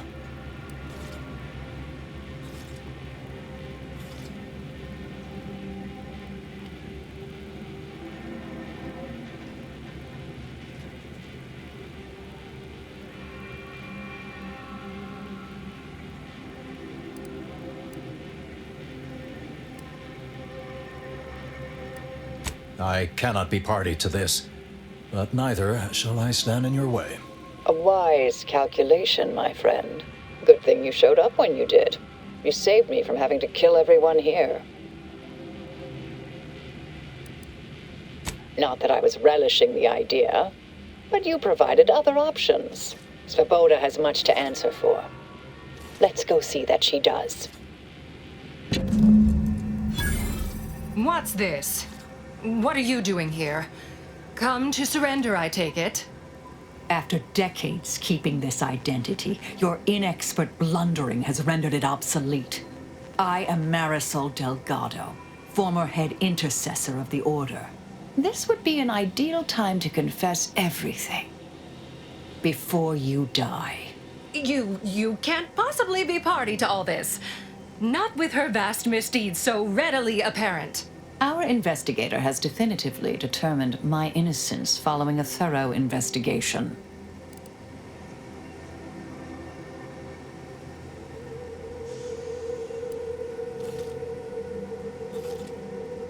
I don't know what you found, but any so-called evidence was likely laid there for someone to discover. By a party with years spent in hiding. This is all nothing more than a flagrant example of artifice and bunco. An elaborate song and dance from an admitted imposter. Enough, traitor. You made your play. You lost. No more deception. No more lies. Time to pay what is due. No, wait,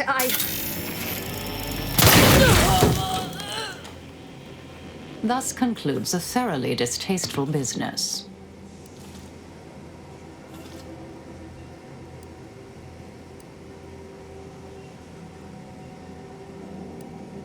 Best search her office. Someone clearly was pulling her strings. It would have been nice to perform that search before there was a corpse in the room, but beggars and choosers.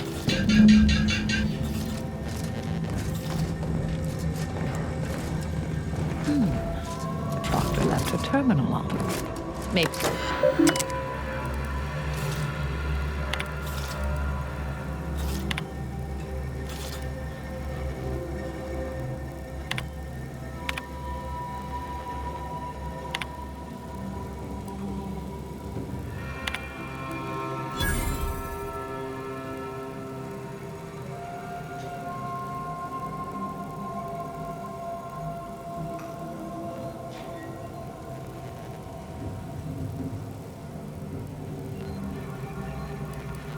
The terminal unsealed the effluvium repository.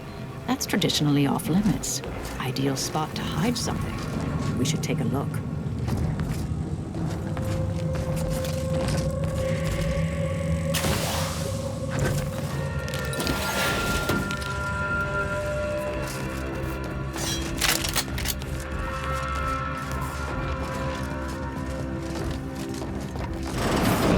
Brimming with runoff chemical sludge.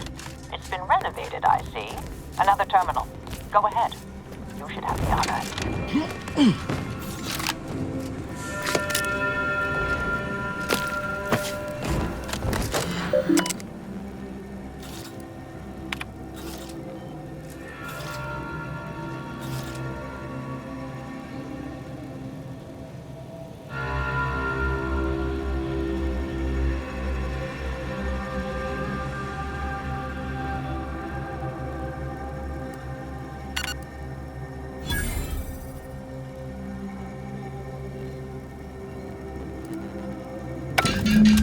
The Proctor's efforts appear part of a larger scheme.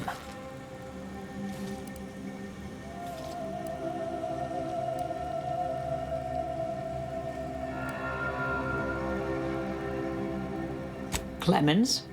The archivist? Ah, that follows, I suppose. Still more that I missed. I have some unfinished business I need to get back to. I could use help from an operator like you. Believe my specific skills could benefit your efforts as well. I propose a strategic partnership. You help me, I help you. What do you say? I've an old contact on Cloister I need to look up. Part of a small matter there. Some research the Order considered heretical. Worth restarting, I think. Good, good. It's a little crowded here, though, isn't it?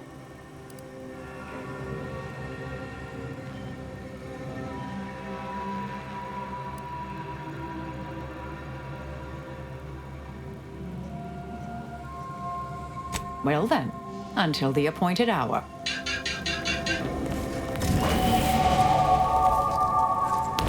My fellow Loyalists, it is time. Due to the Earth Directorate operatives' continued meddling, we must increment our timetable by a factor of hours, not days. Accordingly, our forces have taken over the monastery. Those I predetermined to be resilient to reason have been executed. The rest should not cause us trouble. I have locked the lift to prevent the agent from reaching the monastery, but the following code will grant you access. 34145.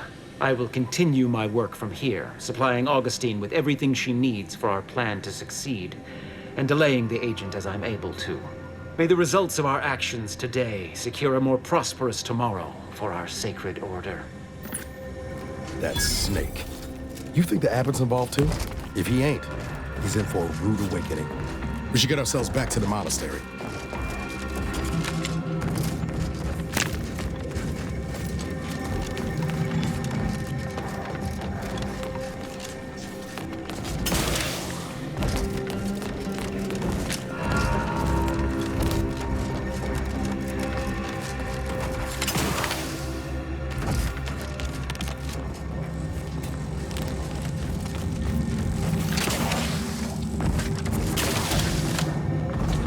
I realize you didn't receive the most welcome of receptions here.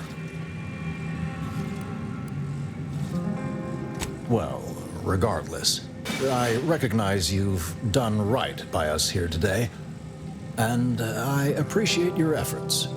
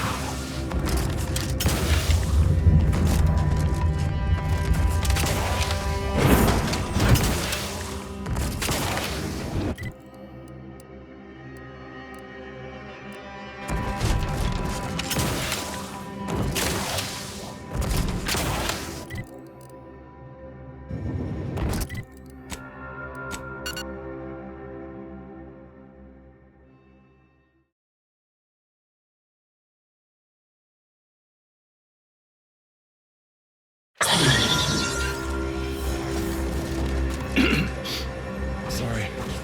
Got some kind of tickle in my chest. Got a bad feel about this line, hon. Don't like being so exposed. Hell of a thing coming all this way just to catch a bullet on the camp's doorstep. Worry too much. Do you believe Arcadia shall ever return?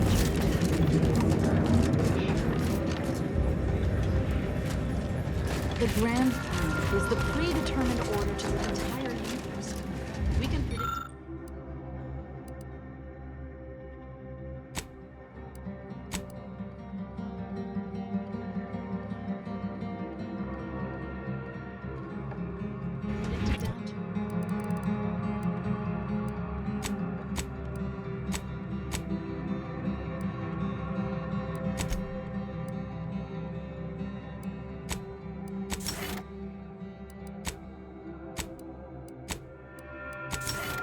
Shame what happened there. I seen the whole thing. The meaning of life is are the cutest. Grand Architect! First an attack on the monastery and now the lift code's not working? Agent, oh thank good odds and high probabilities you're back. There's been an incident. A rogue faction has taken over the monastery. My seer, Seer Wiley, is trapped up there with other hostages of the Order. To make matters worse, my access code's not working. Without it, I've no way of calling the lift.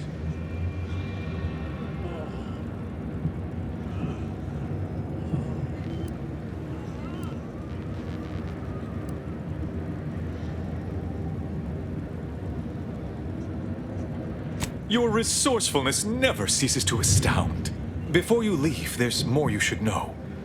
While you were conducting your investigation, I was able to piece together the conspirators' main target, the peace talks. Representatives of Auntie's choice in the Order are meeting to discuss an armistice and possible collaboration. It's an unprecedented opportunity to shorten this war. I know I mentioned it before, but compartmentalization is crucial to the success of most of the Order's operations. I wish I could offer more details than that.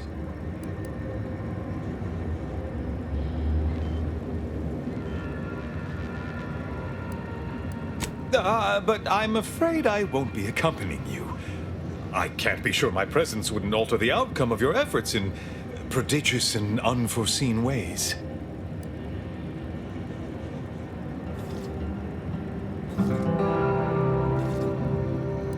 No? How grand! Then we are already in alignment. Once you reach the monastery, make your way to the observatory.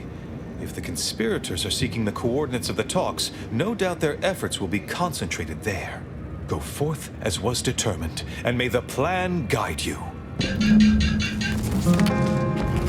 it's this bad down here, can't imagine what the situation's like upstairs.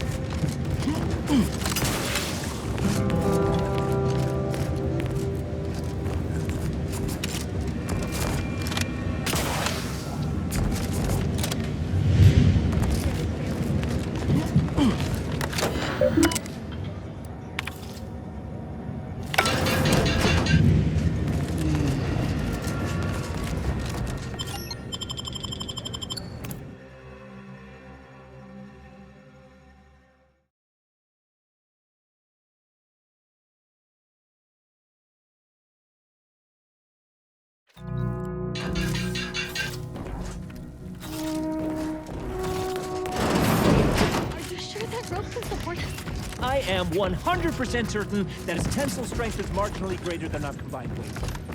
Probably. It left me alone.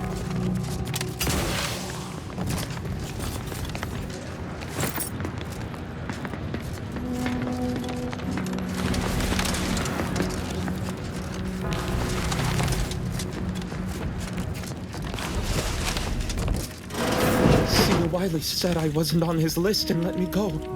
I don't understand. Where's the abbot? Why isn't he doing something?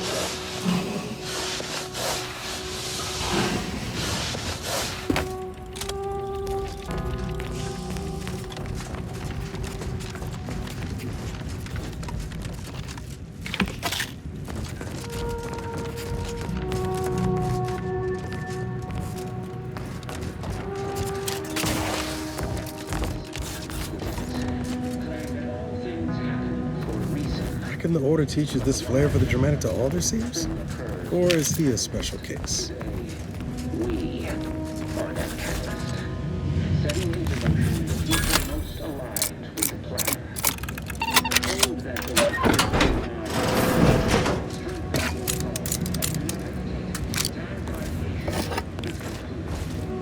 now is the time for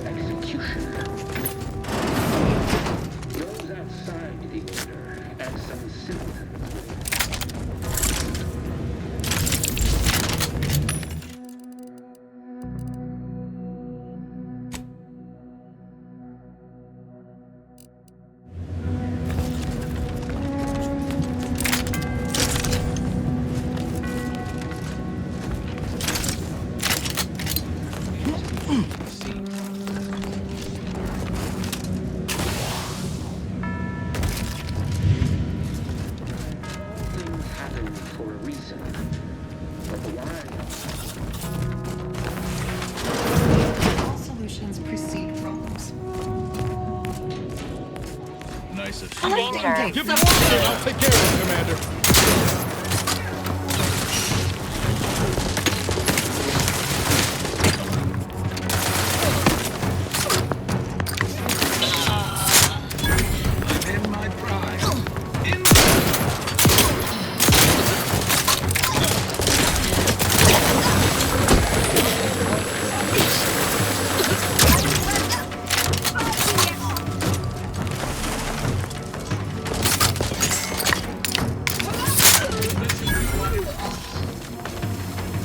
All is transient in nature.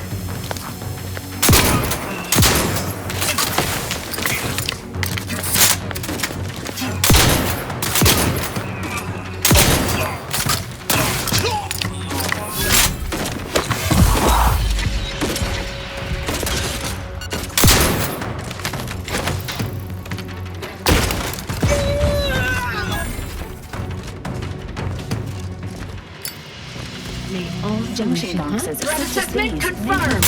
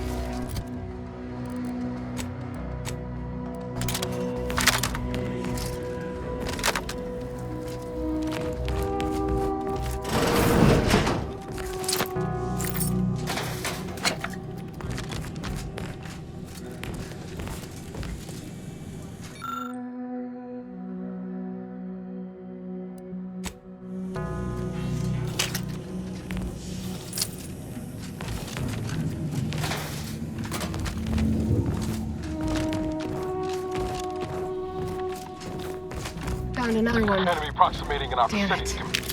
Engaging.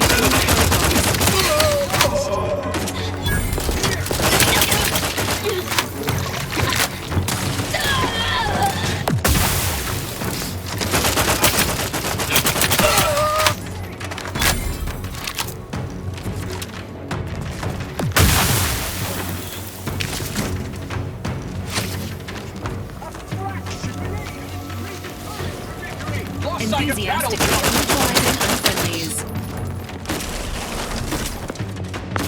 Navigator. Standing by with life support.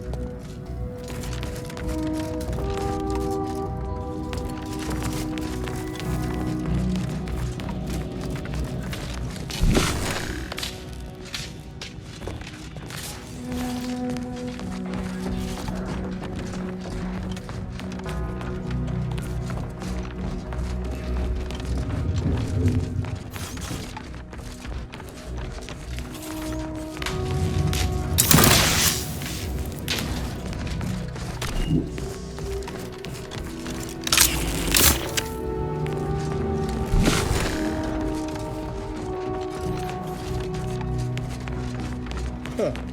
I'd have expected better cable management from the photo.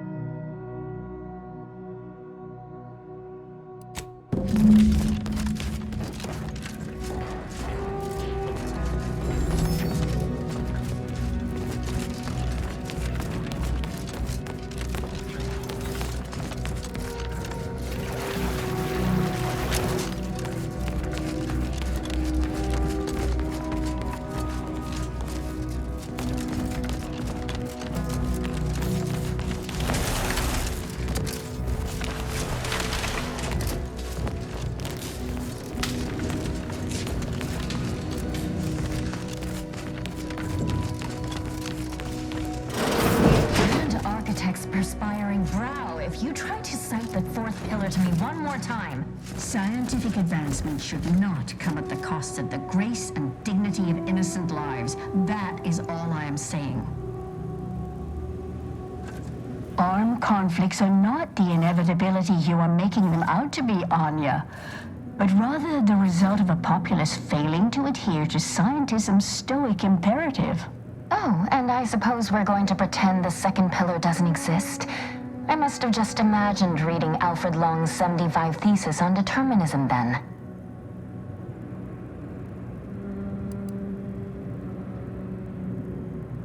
You're in luck. I just finished my third reread of it. Chapter 47 is a real treat. When we're finished speaking, I'll put it in the collection drawer, but do take care with it, especially around the bath. We lose more good books that way.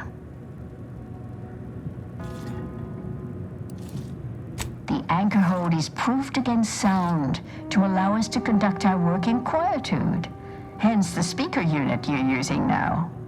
What happens outside is of no concern to us. Our lives are predestined, ipso facto. If there is conflict, then it was inevitable. Actually, an outside opinion might be useful at this juncture. Our current topic is whether war is ever justified. For the sake of time, please keep your answer brief.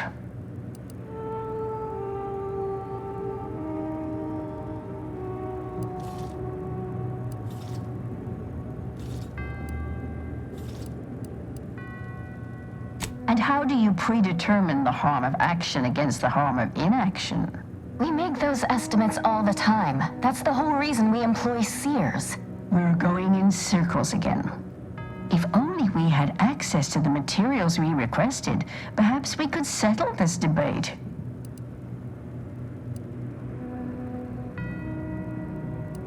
I need the book Only Real Numbers, The Casualties of Appeasement by Exemplar Kwong. Second edition, not the first. That's important. And I require Archivist Mahler's dissertation on de-escalation theory. You should be able to locate both pieces of scholarship in the scriptorium. I'd also caution against borrowing additional titles.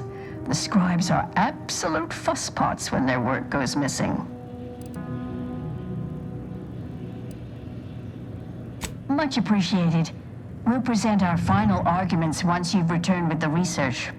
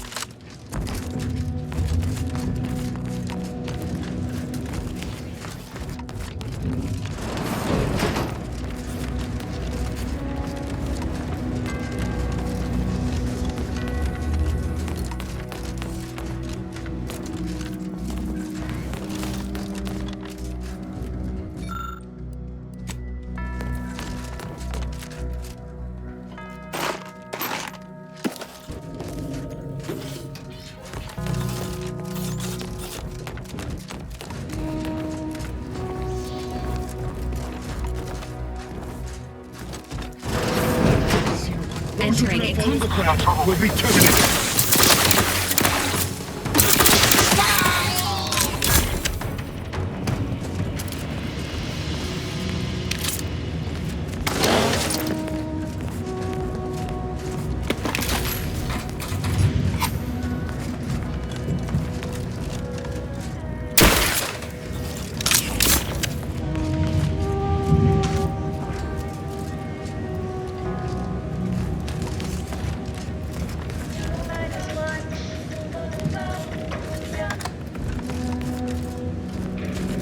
Commencing combat. It's the unknown variable! Proceeding.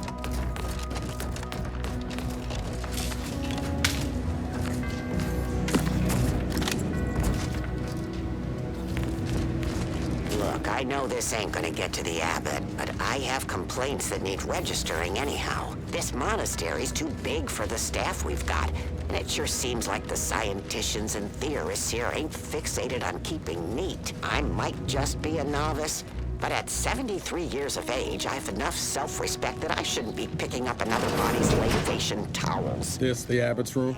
Bad as For a it month, was an my Auntie's friend's sure choice. not short on the That don't minutes. mean it's good.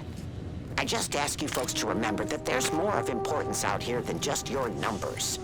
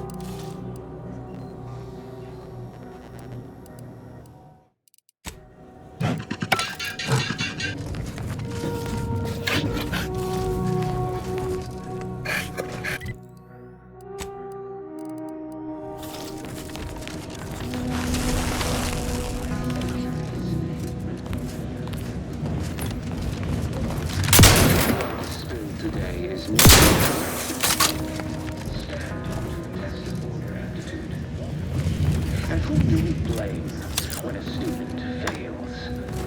Why, their instructor.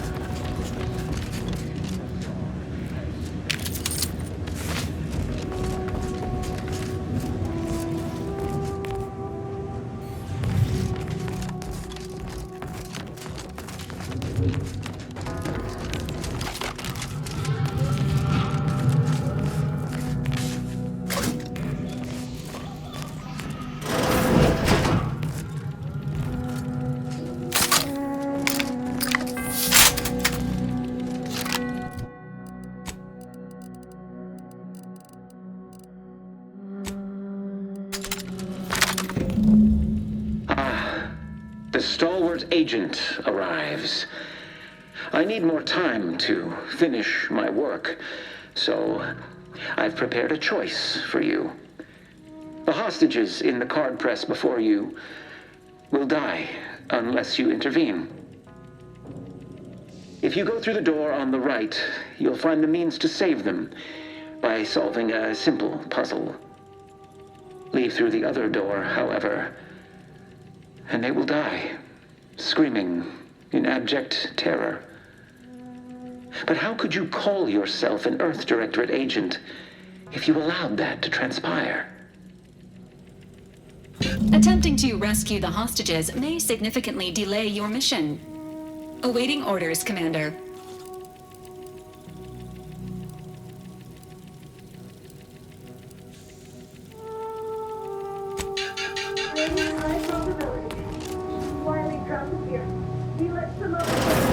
Arrows indicate this safe is of some consequence. Completing the puzzle mentioned by the seer Riley may open it.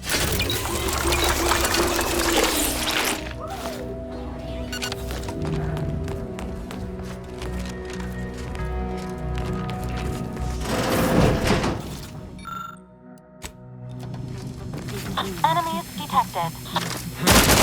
Phenomenon.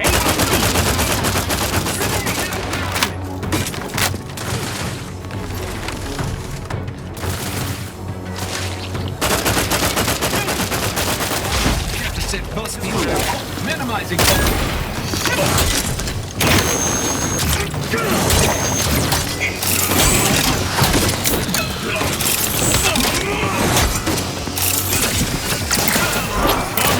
Over here! Free hole in the head!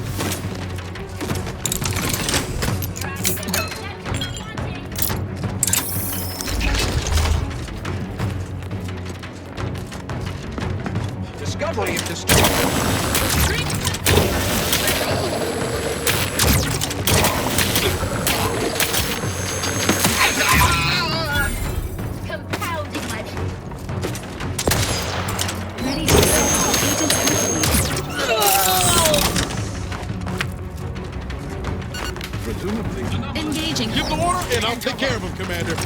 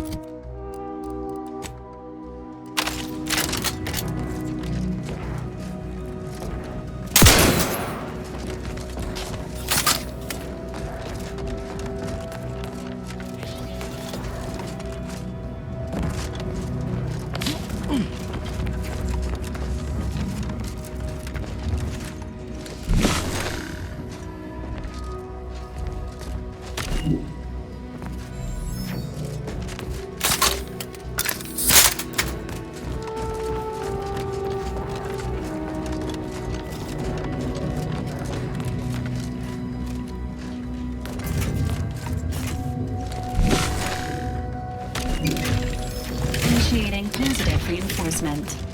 Congratulations on successfully activating the puzzle, Commander.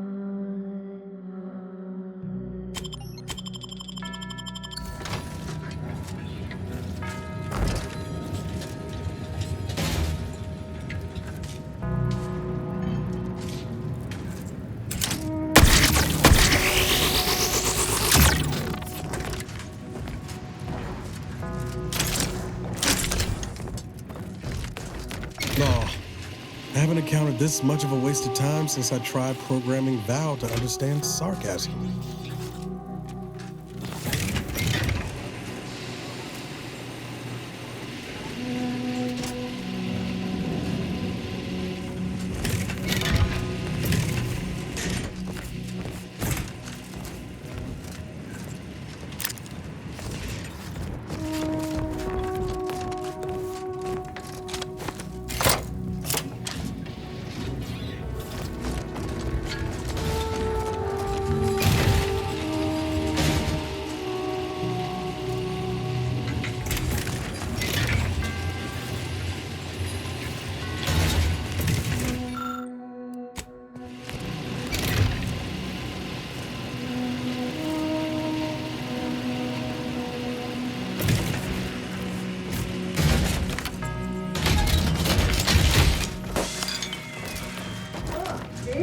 Didn't I tell you our friend would be back?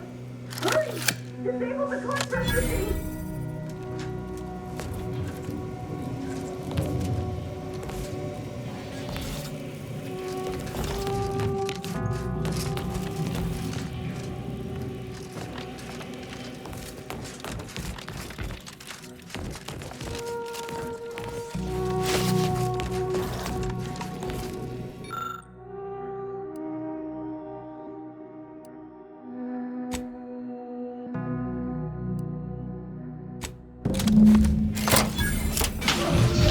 That was the right call, but we've no time left to waste. Thank you, stranger. We should be okay here for now. Okay, why?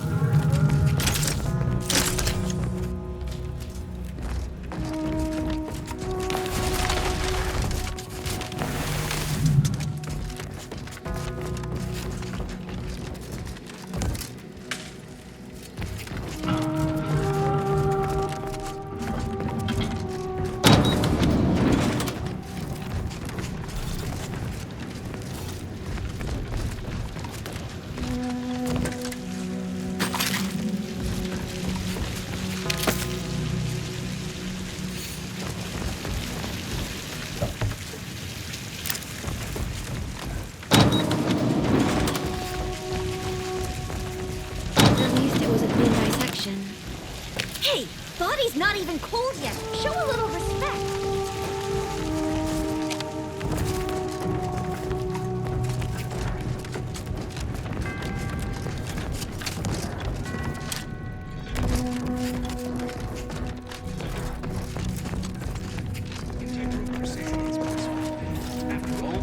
On your toes. And he tells me.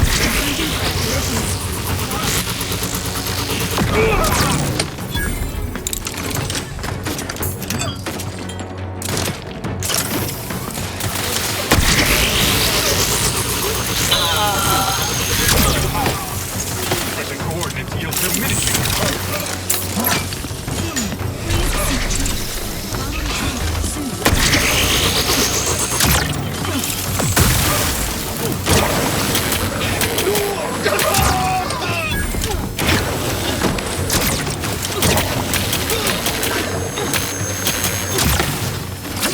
I'm the one you need to worry about.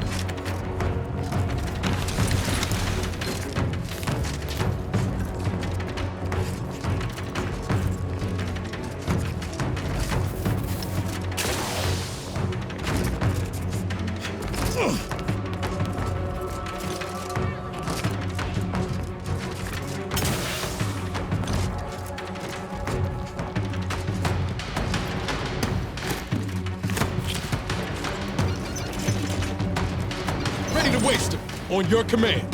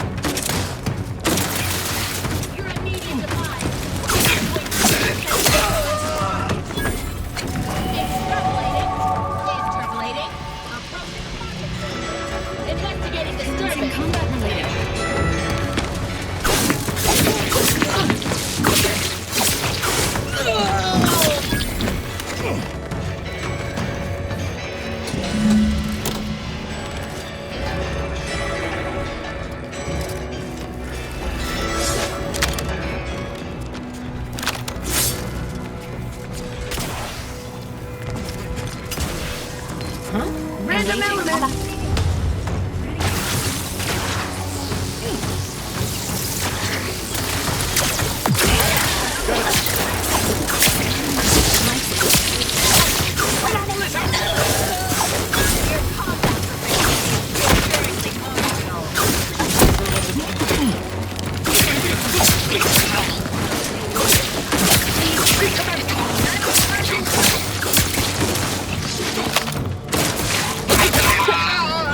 You are immaterial to...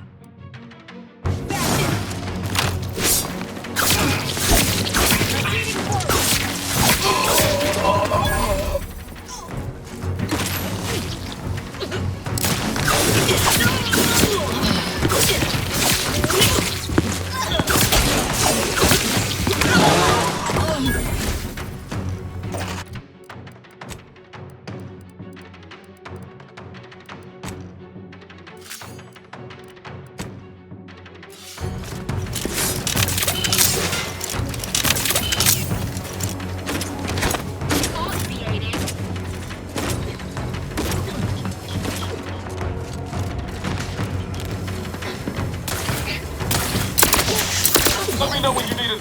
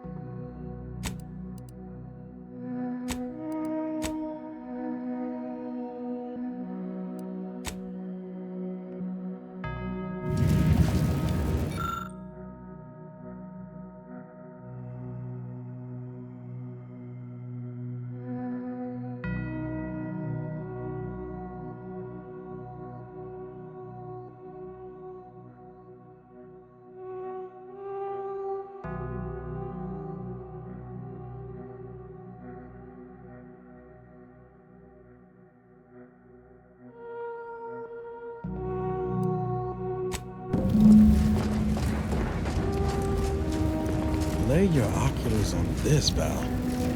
Let the sight of the universe just fill your processor with wonderment. Now simulating wonderment. Ooh. Ah. Couldn't have said it better myself.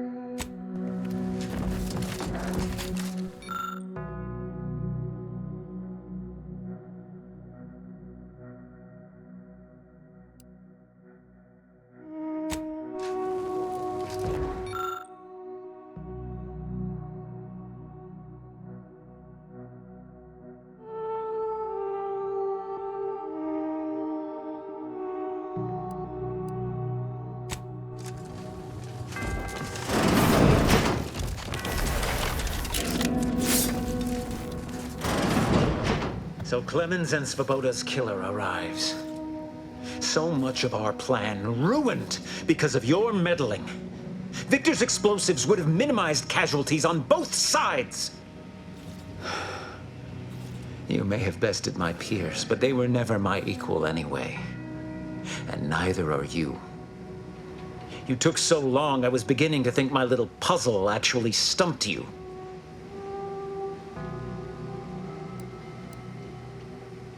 You seem confused. Allow me to delineate on the totality of your failure. Saving the hostages delayed you just long enough for me to complete my work. I was able to transmit not only the coordinates for the peace talks, but also the station security protocols, giving Augustine control over its automechanicals. She has everything.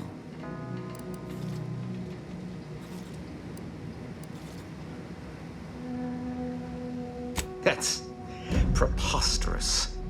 In a transparent attempt at sowing discord between us, I haven't the time nor desire to enumerate the failings in your logic. Suffice to say, you misunderstand the basic fundamentals of my objectives. The Order has been dislocated from its ideals, becoming the opposite of all they espouse. DeVries and I are merely providing a necessary realignment.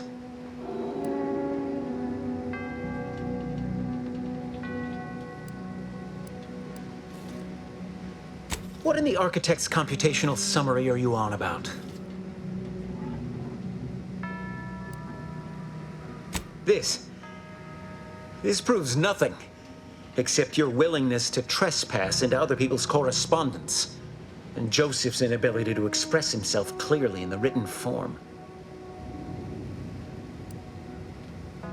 I can't conceive of a reason why my survival should matter to you. I was just wondering the same question myself. However, as a matter of professional curiosity, let's entertain the hypothetical.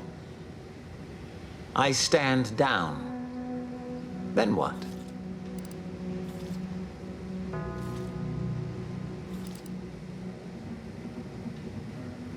If my numbers had supported such an outcome, do you truly believe I would have elected for all this disorder?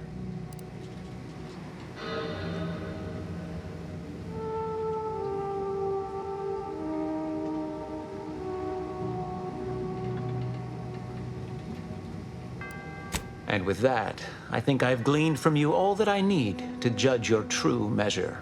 No more talking, Agent. It's time I deliver my last prediction to you, personally. Entering a confrontational state. Riddle me with bullets all you like. With its rejuvenation device at my disposal, you'll never do me.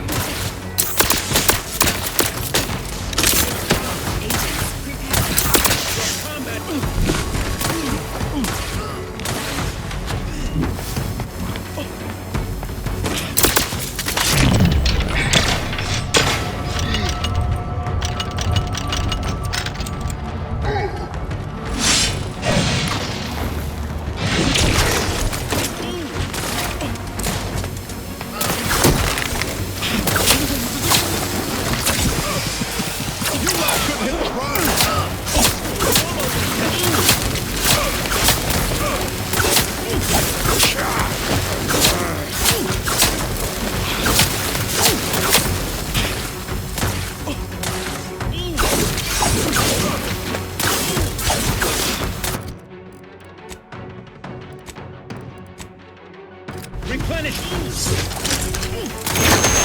Clever little sprat, attempting to destroy the projector. Enemy near. Statistical chance of violence increasing.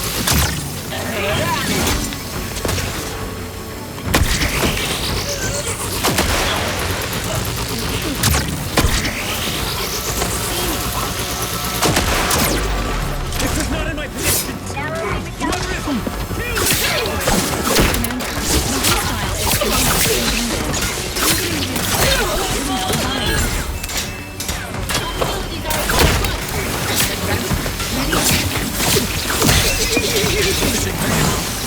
You are the low.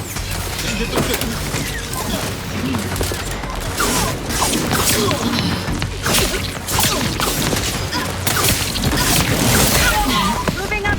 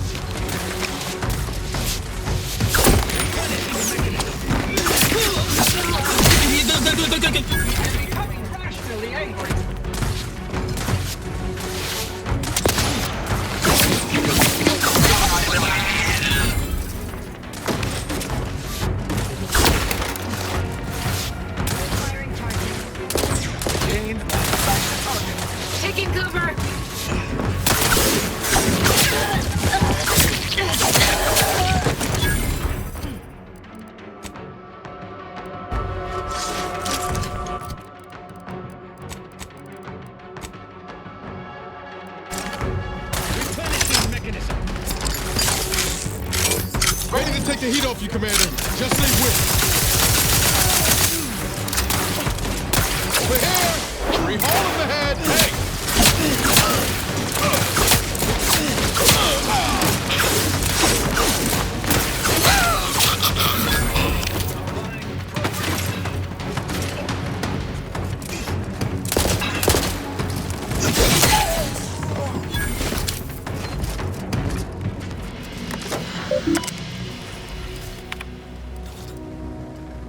I have grown worried.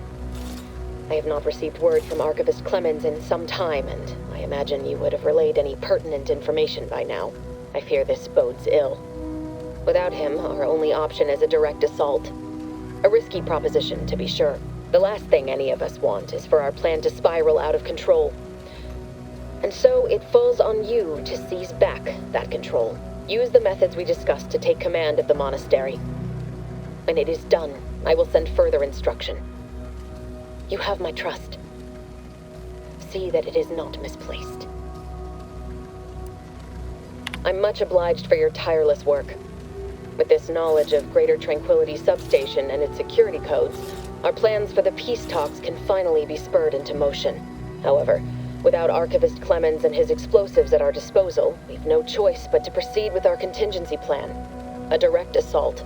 Though the codes will allow me control of the automechs on the station, we'd best accept now that more lives may be lost than previously assumed. Yet we must act unflinchingly. To fail now would mean the end of everything.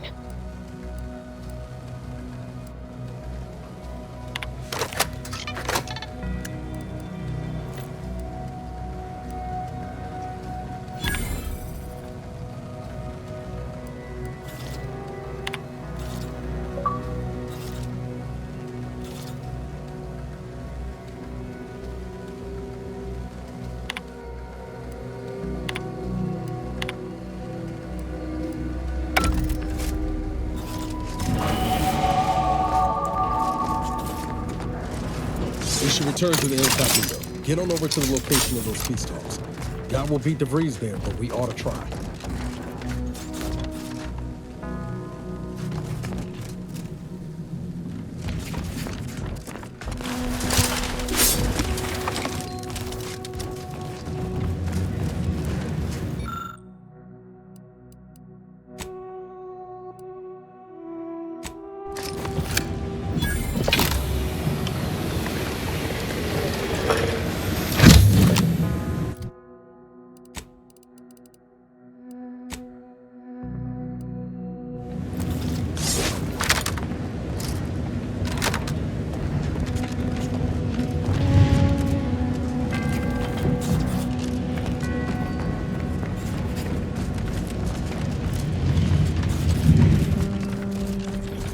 Agent, over here. It seems the situation here has been resolved, but I don't see Seer Wiley. Were you able to secure his safety?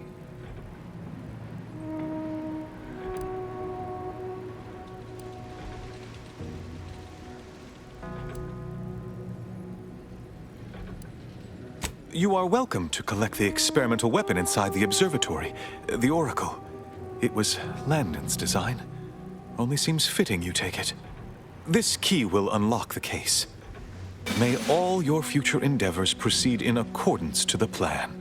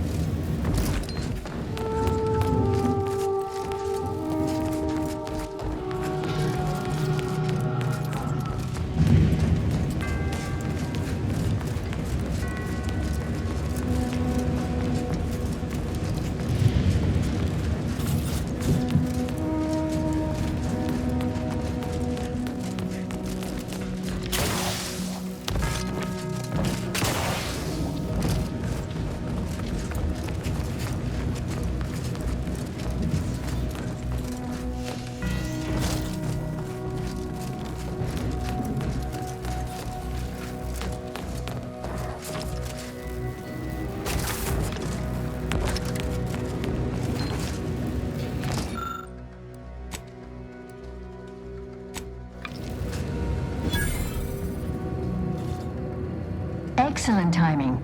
We're nearly finished reviewing the materials you brought us. Oh, well now, this is unexpected. The arguments in this text seem to have highlighted a teleological flaw I fear my own argument shares. You too, huh?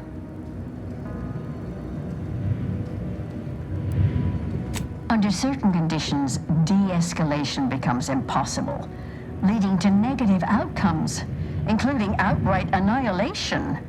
An annihilated entity cannot advance the plan. But maybe annihilation itself serves a purpose we're simply unaware of. You were right before. Participating in a war only produces an entropic feedback loop.